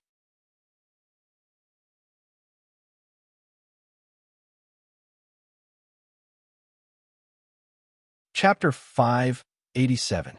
She knew that she had a great influence on him. If she was careless, she would really become a demoness who would bring disaster to the country. However, to be honest, Jingwan didn't feel heavy about this. Because if she felt heavy, then to some extent, it meant that a Yuan's love for her had become heavy. She would always deny this. No matter how heavy the responsibility was, she would gladly endure it. However, Jingwan wouldn't say this out loud, because Great Elder Princess wouldn't understand that even though she and Prince Consort Jiang were a rare loving couple in the eyes of outsiders, and even in her own heart, in fact, there was a third party between them, and the third party had a child. In Jingwan's eyes, this was absolutely intolerable. Therefore, if you want to be a good woman of a ruler, you have to know him better than anyone else. You have to know his emotions and understand his thoughts. Besides, you have to remember one thing at all times. As a husband and a father in the future, he is a ruler first. And in the heart of a wise ruler, the people in the world are the first priority. Jinghua knew very well that her husband actually knew his position very well. He didn't need others to teach him what to do. His goal had never been to be famous for all the years. He thought that he could be a foolish, tyrannical, and wise ruler. Those who didn't know him would never know these things. Therefore, she really knew him best. Because Great Elder Princess cared about Qi Yuan, she hoped that Li Hongyuan could be a good emperor. Because he clearly had the ability. If he took a different road, it would make people sad and hateful. She hoped that Jingwan could be a rope that tied Li Hongyuan. When necessary, she could properly persuade him not to really follow his mood. In the past, he was capricious and rash, and what he caused was just a small splash. In the future, if he was capricious and rash, he might cause a storm that drowned Qi Yuan. Wan. Great Elder Princess looked at Jingwan seriously and asked, "Can you accommodate a ruler in your heart?" Jingwan was extraordinarily calm. She said with a smile, "Foster mother, I can accommodate Yuan in my heart." Great Elder Princess frowned. She just wanted to remind Jingwan and didn't want her answer. However, Jingwan gave the answer so easily and calmly. Obviously, she couldn't understand this answer very well. Even so, this answer didn't satisfy her. "Foster mother, don't worry. I know what to do. I also know what I'm doing." Great Elder Princess's eyebrows relaxed a little. "I always know that you are a good person." When there was a conflict between righteousness and personal feelings would still exist, but they might change a little. Jingwan was also very clear that Great Elder Princess's requirements for a princess and an empress must be very different. She might have been satisfied with her in all kinds of ways, and there was nothing bad about her. However, since it was confirmed that her husband would ascend the throne, she began to scrutinize her and perhaps even criticize her a lot. However, according to Great Elder Princess's intelligence, she didn't know how to say these things. After all, even if Great Elder Princess came out of retirement, she was even less important than when Emperor Lu was still alive. Great Elder Princess's mansion used to rely on her, but in the future, it might rely on her husband, children, and grandchildren. A brother's power was not as good as a father's, and a nephew's power was not as good as a brother's. Although she could still suppress others as an elder, it obviously didn't work on Li Hongyuan. He even punished his own father. If others dared to put on airs in front of him, they would be courting death. Because she could see clearly, she didn't even mention a word about Emperor Lu. Everything was so simple. When Great Elder Princess left the palace, she met Ruan Ruizhong and Luo Peishan, who were going out of the palace. Obviously, the two were still discussing something. It was not surprising that they met Great Elder Princess at this time. They looked at each other and walked up to her. "Greetings, Great Elder Princess. Your Excellencies, you are too polite. I've been waiting here for Lord Luo." Great Elder Princess didn't beat around the bush. Ruan Ruizhong was about to leave, but was stopped by Great Elder Princess. "Your Excellency, you can listen to us together." Thus, the two of them respectfully listened. "Just now, I went to the Central Palace and met with Jin Xinwang Fei. I told her about the new emperor. As for what I said, you should know in your hearts. What kind of personality the new emperor has, we all know. I'm just worried. Even though I am Jin Xinwang Fei's adoptive mother, there's still a layer separating us. So I hope that Luo Darren can—" "Great Elder Princess," Luo Peishan interrupted her timely. "Court officials are not allowed to interfere with the imperial harem, especially relatives of relatives. And the imperial harem is not allowed to interfere in politics." Great Elder Princess choked, and her face changed. The rules said so, but few people took it seriously. However, when it was said on the surface, you couldn't clearly refute it. Great Elder Princess looked at Luo Peishan's elegant and gentle face. He was obviously an old fox. "Great Elder Princess, although the new emperor hasn't ascended the throne yet, he handles things decisively and has his own rules. The new emperor cares about the people and has his own world. He will definitely be a wise emperor," Luo Peishan said meaningfully. Great Elder Princess was silent for a moment and sighed softly. "In that case, there's nothing to worry about." In the end, he made a concession. If he said too much, he would bring trouble to himself. After all, the person who was going to sit on the throne was an adult, not a child. Anyone's doubts were undoubtedly a provocation. Great Elder Princess only dared to say a few words because of her status. If it were a minister who tried to do so, wouldn't he feel that his position was too stable, too steady? And Great Elder Princess also had to stop. After Great Elder Princess left, Luo Peishan sighed. My granddaughter will probably be the most hard-working empress in history. In fact, Luo Peishan and Ruan Ruizong knew what Jingwan was about to face. They had always regarded Jingwan as the rein that could tie Li Honyuan, so that Li Honyuan would not run wild. If Li Honyuan was not restrained, it was really hard to predict what he would do. However, no one wanted to try. Not necessarily. If His Majesty really loves her, he won't let her work hard. He had a chance to stop himself, instead of the Empress pulling the rein with all her strength all the time. Lord Ruan, you seem to have never worried about it. That's because I believe in the girl taught by Lord Luo. Although I have little contact with Consort Jean, there are some things that I can see clearly. Luo Peishan smiled and did not say anything. He naturally believed in the child taught by his wife. Because he believed in her, he would not go to her and say something like Great Elder Princess, which was unnecessary. As the person who shared his bed, she should know more than anyone else. She had already thought about her position. It wasn't a day or two, but 2 or 3 years. This period of time might not be very long, but it was enough for a person to think about a matter. The two continued to move forward hand in hand, and there was no need to avoid anything. However, things may still be a little troublesome. What do you mean, Lord Ruan? Lord Luo, what do you think is the possibility of the harem not interfering in politics? Luo Peishan was silent for a moment, and then gave an answer. 0. Even if he did not take the initiative, the new emperor would probably send it in person.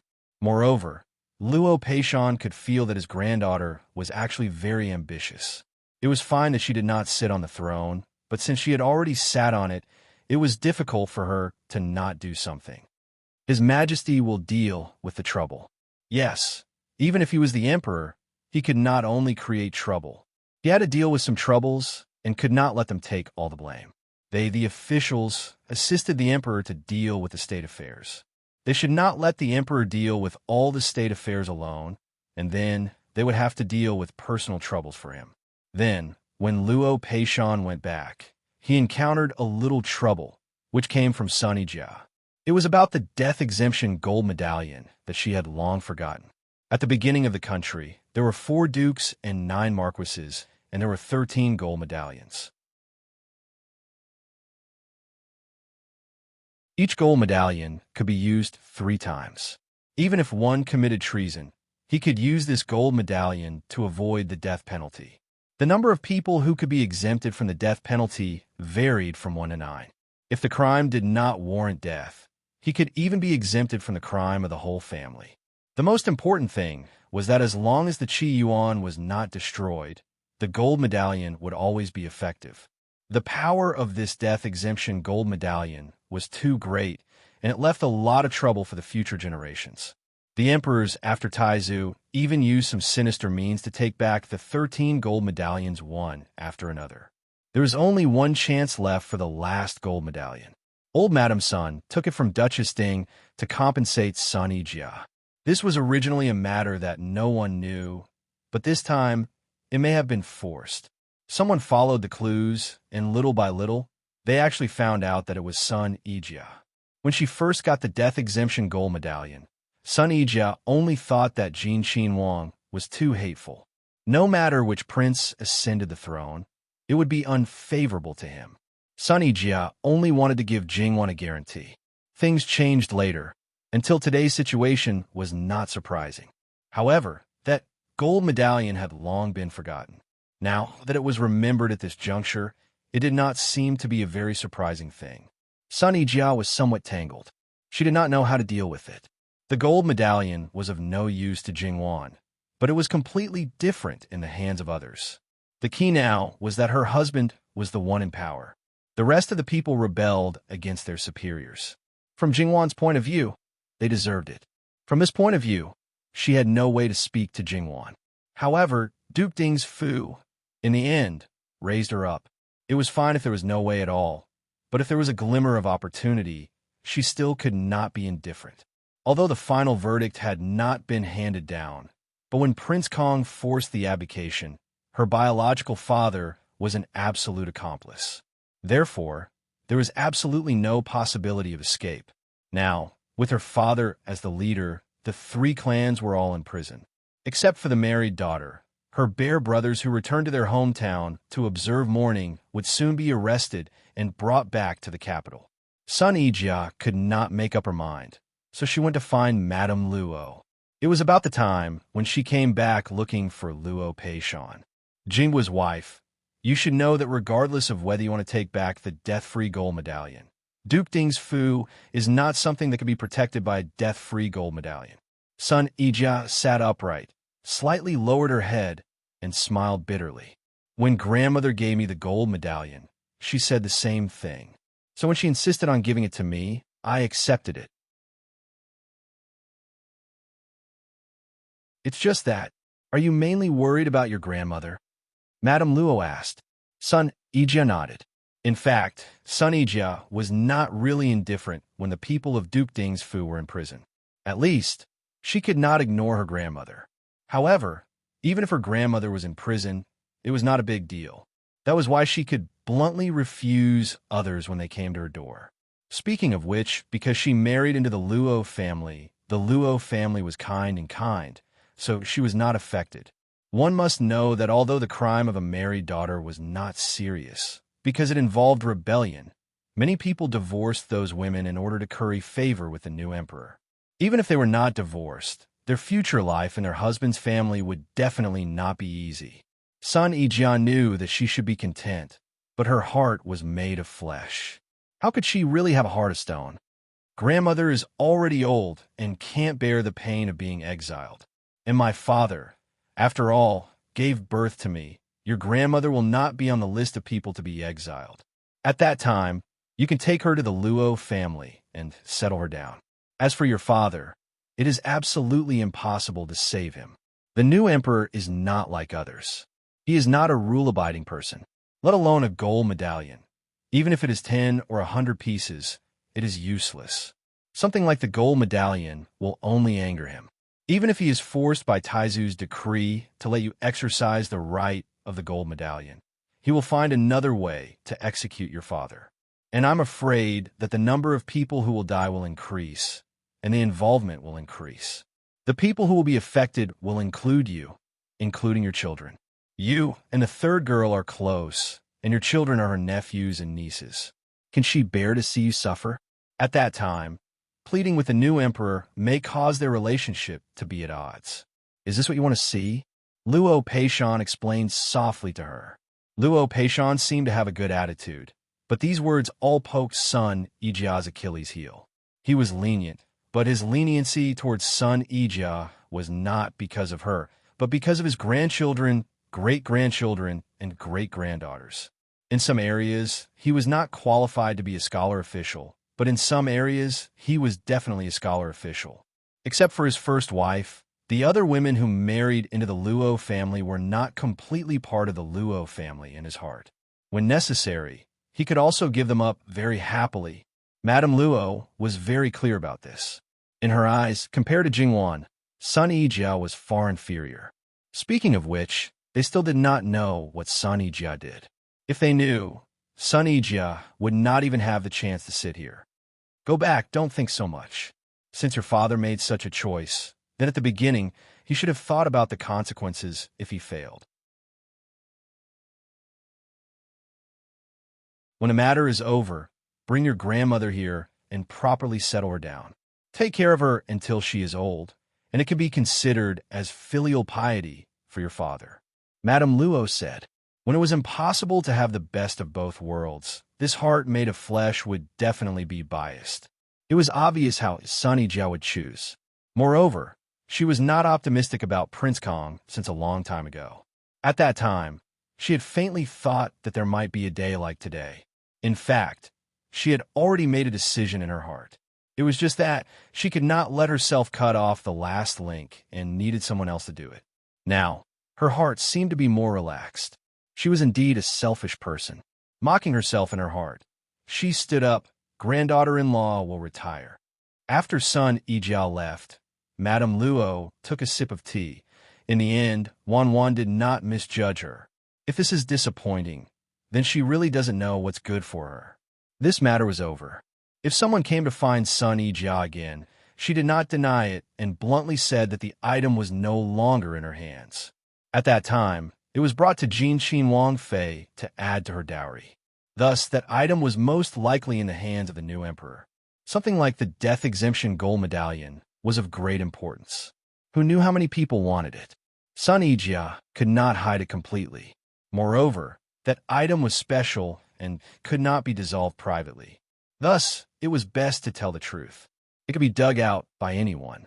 In the hands of a new emperor, Sun Ijia was naturally scolded again. Brainless, stupid, of course, old Madame Sun, who gave the item to Sun Ijia, would definitely be angered. At a time of life and death, naturally, no one would care about her identity. Those sisters-in-law, daughters-in-law, granddaughters-in-law, niece-in-law, and so on, who were also locked in prison, all scolded her. However, probably because they expected this kind of situation, Luo family arranged a separate place for old Madame Sunday. Thus, they could only scold her. And all of this had no effect on old Madame Sunday. Even if Xiao sorrowful cried, she was still indifferent. In terms of ruthlessness, she was also one of the top. She could drug her own daughter and watch her own son die. As the saying goes, true harm came from the people she cared about. What could the people she did not care about do to her? No one knew better than her about the decline of Duke Dinghua's residence. If she really wanted to save it, she would not have closed her door to abstain from meat and pray to Buddha. She would not have ignored everything, and she would not have given something like the death exemption golden medallion to Sun Ijia. Therefore, she was calmer than anyone else in the prison cell.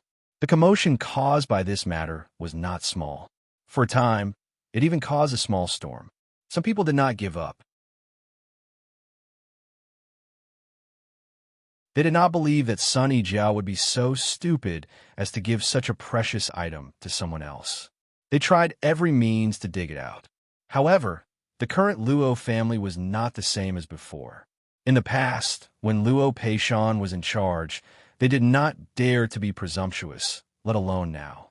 Li Hongyuan did not hold a court, but he held a small court meeting. All the officials who were supposed to be present were present. He directly threw the death exemption golden medallion out, and it fell to the ground with a bang. He was disrespectful to his father, and he also did not care about his ancestors. It also clearly showed the court officials that a broken medallion could not be of any use to him. Whoever wants it, feel free to take it, Li Hongyuan said in a light tone. His subordinates all kept quiet out of fear. Even the imperial censor did not dare to say anything about Li Hongyuan's disrespect to his ancestors. As for Li Hongyuan's faults, they had all disappeared into the ocean. 2 days ago, there was one courageous official who had sent a memorial to remonstrate with him. In the end, Li Hongyuan had ordered people to turn his background upside down. Li Hongyuan then casually retorted with a few words, causing him to almost die on the spot as an apology. Li Hongyuan did not take off his official status, but the effect of killing the chicken to warn the monkey was quite obvious. After a few days, they had basically understood that it was best for them to not nitpick on Li Hongyuan and do their own business. Even if it was a matter of national importance, if he directly ordered them to do so, it was best for them not to open their mouths if he did not ask. It was true that he was a dictator. However, even if he was a dictator, there were still no decisions that people felt were wrong. February 2nd, the dragon raised its head. The new emperor ascended the throne, and the empress was conferred. Li Hongyuan's ascension ceremony came first, and Jingwan's conferment of the empress came later. The dragon and phoenix robes had already been sent over. Jingwan dragged her heavy body and helped Li Hongyuan change his clothes. Because it was a special occasion, she wanted to do it herself. Li Hongyuan did not stop her. He only quietly looked down at her beautiful face and waited for her to button the last button on her collar. Your Majesty's appearance is unparalleled. Li Hongyuan gently held her hand. My wife's beauty is unparalleled since ancient times. This kind of praise, even Jingwan's current face couldn't help but burn a little. However, her praise for him came from the bottom of her heart and should be recognized. His feelings for her were probably more like beauty in the eye of the beholder. At this special time, Jingwan's face was red, but she also accepted it with a smile. Jingwan helped Li Hanyuan change his clothes. At this moment, Li Hanyuan also returned the courtesy. Jingwan's eyes flashed, but she didn't refuse. Zhongyi was the most ceremonious of the 3Ds. It could be said to be a phoenix robe. Her ornaments were decorated with flowers of 12 trees, and her hair was both broad and broad. Her clothes were made of dark green, and her inscriptions were in the shape of a zhai. Cyan muslin in the middle, zhai collar, luo ho in the middle, zhai as the seal, zhai as the third class. The large belt followed the color of the clothes, vermilion, and the outside, vermilion brocade on top, green brocade on bottom. New York used the green group, and the leather belt used the green clothes. The white jade double pendants, the black group, 2 large ribbons, 3 small ribbons, 3 small ribbons, 3 small ribbons, 3 small ribbons, 3 small ribbons, 3 small ribbons, 3 small ribbons, and 3 small ribbons. Accepting the imperial register, assisting in the sacrificial offering, and attending court meetings, all other important matters would be handled by him. There were countless women in the imperial harem. Those who entered the imperial harem did everything they could to ensure that their clothes did not fall into the hands of others. As for the rest, they did everything they could to win the imperial harem, all for the sake of the imperial harem. Jingwan stood in front of the glass mirror and looked at the woman in the phoenix robe. Although her belly was difficult to hide, she still had a noble aura. She couldn't help but feel a trace of emotion in her heart. She was so lucky to have the emperor's love.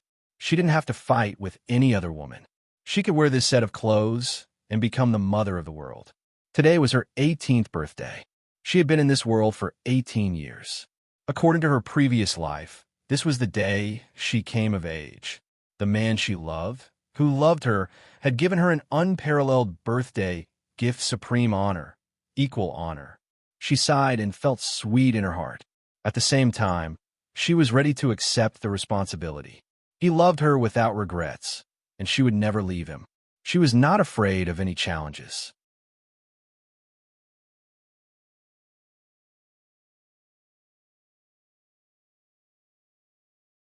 Chapter 588.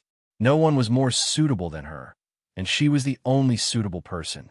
Jingwan turned around and looked at Li Hanyuan with a smile. She leaned sideways, stood on tiptoe, and kissed him on the lips. You didn't eat honey today, but as long as Wanwan is by my side, I feel as if I'm eating honey all the time. If my heart is sweet, it's natural that I feel sweet everywhere. Li Hanyuan wantonly displayed his sweet and charming aura. His skill of speaking sweet words had been maxed out and had evolved to the master level. Although Jingwan was basically immune to it, few people didn't like to hear nice words. If she felt sweet, wouldn't it be good for the baby in her belly? Back in the prince's residence, the servants who served Jingwan were used to this kind of scene. No matter how thin-skinned they were, they didn't react. However, the servants of Ikuan Palace weren't so experienced. Although this wasn't the first time they had seen such a scene, they still couldn't help blushing. A few of the palace maids couldn't help sneaking glances at Li Hanyuan. There was nothing they could do about it. He was the emperor and was born with unparalleled good looks. Moreover, he looked so gentle and affectionate. It was normal for love to sprout in their hearts. Obviously, they had thrown some rumors beyond the clouds.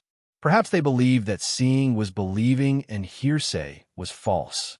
The emperor had nothing to do with the person in the rumors. Naturally, there were people who saw the thoughts of these people. They only felt that these little girls were really very naive.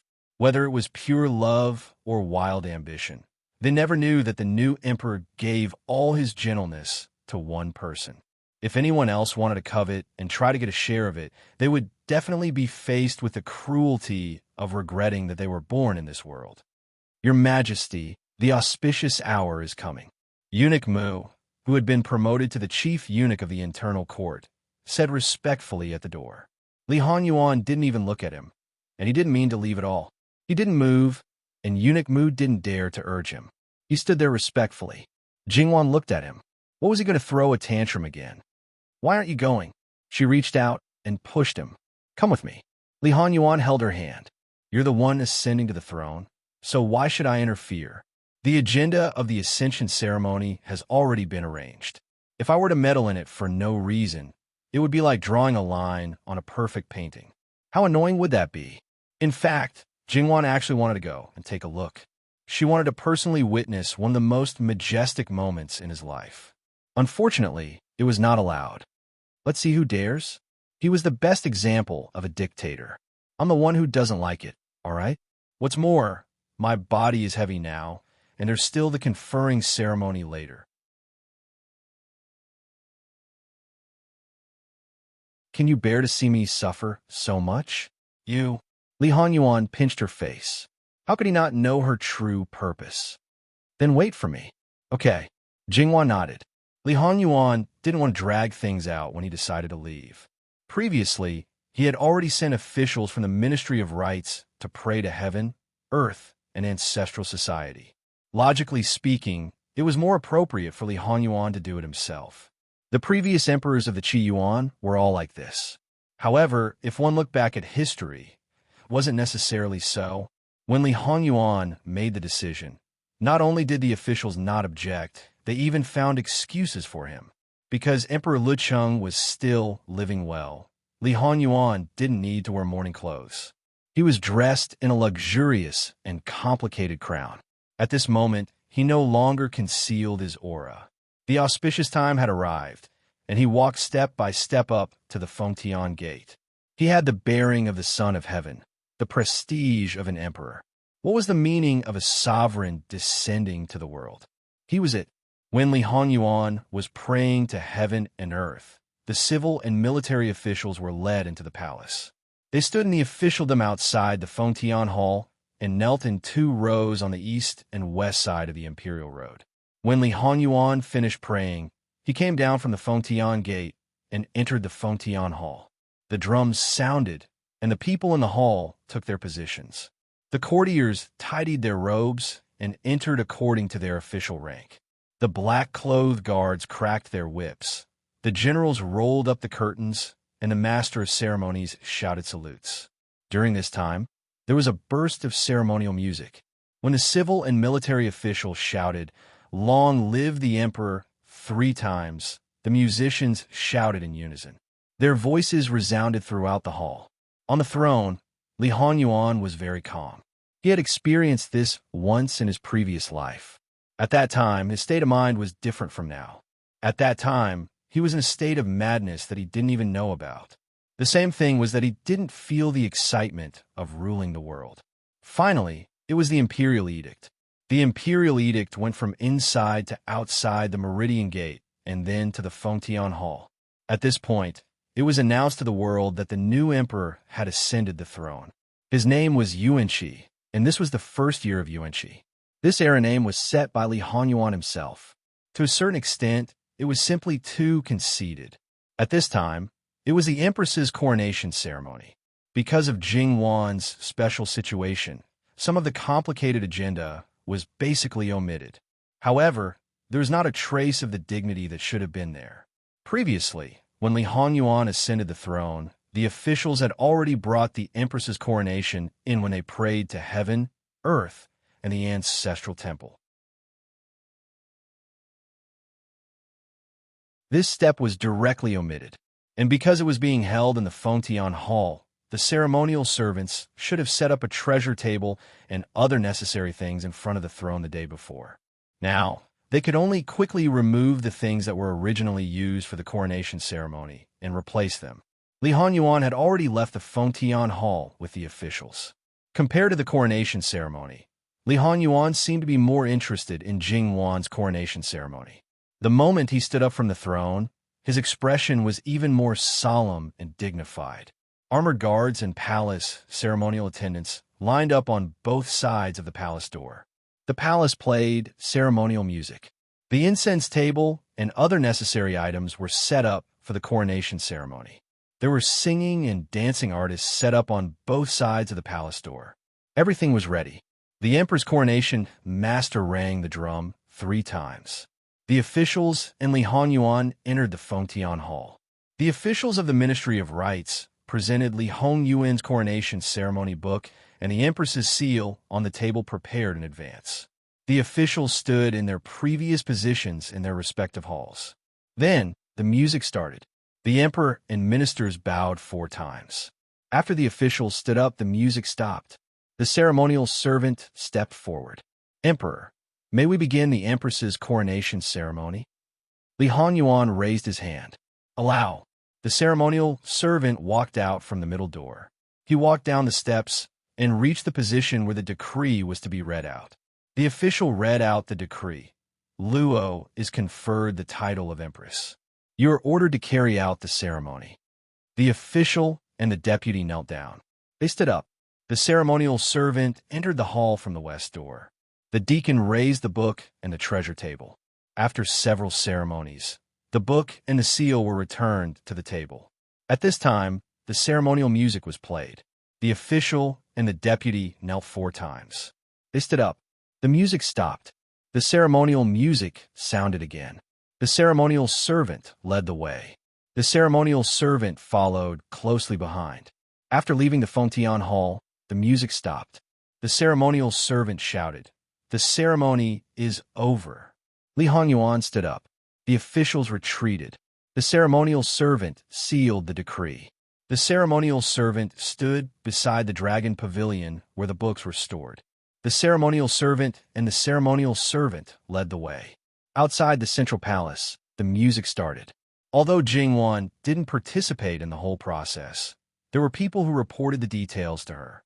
Sitting in the hall, Jingwan's thoughts drifted. It seemed like she was thinking a lot, but it also seemed like she wasn't thinking about anything. Nyang Nyang, the emperor, came with the ceremonial servant. When Jingwan heard this, she came back to her senses. He shouldn't have come in person, but he wanted to personally confer the title for her. Her gaze landed on the 9 dragons and 4 phoenixes crown. It looked exquisite and heavy. Even though she was prepared, she still felt a little strange when she saw it. She still couldn't pinpoint the exact reason. "Nanny, help me put it on." When Mama Gong heard this, she quickly and carefully put it on for Jingwan. The emperor is right. No one is more suitable for this dress than Yang Yang. She sincerely praised. Jingwan smiled and didn't say much. It was hard to say, but this phoenix's crown was really heavy. Mama Gong helped Jingwan stand up and walked out of the Kuani Palace. The imperial palace was located in the south and faced the north. All the main halls were like this. Jingwan stood in the main hall facing the south. At this time, in front of the Kuan-E Palace, everything was prepared. Li Hongyuan didn't come in a carriage. Hundreds of officials accompanied him. The rest of the people were on the side. It was vast and mighty, showing the majesty and nobility of the imperial family. When they arrived, the music stopped. Everyone respectfully welcomed the emperor. Then, Jingwan followed the agenda and was led out of the hall. She met Li Hongyuan's eyes. Li Hongyuan's originally stern face completely softened at this moment. The MC led the attendants to their positions. Originally, the treasured book and the treasured seal should have been handed over to the inner emissary by the head emissary and the vice emissary respectively, and then handed over to the eunuchs by Jingwan's side. However, Li Hongyuan changed this. The head envoy led Jingwan down the steps and stood in the center of the courtyard, right in front of Li Hongyuan. The head envoy said, "There are rules." Jingwan should have knelt down, but Li Hongyuan reached out to help her. Some things were self-evident. The others also pretended not to see it. Anyway, the emperor had done what he shouldn't do, so he didn't care about it. The music started. Jingwan stood up after 4 kowtows, and the music stopped. After the announcement, the treasured book was handed over to the eunuch to read aloud. Then, the treasured book fell into the hands of Li Hongyuan, who personally handed it over to Jingwan. Jingwan should have knelt down to receive it, but she also stood up. Then, she handed it over to the eunuch beside her. The process of handing over the treasured seal was the same. From the beginning to the end, Jingwan was smiling. There were so many people around, but she seemed to only have eyes for Li Hongyuan, and Li Hongyuan was the same. However, she still restrained herself. Even if she didn't put the others in her eyes, she didn't do anything inappropriate to provoke them. The MC said, "The ceremony is over." Jingwan stood up and bowed again. At this point, the Empress's coronation ceremony was over. Originally, at the end, Li Hongyuan needed to bring Jingwan to the first offering hall to pay respects to the ancestors. However, Li Hongyuan was obviously not interested in this. However, the civil and military officials were all present, and there were so many people in the inner court. Jingwan used her sleeves to cover it up and smiled as she pulled Li Hongyuan's sleeves. "You've done so many things, and the officials are all backing you up. When it comes to the people of the world, you should at least give them some face and not be too ruthless." Li Hongyuan glanced at Jingwan, and in the end, he chose to compromise. The officials saw this and were more or less comforted. Finally, when they returned to the first offering hall, Jingwan bowed 8 times to Li Hongyuan, who was sitting on the throne. Li Hongyuan came down, personally helped her up, and led her to the throne. Inside and outside the first offering hall, civil and military officials, musicians, and military school. Long live the 5 emperors! Long live the Empress! Long live the Empress! Long live the Empress! The cheers resounded throughout the world. After the ceremony ended, Li Hongyuan ordered a banquet to be held. He invited the civil and military officials, many madams, and members of the imperial family to a banquet. Because the banquet was exceptionally grand, it took up a lot of space, and there were several halls connected. Before the banquet, imperial edicts were issued one after another, such as amnesty for the world, conferring Qin Shufei the title of Grand Imperial Concubine, bestowing San Palace with the honor of being the Empress Dowager, and conferring titles to Li Hongyuan's brothers. Of course, they only received one imperial edict. Then, there were the officials who supported him in his ascension. Of course, these people might not be promoted, but they would still receive some basic rewards. As for the rest, he would talk about it later. When encountering someone like Li Hongyuan, there was no need to think about anything more. It was better to be honest. He would not be stingy with what was rightfully yours, but no one could ask him for it. Jingwan and Li Hongyuan shared the throne, and there was no extra seat next to the throne. The emperor's love for the empress reached a new level in everyone's hearts. The banquet lasted from noon to night. It was rare that there was no fighting and scheming. Even if some people were feeling depressed, they could only hold it in. The next day, Jingwan gave a verbal order to summon the elders of her maternal family. No one knew what was said. The next day, Jingwan gave another verbal order to summon her sister-in-law, her married sisters, and her close friends before marriage. Jingwan's current status was completely different. Before Li Hongyuan's matter was exposed, how many people would have expected this?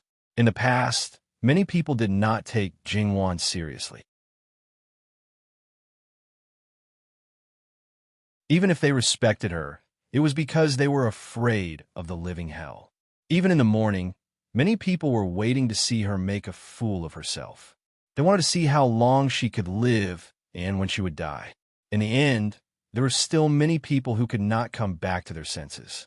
Jingwan sat in the highest position, and all the people who were closely related to her rose with the tide. Not to mention the Luo family. The aunts and sisters who had married out had the Luo family as their backing, so their backs were not soft. Now, they could not be any tougher. Their husbands' families, regardless of whether they were satisfied with them or not, were now flattering and coaxing them. Not only did they not give their husbands women, but they also repeatedly warned them to be good to their wives and not to fool around outside. Naturally, Yuan Xiaoqiao and Zhou Yingshuang also received the same treatment. They sighed countless times. Jingwan actually became the empress? It seemed like a dream. Because of her first child, Zhou Yingshuang's life was not good. But now, she was the empress, and the family really wanted to worship her. When she gave birth, Jingwan was just a princess consort with no future, but she supported Zhou Yingshuang. Now, needless to say, it was needless to say. So, they hoped that Zhou Yingshuang could put in a good word for Jingwan and help the family. So, when Zhou and Shuang wanted to enter the palace, they were more enthusiastic than anyone else. Some people wanted them to bring their sisters or sisters into the palace, but they all refused firmly. The Empress only said that she wanted to see her daughter-in-law. If I bring my aunt into the palace, the Empress might think that I don't know when to stop and hate me. I believe that is not what everyone wants to see. What else could they say? They could only give up. They were quite restrained at first, but when they saw Jingwan was still the same as before, they gradually relaxed. Because of the difference in status, they could no longer hold hands and whisper in each other's ears, and it was inconvenient for them to say many intimate words. However, the atmosphere was still relatively relaxed. Jingwan left Sun Yijia to the end and said a few words alone. Originally, because of Sun Yilin, her relationship with Sun Yijia was not pure. However, when she saw that Sun Yijia was calm and restrained now, she knew that the matter of Ding General Manor had affected her. However, she still looked the same. Jingwan could not vent her anger on her because of Sun Yilin. Of course, she was not going to tell her about Sun Yilin's matter. Sister-in-law, about the matter of Ding General Manor. 1. Your Highness, you don't need to say anything. I know that they deserved it. In fact, I have to thank your Highness. Jingwan sighed softly. How about you, sister-in-law? How are you? Thank you for your concern, Your Highness the Empress. This subject's wife is doing quite well. Back then, I was disfigured but still managed to marry a good husband. I don't know how many people were envious and jealous of me. Now, I have a son and a daughter, and there is no one else by my husband's side. There is also you, my younger aunt, who is the motherly model of the world. When I go out, 9 out of 10 people will say that my life is too good, especially those who once ridiculed and ridiculed me. Their tone is full of hidden bitterness. You have to know that when I see those people feeling uncomfortable, my heart will feel better. So, let's wait 20 years to see what kind of person he is. It doesn't need 20 years. I can slap the back now. I believe that I can continue to slap them. Both Your Highness and I can. Jingwan nodded with a smile. She was right.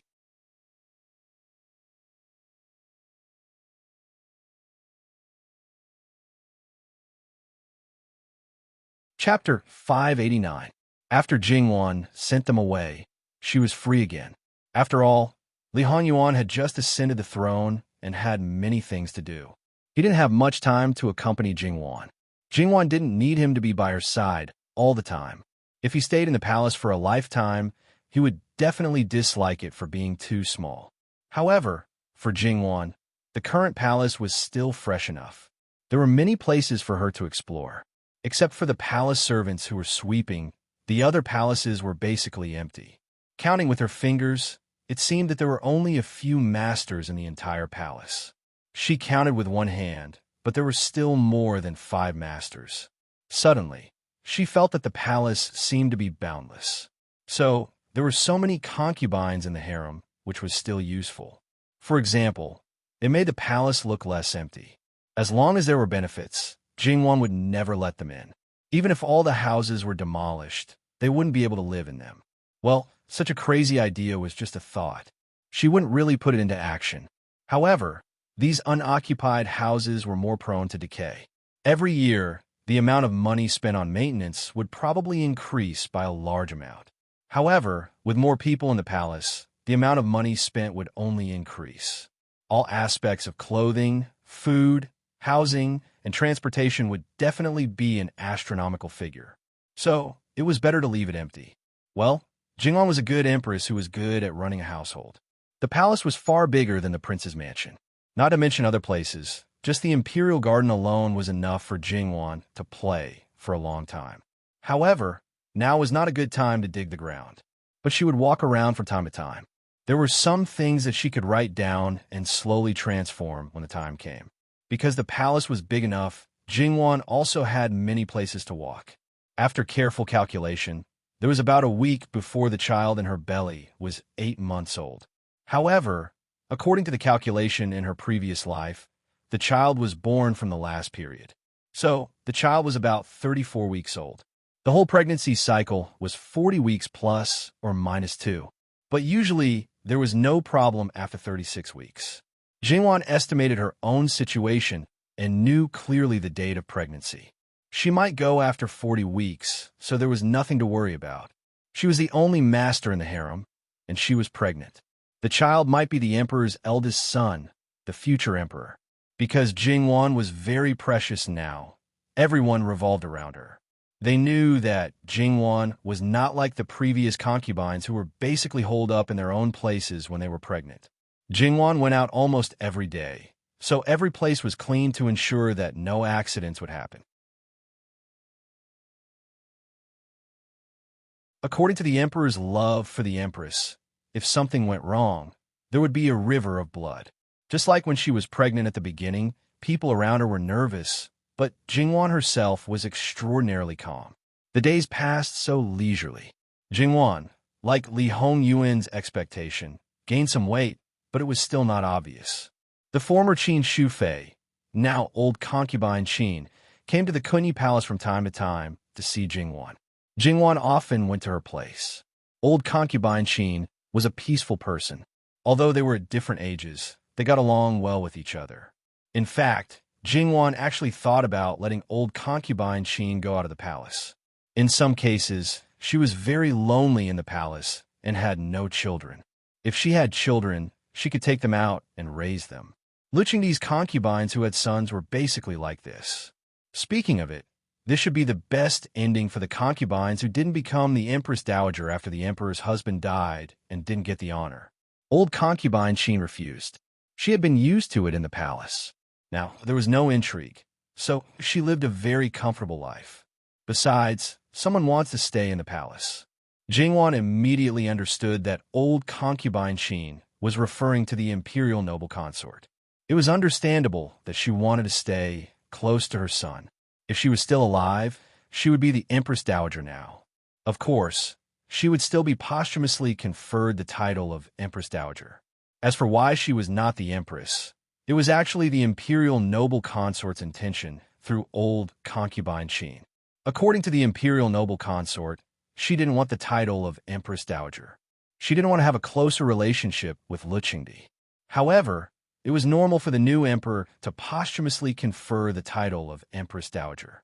It was filial piety.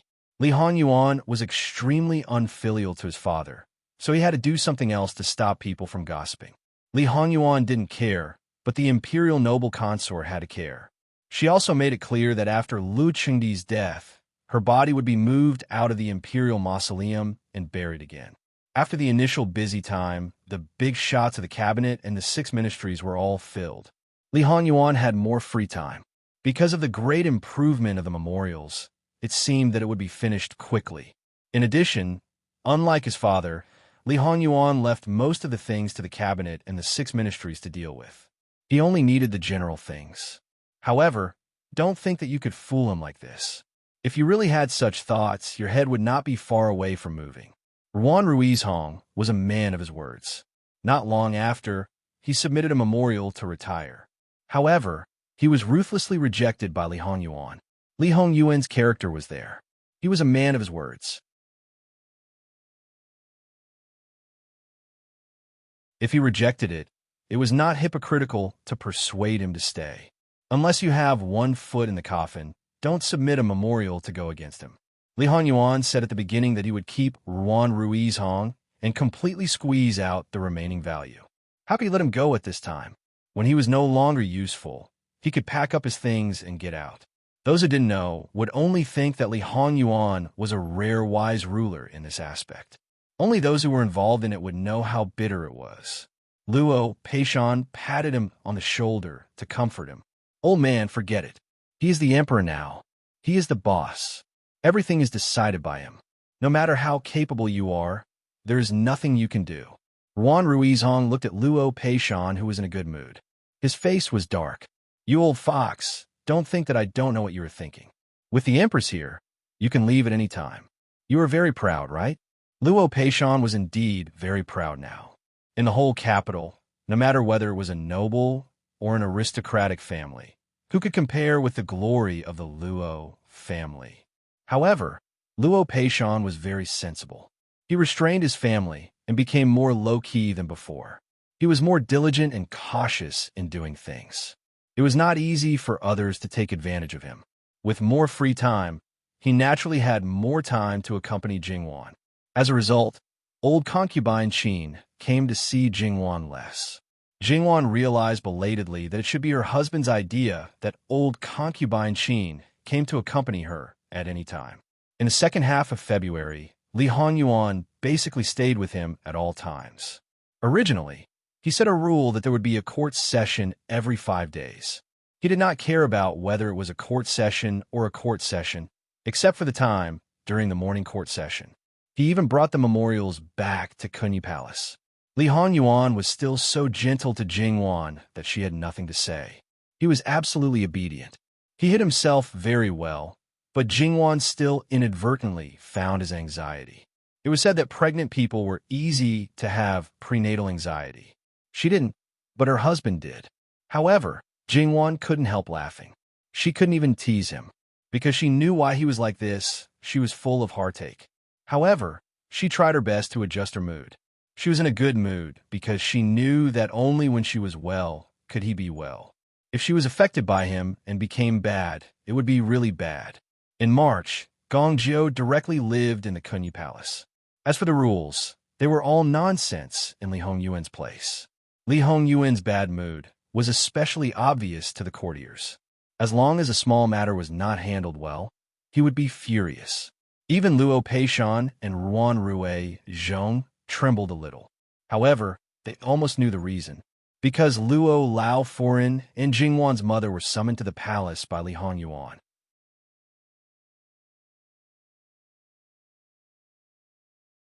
It was normal for a woman to have a child. Although it was worrying, it was rare to be worried to the extent that the emperor was worried. The emperor was deeply in love with the empress. Every time people thought that he had reached the extreme, he would always tell you that it was not enough. The former Jin Xinhuang was a playboy. Now Emperor Yuanqi was a completely infatuated type. To be able to tie him to this point, the empress was also a capable person. The 12th of March was Li Hongyuan's birthday. In the past, it was completely ignored because of Lu Qingdi. Now, it was the birthday of the emperor. Naturally, it could not be ignored. But until now, there was still no news. It was enough to see that the birthday of the Qi Yuan year would not be held. However, it was not good to give up on the birthday of the first year, right? When it was close, someone still mentioned it. In the end, they were almost cut off by Li Hongyuan. At this point, no one dared to say a word. Luo Lao Foren and Zhang Shi were naturally happy that they could enter the palace to accompany Jingwan at this time. However, they also clearly felt that Li Hongyuan was too nervous. When they said this to Jingwan, Jingwan was also very helpless. However, there were some things that could not be explained.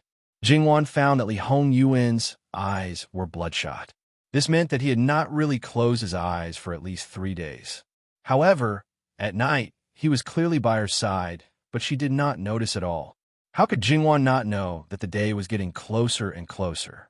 In any case, Jingwan could no longer pretend that she did not know. She hugged him in a more uncomfortable position and pressed her forehead against his. Yuan, I will be fine. Really? Li Hongyuan turned her cumbersome body sideways and hugged her from behind. One of his hands landed on her stomach. At this time, he did not hide anything. I shouldn't have let you be pregnant with him. I shouldn't have. Li Hongyuan once thought that at that time, his brain must have been damaged to do such a thing. Yuan, don't be like this. Jingwan did not know how to comfort him. In fact, what he really cared about was her death. The child was only part of the reason. If she was fated to have such a calamity, even if she did not get pregnant, it could be because of other reasons. He would still be in a constant state of panic. He might even become more nervous because he did not know the reason. On the 8th day of the 3rd month, even Master Liaochen entered the capital and entered the palace. That night, Li Hongyuan met with Master Liaochen. He no longer concealed his terrifying aura. Master, tell me, Wang will be fine, right? Umipa, your majesty, this humble monk is telling you this right now. Will you listen? Li Hongyuan clenched his fists. That's right, he would not listen. No matter what others said, he would not listen. unless Jingwan was truly fine and could make it through these 2 days. Master, if anything happens to Wan Wan, you know what we will do. He stood up. However, he could not control his aura. He could not see Jingwan. It would affect her. Amit Ba. Master Liaochen chanted. Li Hanyuan stood outside. The stars in the sky were not bad. He did not know how long he had been standing there. Your Majesty, Your Majesty, Your Highness. Li Hanyuan did not even wait for the palace maid to finish speaking. He turned and rushed inside. Jingwan was having an attack. When she was still a few days away, she had been eating and drinking well.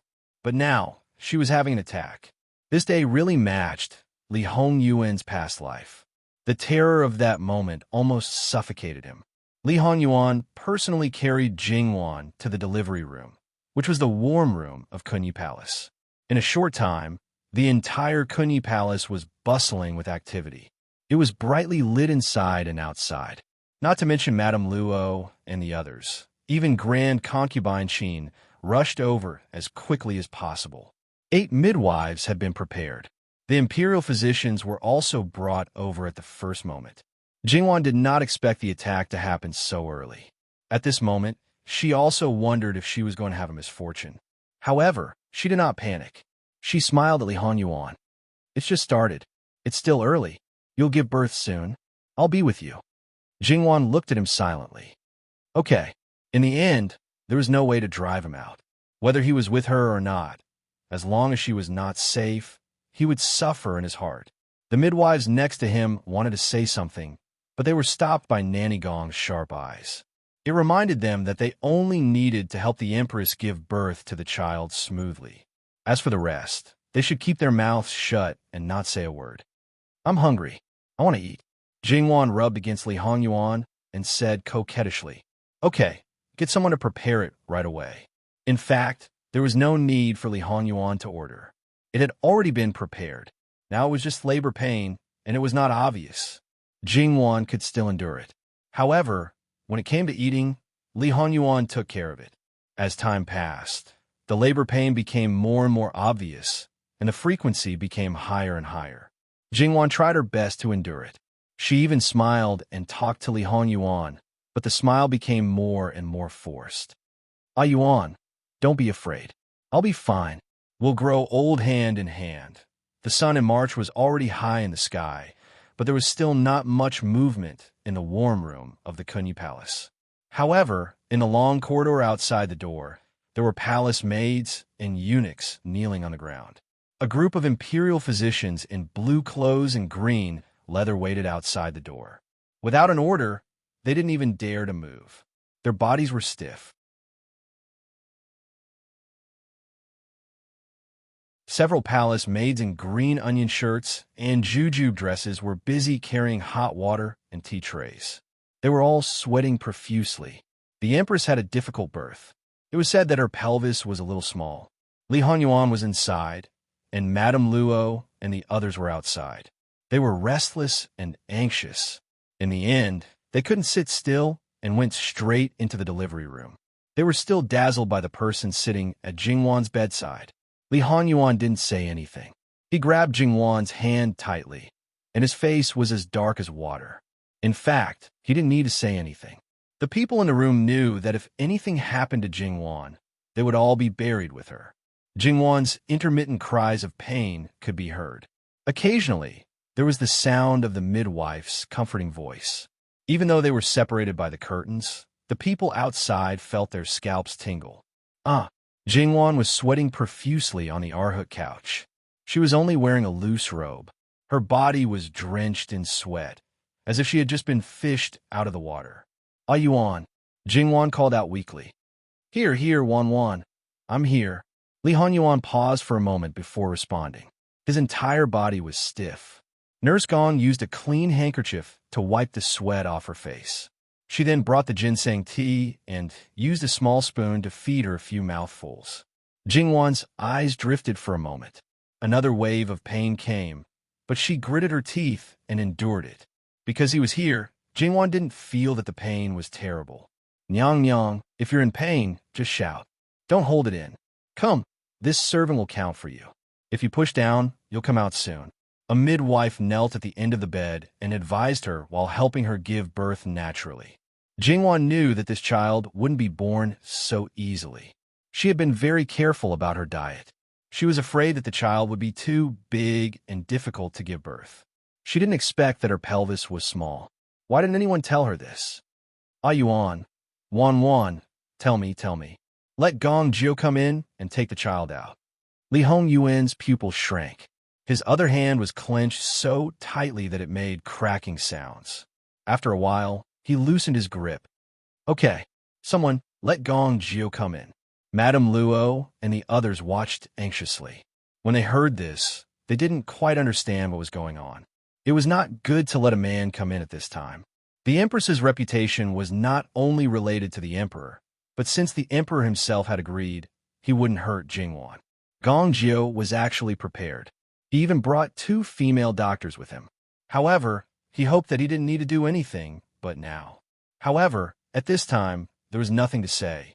Instead, he tried his best to calm down and do everything he could to ensure the safety of the Empress and the child.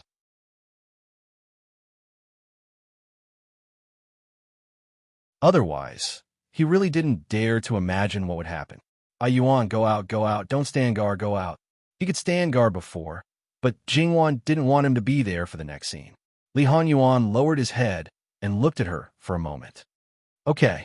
His voice was unusually loud. Li Hong Yuan went out like a ghost, but he just sat in the outer room. However, no one dared to look at him. That aura was too scary. They sincerely prayed that the Empress was fine. Otherwise, the palace would become hell. The 2 female doctors beside Gong Jiu went in first. They knew what to do.